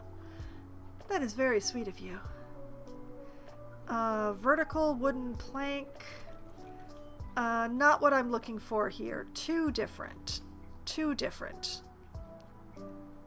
I need something that, like, thematically goes.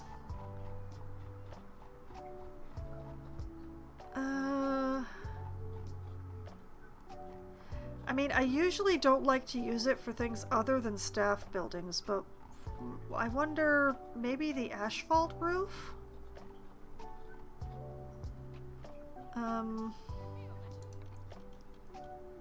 Oh, no, that's definitely right out the window. Okay, back to the Twilight roof. We're gonna use it, even though it's gonna look a little different.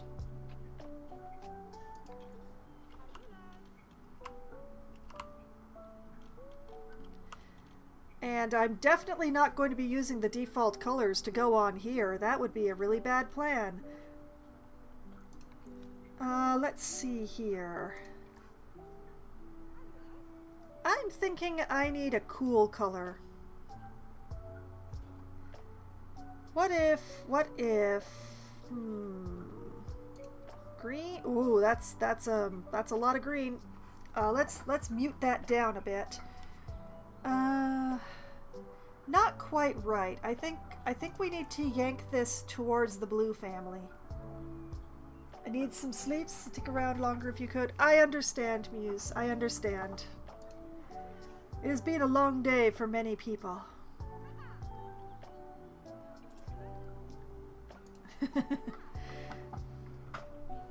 Well, I will be streaming probably for another hour.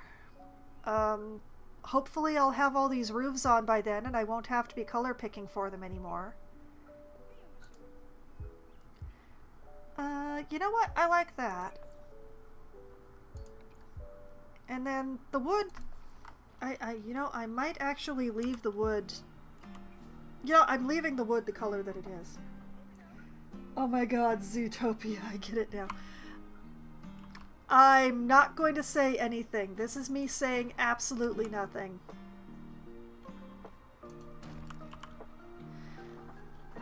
Nothing is being said very, very loudly right now.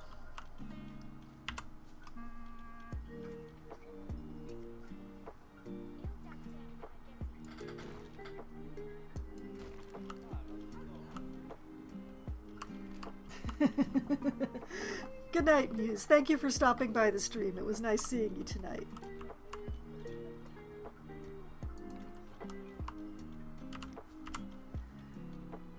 Okay, and get this on here.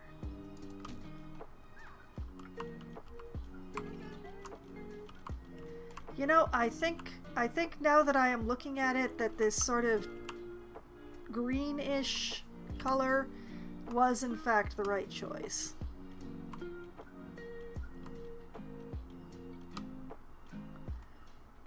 Although, oh, why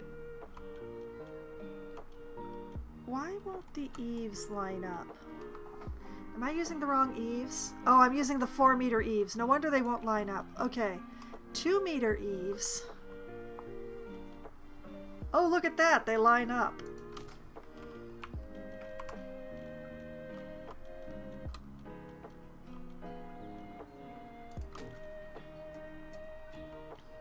We're not going to think about what's happening at the various corners of these various houses, okay? It's fine.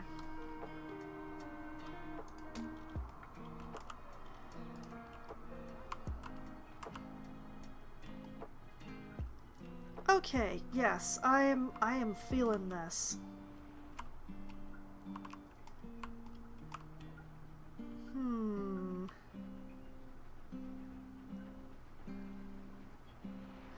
Now, do I want one of the big tile slate roofs going around this corner?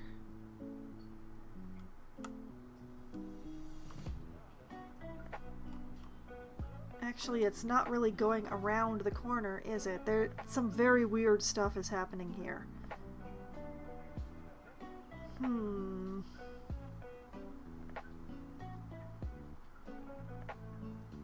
I think I could have made different decisions here and should have.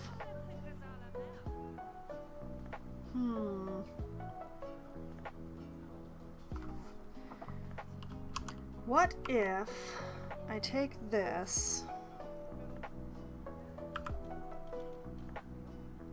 and put it here, remove this, duplicate this,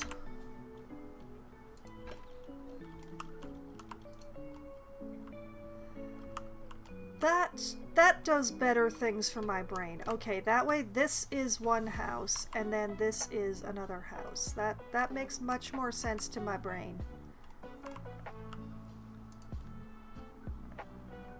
Like just to cement it for myself, I'm just gonna put this in here. And that way I can tell one building from the other. There we go. There we go. I feel much better now. Okay. Still goes back to the previous question.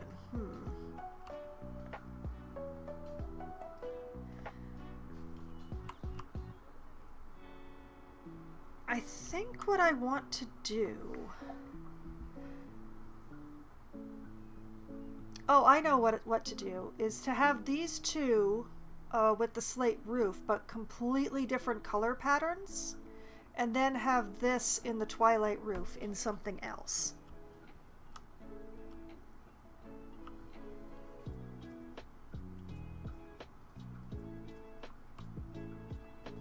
Because otherwise I'm just like alternating, and that just doesn't feel good. So this one would be more of the twilight roof, which I have now lost the 2 meter. There we go. And this is a very pale building, so we want something much, much lighter. Oh, I'm getting ideas. I'm getting evil ideas. Like, if we make this sort of a grayed yellow, like that.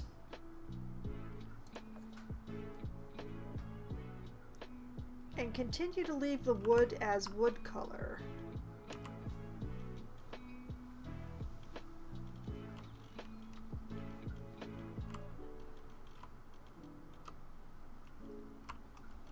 Like that.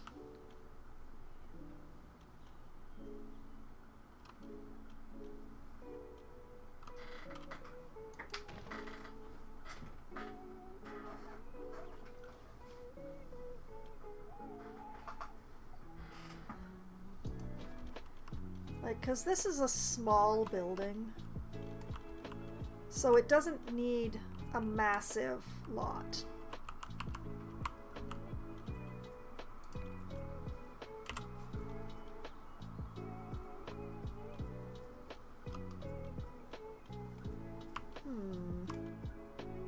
Why is this doing weird things? You know what? I'm gonna put the eave on, and then I'm gonna put on the eyebrow.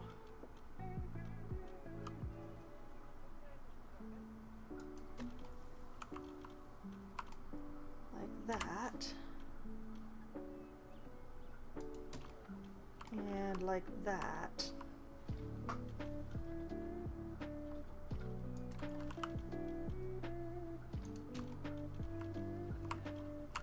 Because this building is a little bit smaller than the others just because of the way that I had to construct things.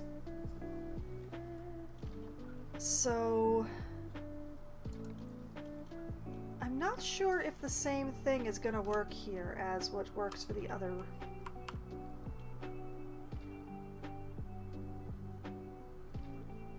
Like that goes like that, but then yeah, it's gonna have to go like that. This one has a very spectacular unibrow, is what this one has.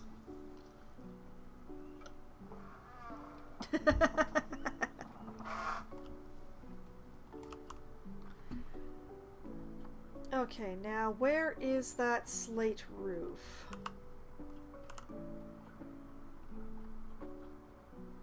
Wrong slate roof. The other slate roof. There it is.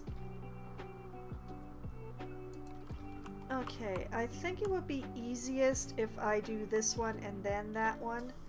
And I definitely cannot do this house with this colorway. That is too much. That is too much of the same.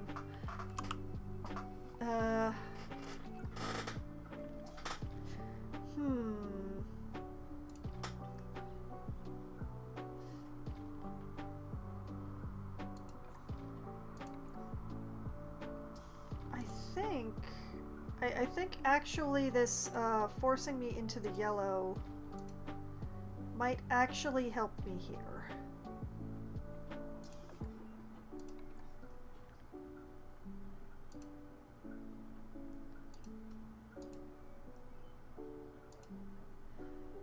Like, we don't want a really pale roof on here.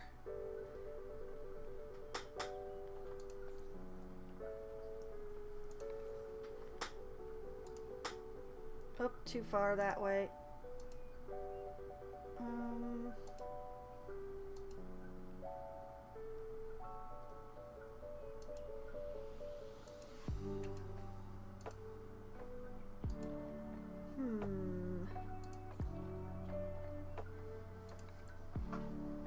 Take this slightly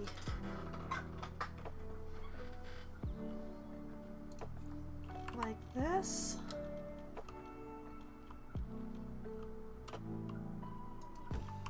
Yeah, you know what? You know what? That works for me.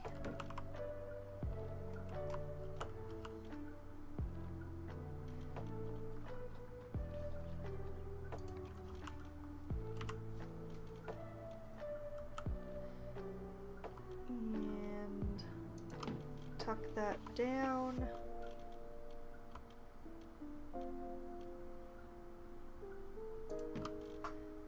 Like so.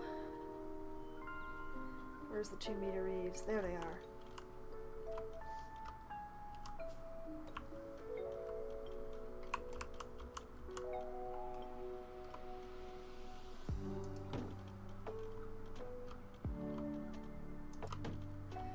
But yeah, it's like sort of to give the impression that these are all row houses that, you know, people had control over.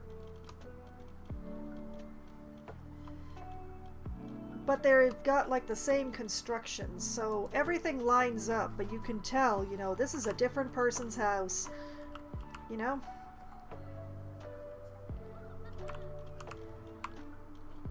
Speaking of, this needs to be different in so many ways.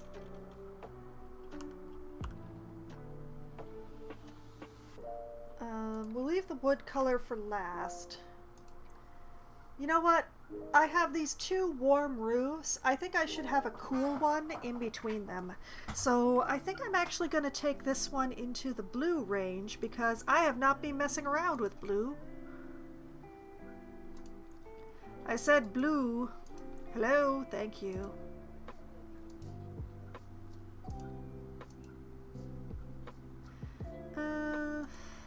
That's a good start.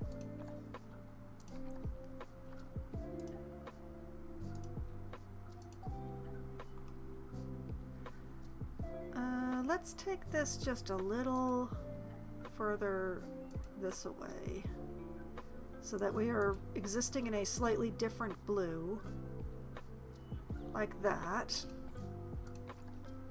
And then this one, oh no, I'm hecking this up. Whoop, too dark.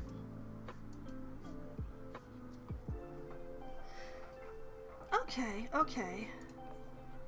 And then the wood, like we want something very dark on here, but not like intensely dark. Like that.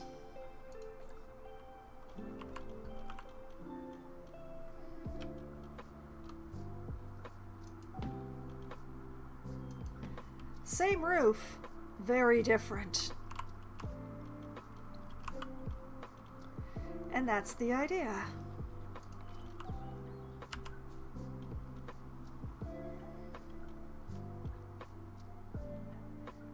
And tuck that down.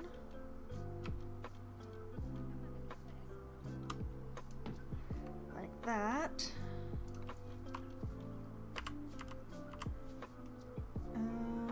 Whoop, oh, come on. Oh, baby, we talked about this. There we go.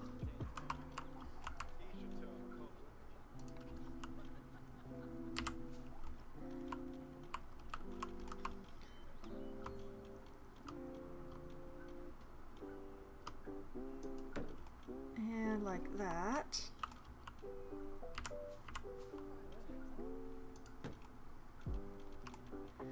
Yes.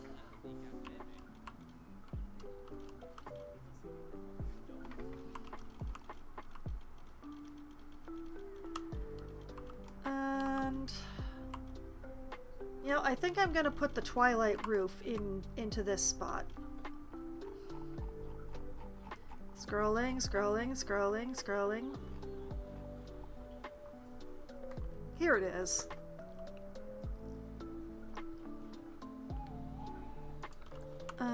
Definitely not the yellow for this one. Not blue either.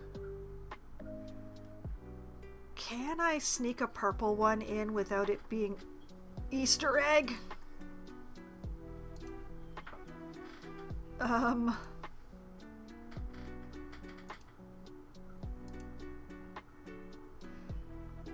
Well, that's not Easter egg. It's very lavender.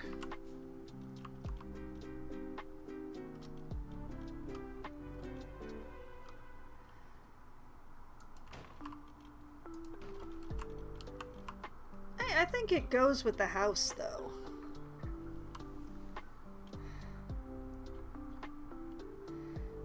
Let's see here. Oh, there's the 2-meter Eve. Oh, I forgot to put the eyebrows on. Shame on me.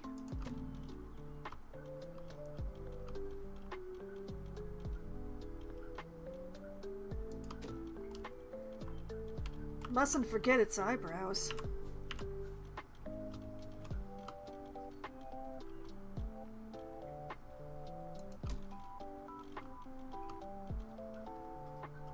I don't know why you're disobeying me like this, but I'd like you to know that I do not appreciate it. Man, I hate doing roofs.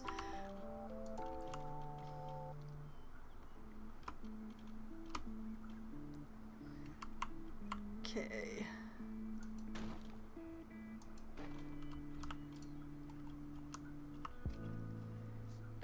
Progress. I love progress.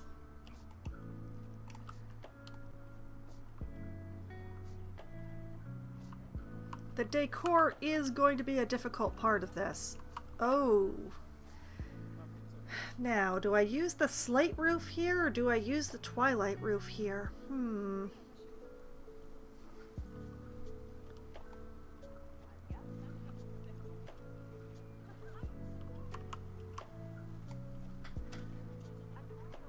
Like,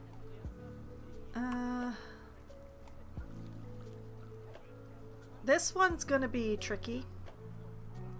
Just because of,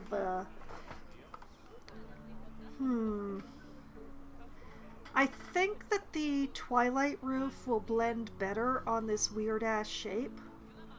So I'm gonna use the twilight roof on this one. And the slate roof on this one. I think that's what I'm gonna do. I am not gonna be able to make this look normal. I made a very weird ass shape here. Well, first things first. Grab the double pitch. Definitely cannot be purple. Oh dear.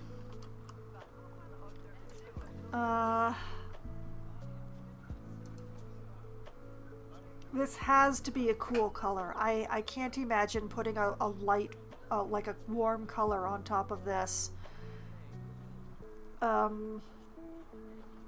Let's try in the green family.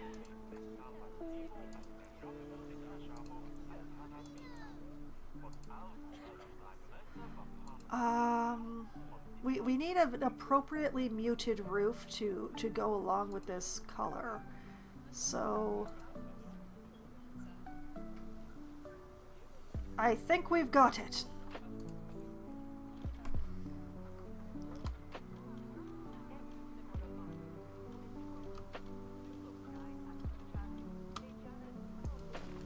Okay, if I do like this.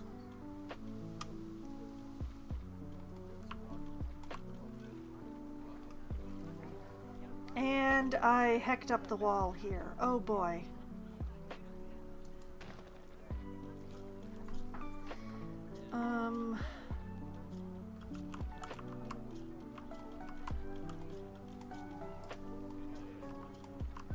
Which kind of wall is this?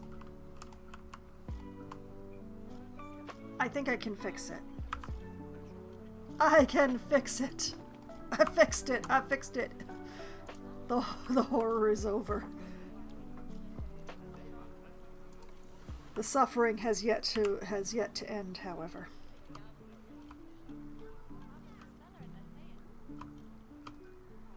Just tuck that right in there like that, and like that. We're trying to make this look like a single building. It's never gonna go quite right.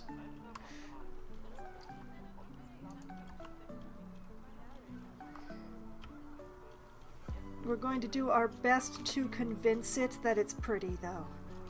You're so pretty. You're so right. You're so good in this world. No horror is occurring in this place.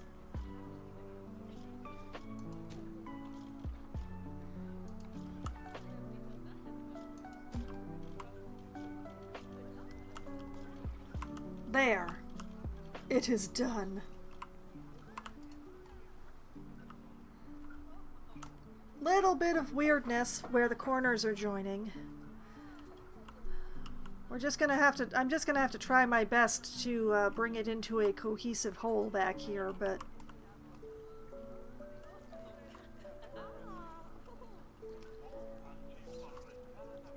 the fact that it's a facade is never going to be more obvious than it's going to be like right here.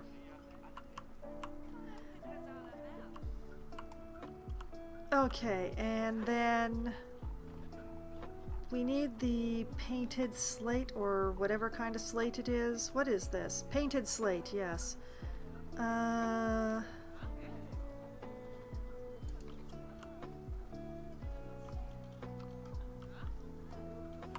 do like this color combination, but I definitely don't like it here.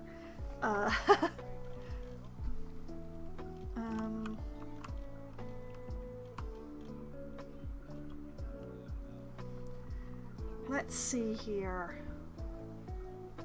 I think what we need here is very dark but warm. So I think we want in the brown-orange family for this one. But very dark, so that we aren't like exploding orange all over people's faces, because we've got a lot of orange going on here. So yeah, something like that. We're going to pull this one into the yellower family, I think.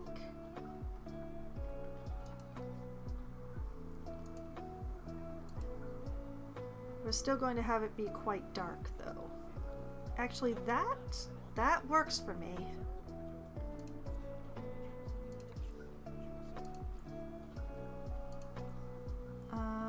No, wait. Back into the oranges. But, very... too close, too close. Too far. Too close.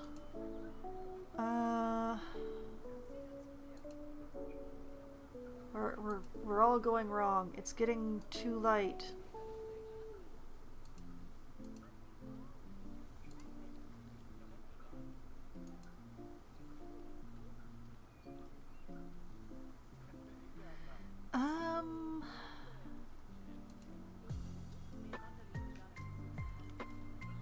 Let's go with that. And then this one we'll yank to a slightly different shade like that. And then the wood will go back to the yellow family.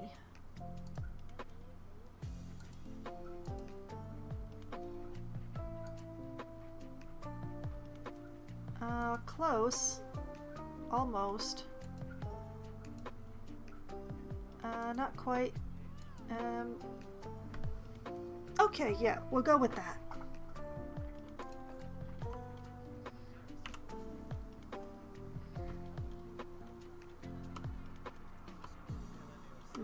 Something feels weird about the placement of this roof. Can't put my finger on it though. It's given a bit of pumpkin, but I think that's going to be all right. We've got a lot of colors going on here.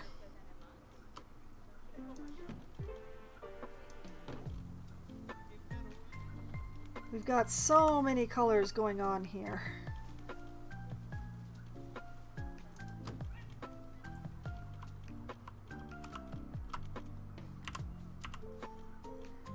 And bring that up here.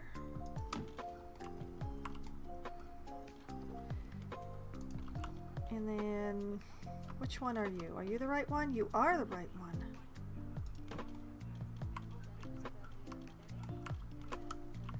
Like that.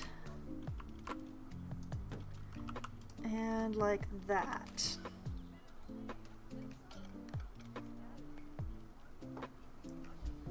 I think I got everything? Question mark?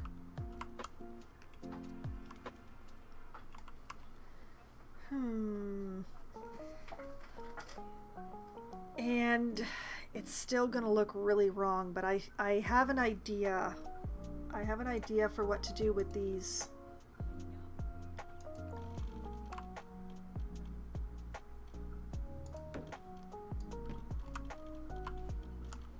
Nothing I do is going to make this look right, but if it has the eaves, I can at least facade it like the others.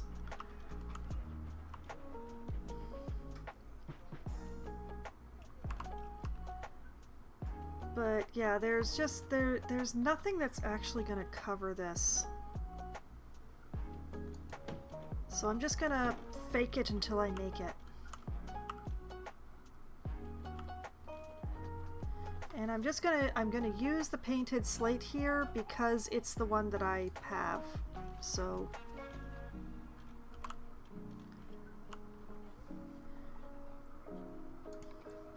for such a yellow wall, I'm thinking,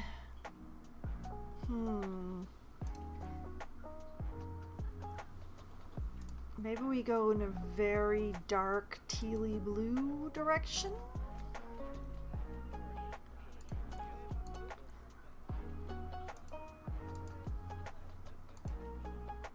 Like we really mute out the colors so that it's not as obvious.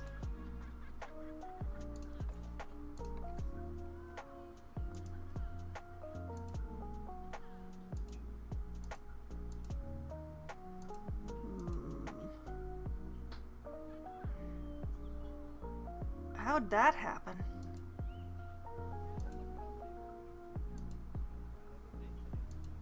I think we're staying too much in the same family. Let's pull this green.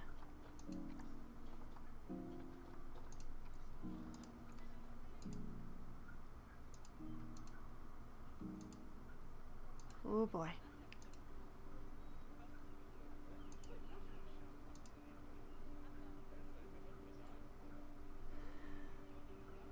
Okay, you know what? I'm gonna call that good. And then the painted wood, we're basically gonna make that black. Okay. Where are the 2-meter eaves? There they are.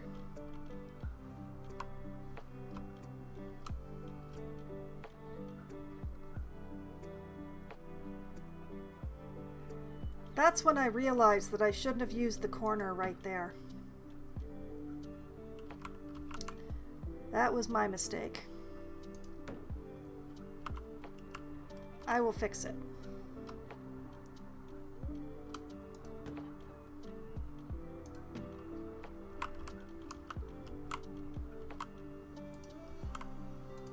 But yeah, this should not actually be a corner.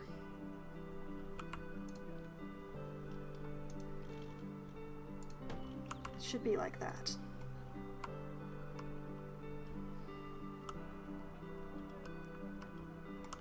Well, those walls are never going to look right, but now they do look better. Also, did I make this a corner? Because I shouldn't have made this a corner either.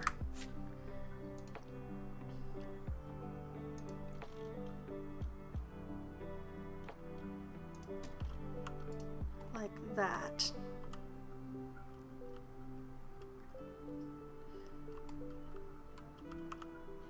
Yeah.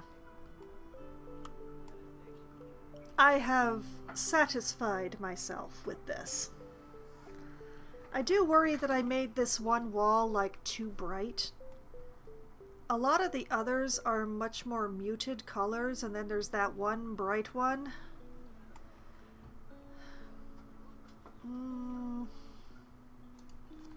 I wonder, can or should I tone it down?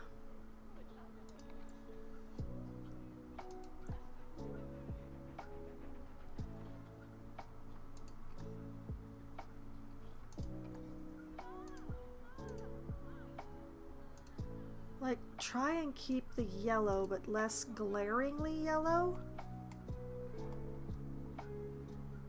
But without being too similar from the other yellow walls.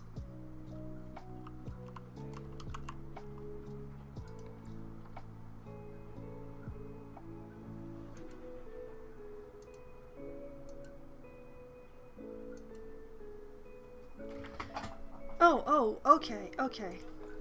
There we go. We kept it yellow and dissimilar, but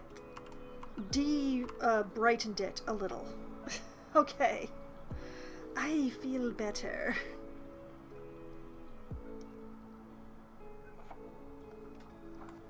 Somewhat better. Mostly better? Kinda better. I feel a bit better.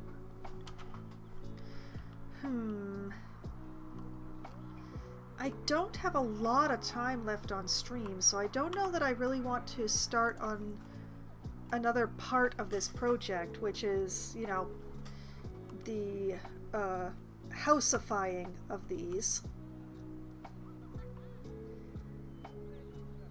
Which I need to do before I put the foxes in, but I really don't have the foxes to put in yet. Oh, but Grace here is very pretty. Welcome, Grace. That's 2 red foxes. Ignore the Arctic foxes. I can't actually get rid of them for some reason. It's a glitch. None of these are particularly pretty, though.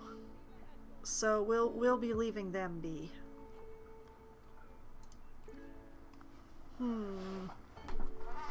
So it's going to be a while to collect 14 foxes, so I have time.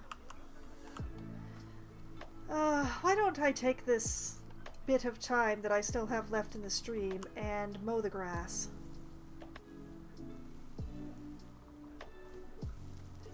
A much easier chore in this game than when it was, you know, a chore.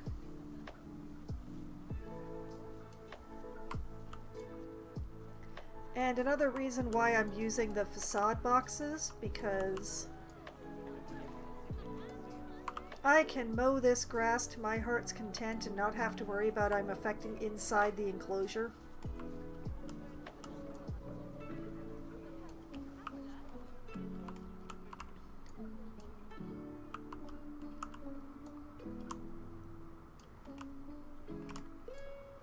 But yeah, this zone here needs more plant.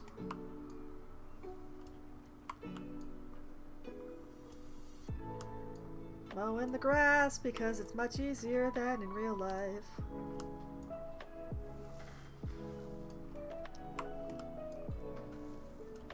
Get this all nice and cleaned up. And also having this separated from the barrier means that I can do some nice things with their quote-unquote front gardens.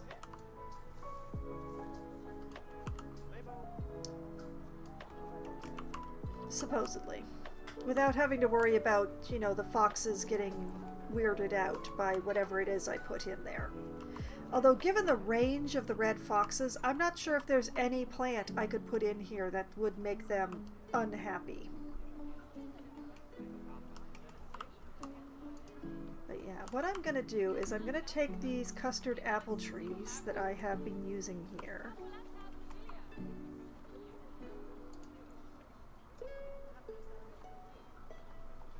I'm going to turn random rotation on because, you know, I like suffering like that. And we're going to use them as a screen. A, so that people cannot see what's going on here, and B, so that I can't see what's going on here.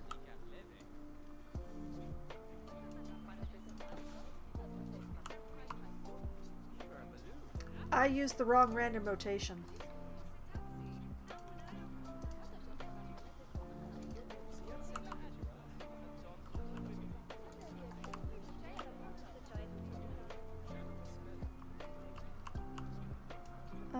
Let's just...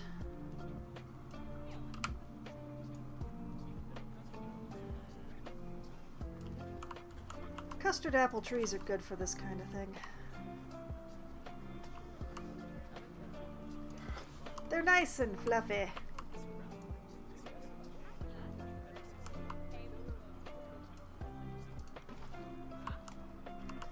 And very dense. Fluffy and dense.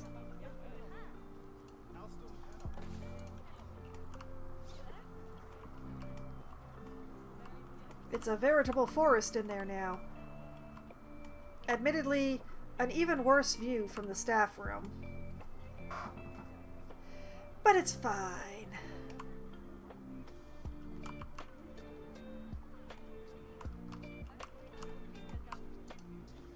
Actually, you know what? Let's take this one and scooch it this way.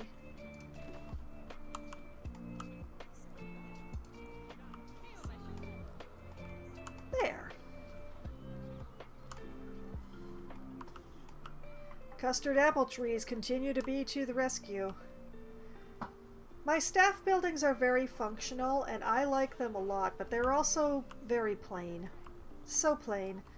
Which is why bush. On this side, I'm less certain of what to do. I think what I'm gonna have to do is like decorate this edge and then figure out what to do with this space, because the custard apple thing is definitely not gonna work in this case.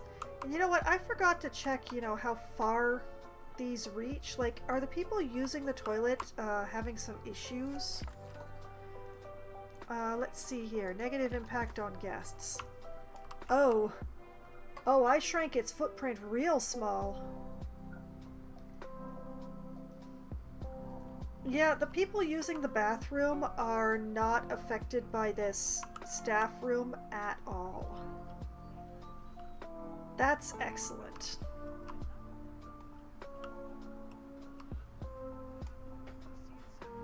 That works out very much to my favor.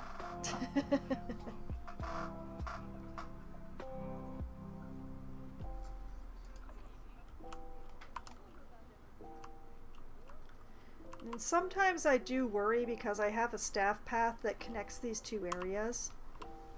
I had this one over here that was connecting across the moat.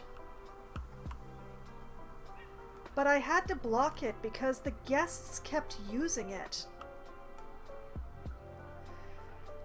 And it's very unfortunate because it was a very handy path for the staff. But the guests kept shortcutting through here because it was so much shorter than going around through the food court like I'd intended them to. So I had to put a barrier on that path so that they wouldn't use it as a shortcut. And now I worry that, you know, they might use this as a shortcut, except that this bridge is right here, which is very close. So I'm hoping that's good enough and that they won't use the staff path. But it's really hard to tell. Hey, where are y'all going? Heading to You're heading to the food.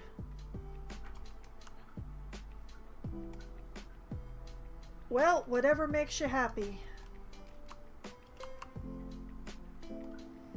That's very strange.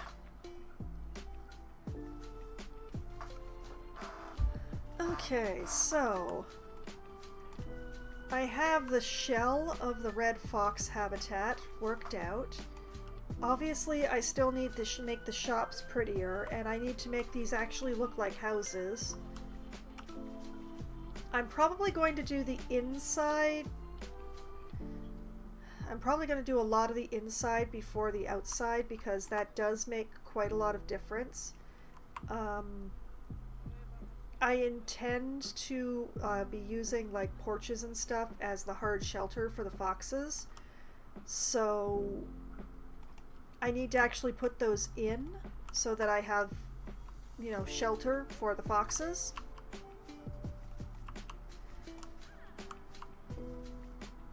So that's going to be a whole thing. And hopefully if I mow most of the grass in here, I will be forgiven by the foxes, but we'll see. Speaking of, have they cycled again? They have, but I'm not particularly enthused about this lot. Like, these two are excellent. So I really want the others to be up to their standards. So just going to have to keep checking back in for foxes. And I'm going to make a note here. Need 14 red fox. And a tick for the ones that I've already gotten. Yes, I keep paper notes for this game too. I keep paper notes for most of my games.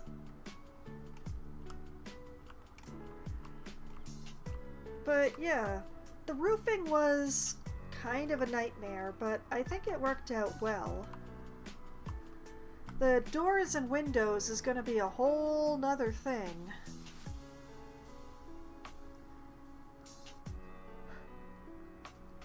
That's where I'm going to have to make the ones that are flanking the entrance different from each other.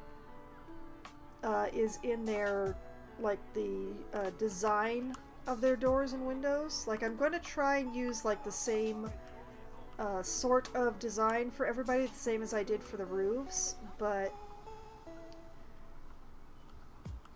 the main thing here is that I'm trying to create an illusion like the zoo created this illusion. So it's gonna be interesting.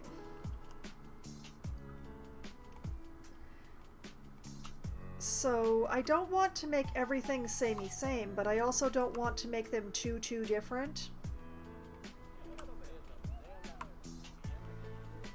But I do feel like I've made an excellent start, and also that I should move this garbage can further away from this corner.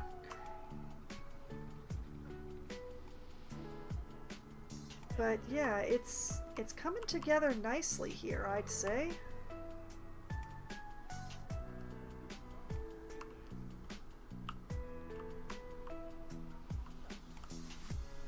And it definitely is in line with the plan that I had in mind for the foxes here.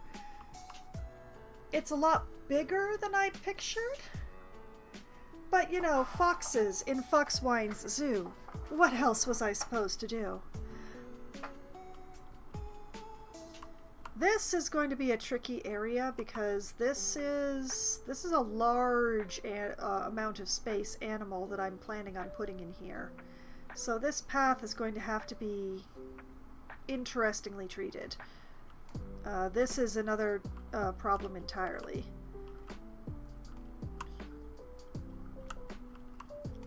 But yeah, the general idea is that I'm going to have another enclosure right here And then once I know, like, basically where this enclosure is, I can put the lake in down here.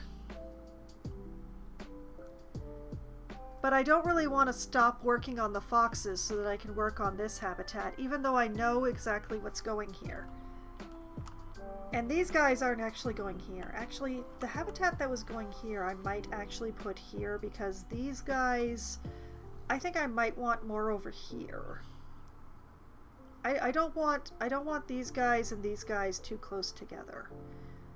So, you know, I might actually put the habitat that I was thinking of putting here. And then maybe the lake ends up much closer. Like the lake ends up like right here.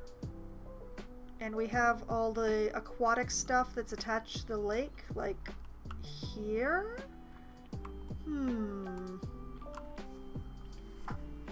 I'm gonna have to think about my plan. Because now that I'm looking at it, yeah, I don't want these two creatures right next to the red foxes. They do not belong that close together. In fact, we're gonna take these two guys, and I'm gonna move them like way over here. I'm gonna raise them up so that they're still above the slope.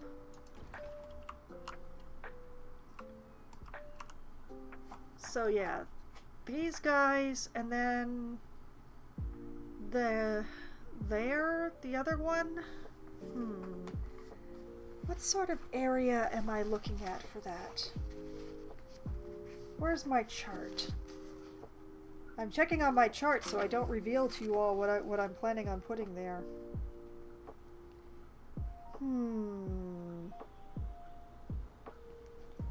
Ooh, that's a big one. Whoop! Oh no, my papers everywhere. Oh, so far away. I had to sacrifice my desk for another monitor, so okay.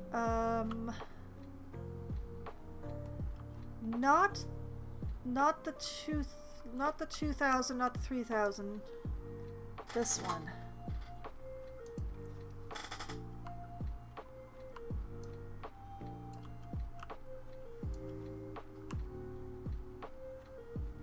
I need just barely over this one. And I can actually go with less. I can actually go with less if I only put one in here. But like, if I just put them here.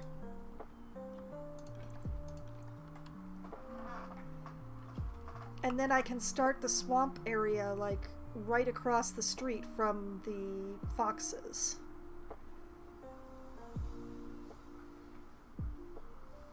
Or, what's the other ones that are transitionary? Where is it on my chart? My papers are all on my floor now, so it doesn't matter if I accidentally throw anything. Alphabet, don't fail me now. What kind of space do I need? Alphabet, you're failing me. All the papers are sticking together. Oh, there it is. Oh, that's not very much area at all. So the other ones are just over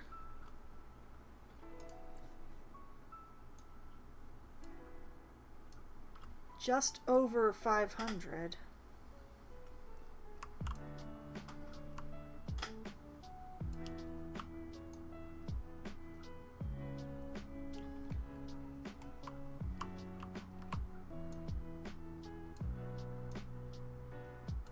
Which would kind of fit in the space that I have created here just about perfectly.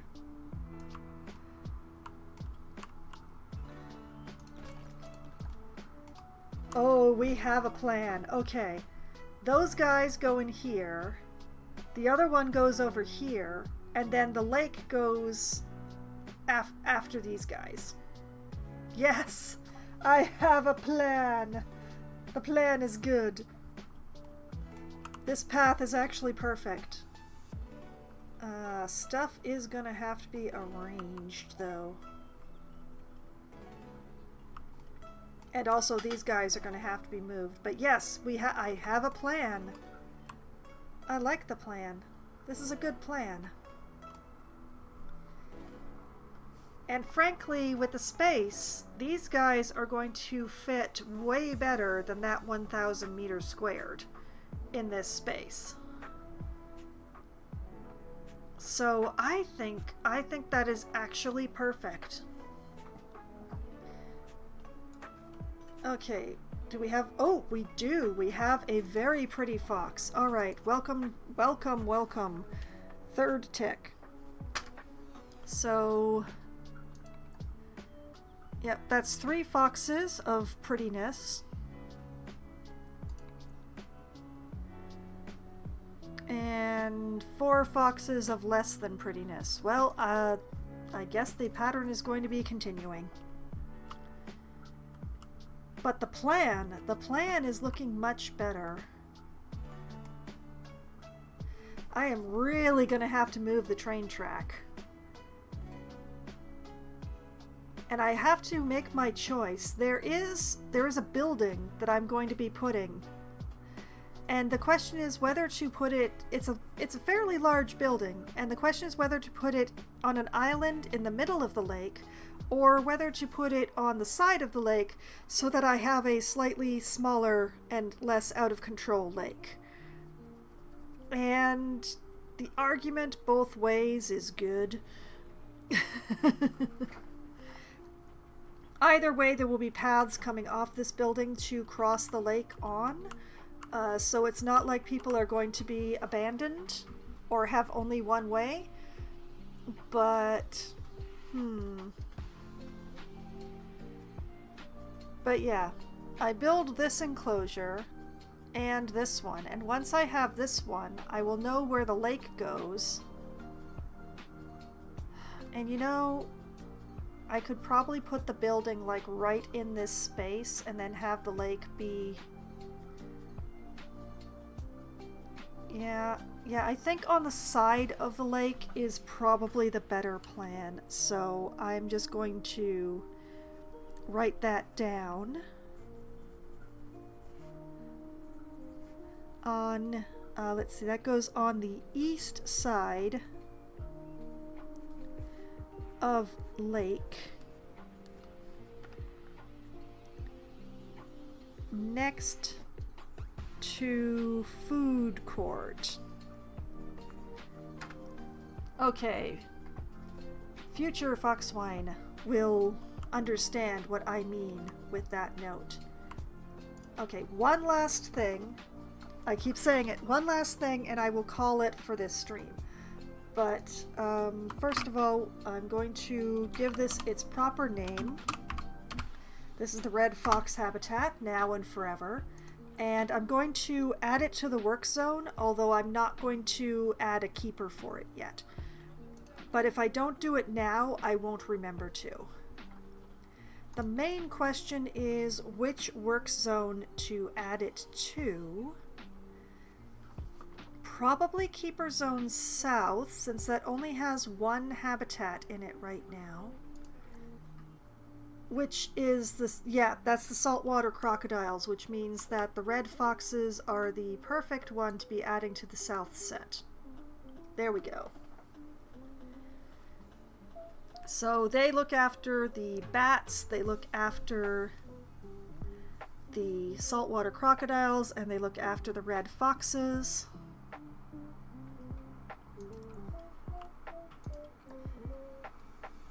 And I will probably have them look after this animal and this animal as well. But for this one and these ones and this one, I will build a new keeper zone somewhere out over here. The main problem that I'm having is that figuring out how to path, like I want to have a habitat in here, like taking up this space. But viewing for that habitat is going to be difficult. Very, very difficult. So I've been trying to work that out. But, like, I can run a path along here, but it's a dead end, and I hate dead-ending paths. Dead-end paths end up like this here with the badgers. The people come and look at the badgers, and they have a good time, and then they turn to leave, and bam! Straight into people who are trying to walk in. Like, look at this. Whoop! Right into the people trying to walk in. If you have a path that connects to another path, you never have that. So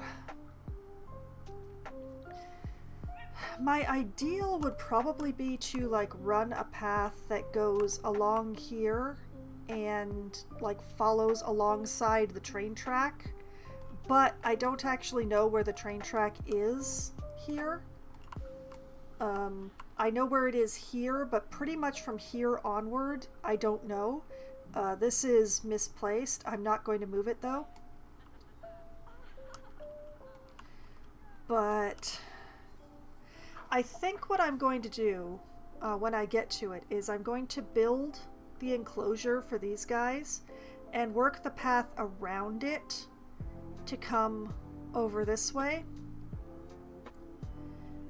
I hate building and then pathing, but I don't see another way around it, unfortunately. So, yeah, that's a thing that I'm going to have to do.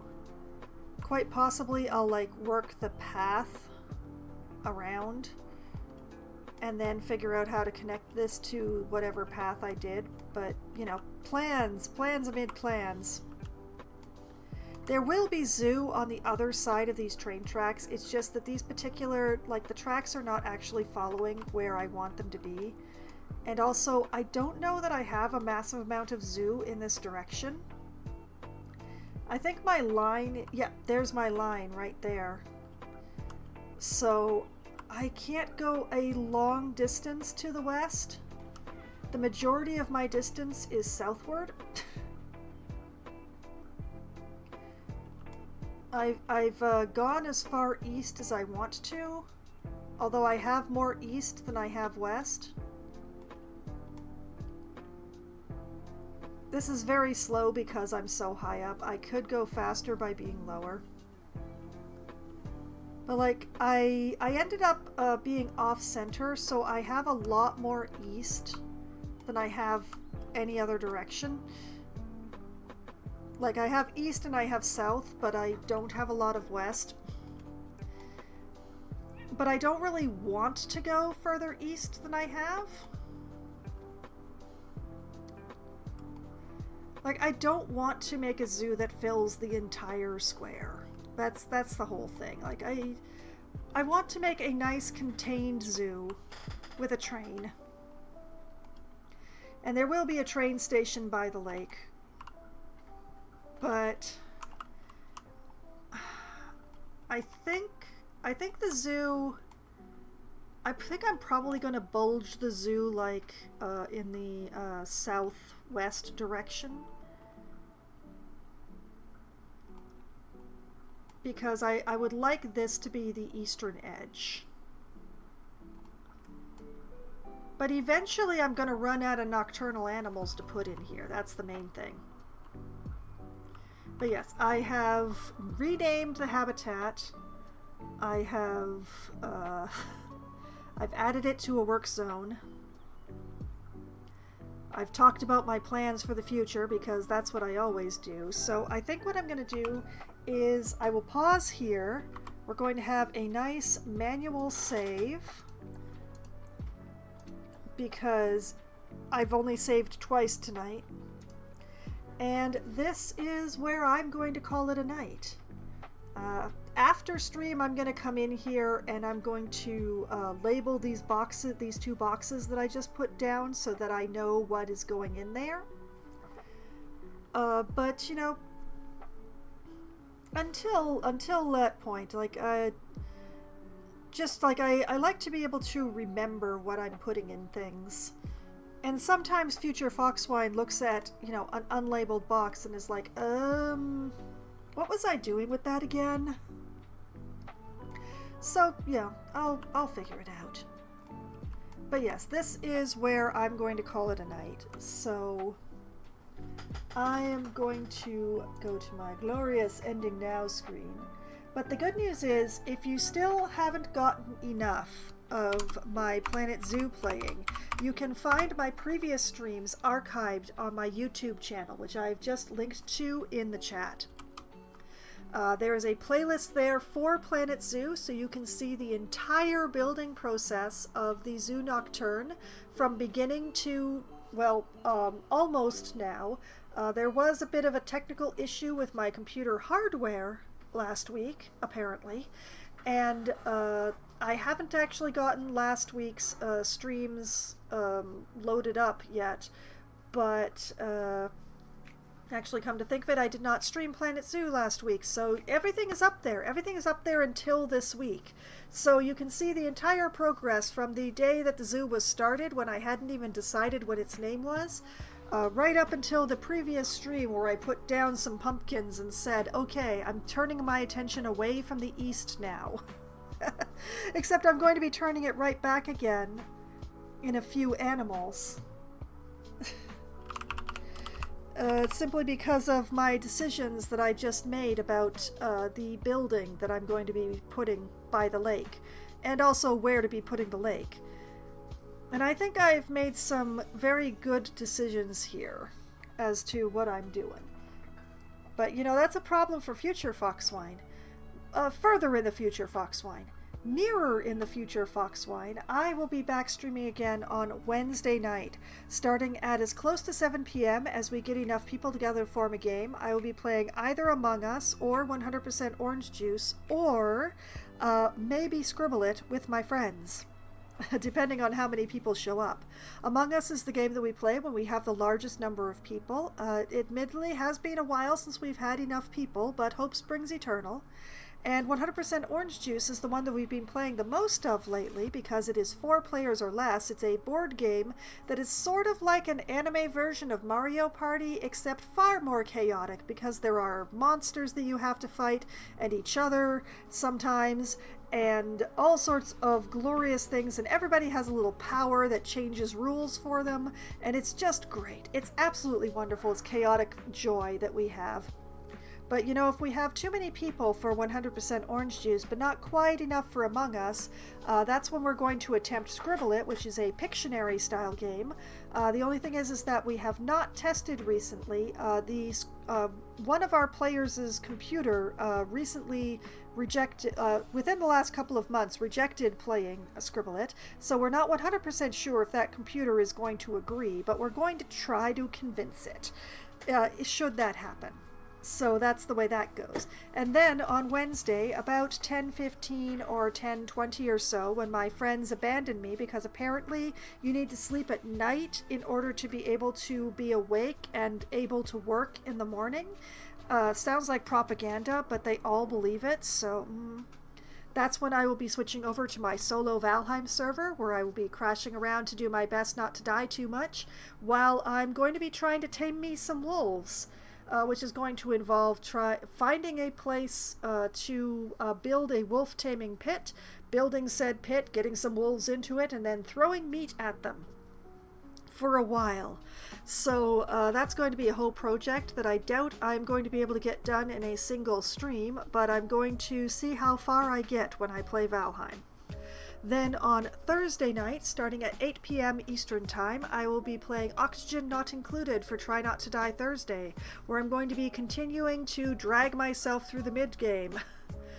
Someday I will have enough water cooled down that I will be able to move into the end game, and that will be a glorious day indeed. But in the meantime, I have a lot of water to cool, and I'm going to have a lot of crises to fix in the meantime while I wait for that water to cool down, because I do have it going by a fairly slow process because I haven't got my hand on plastic yet. I need plastic, but unfortunately, in order to get plastic, I need my water to be cooler. It's complicated. I will explain on Thursday for anyone who shows up on stream, I promise. Then on Sunday night, starting at 9 p.m. Eastern Time, I will be playing Baldur's Gate 3, where I think I've actually entered Act 3. I think I'm actually there. I think I'm in the last chapter. I'm almost at Baldur's Gate. Will I make it to Baldur's Gate next stream when I've been trying for 40-something streams just to get to the titular, place? We'll find out together. I'm really hoping so, but apparently there's going to be something, I'm not sure what, in between me and Baldur's Gate. Probably encounters, most likely several encounters, maybe even some plot. And we'll find out together on Baldur's Gate 3 whether or not I make it to Baldur's Gate in one stream, or whether it's going to take me several streams. I hope not several. Maybe two? Two would be nice. And then, next Monday night, starting at 7 p.m. Eastern Time, I shall return to Planet Zoo for Management Monday and continue working on this red fox enclosure and acquiring the foxes to put in the red fox enclosure and all of that glorious stuff. And I have wonderful plans. I am very happy about my plans, and you saw me just make my plans. There are so many plans. There's so much zoo still to be built, and you can be there for it if you just show up to the streams. So, whether or not I actually follow through on my plans, whether or not my plans are too ambitious to finish in 1, 2, or even more streams, let's not talk about it. I still have a lot of fun, and I've had so much fun tonight, and I hope that all of you have had at least as much fun as I have, and I hope that you all have a great night. Good night!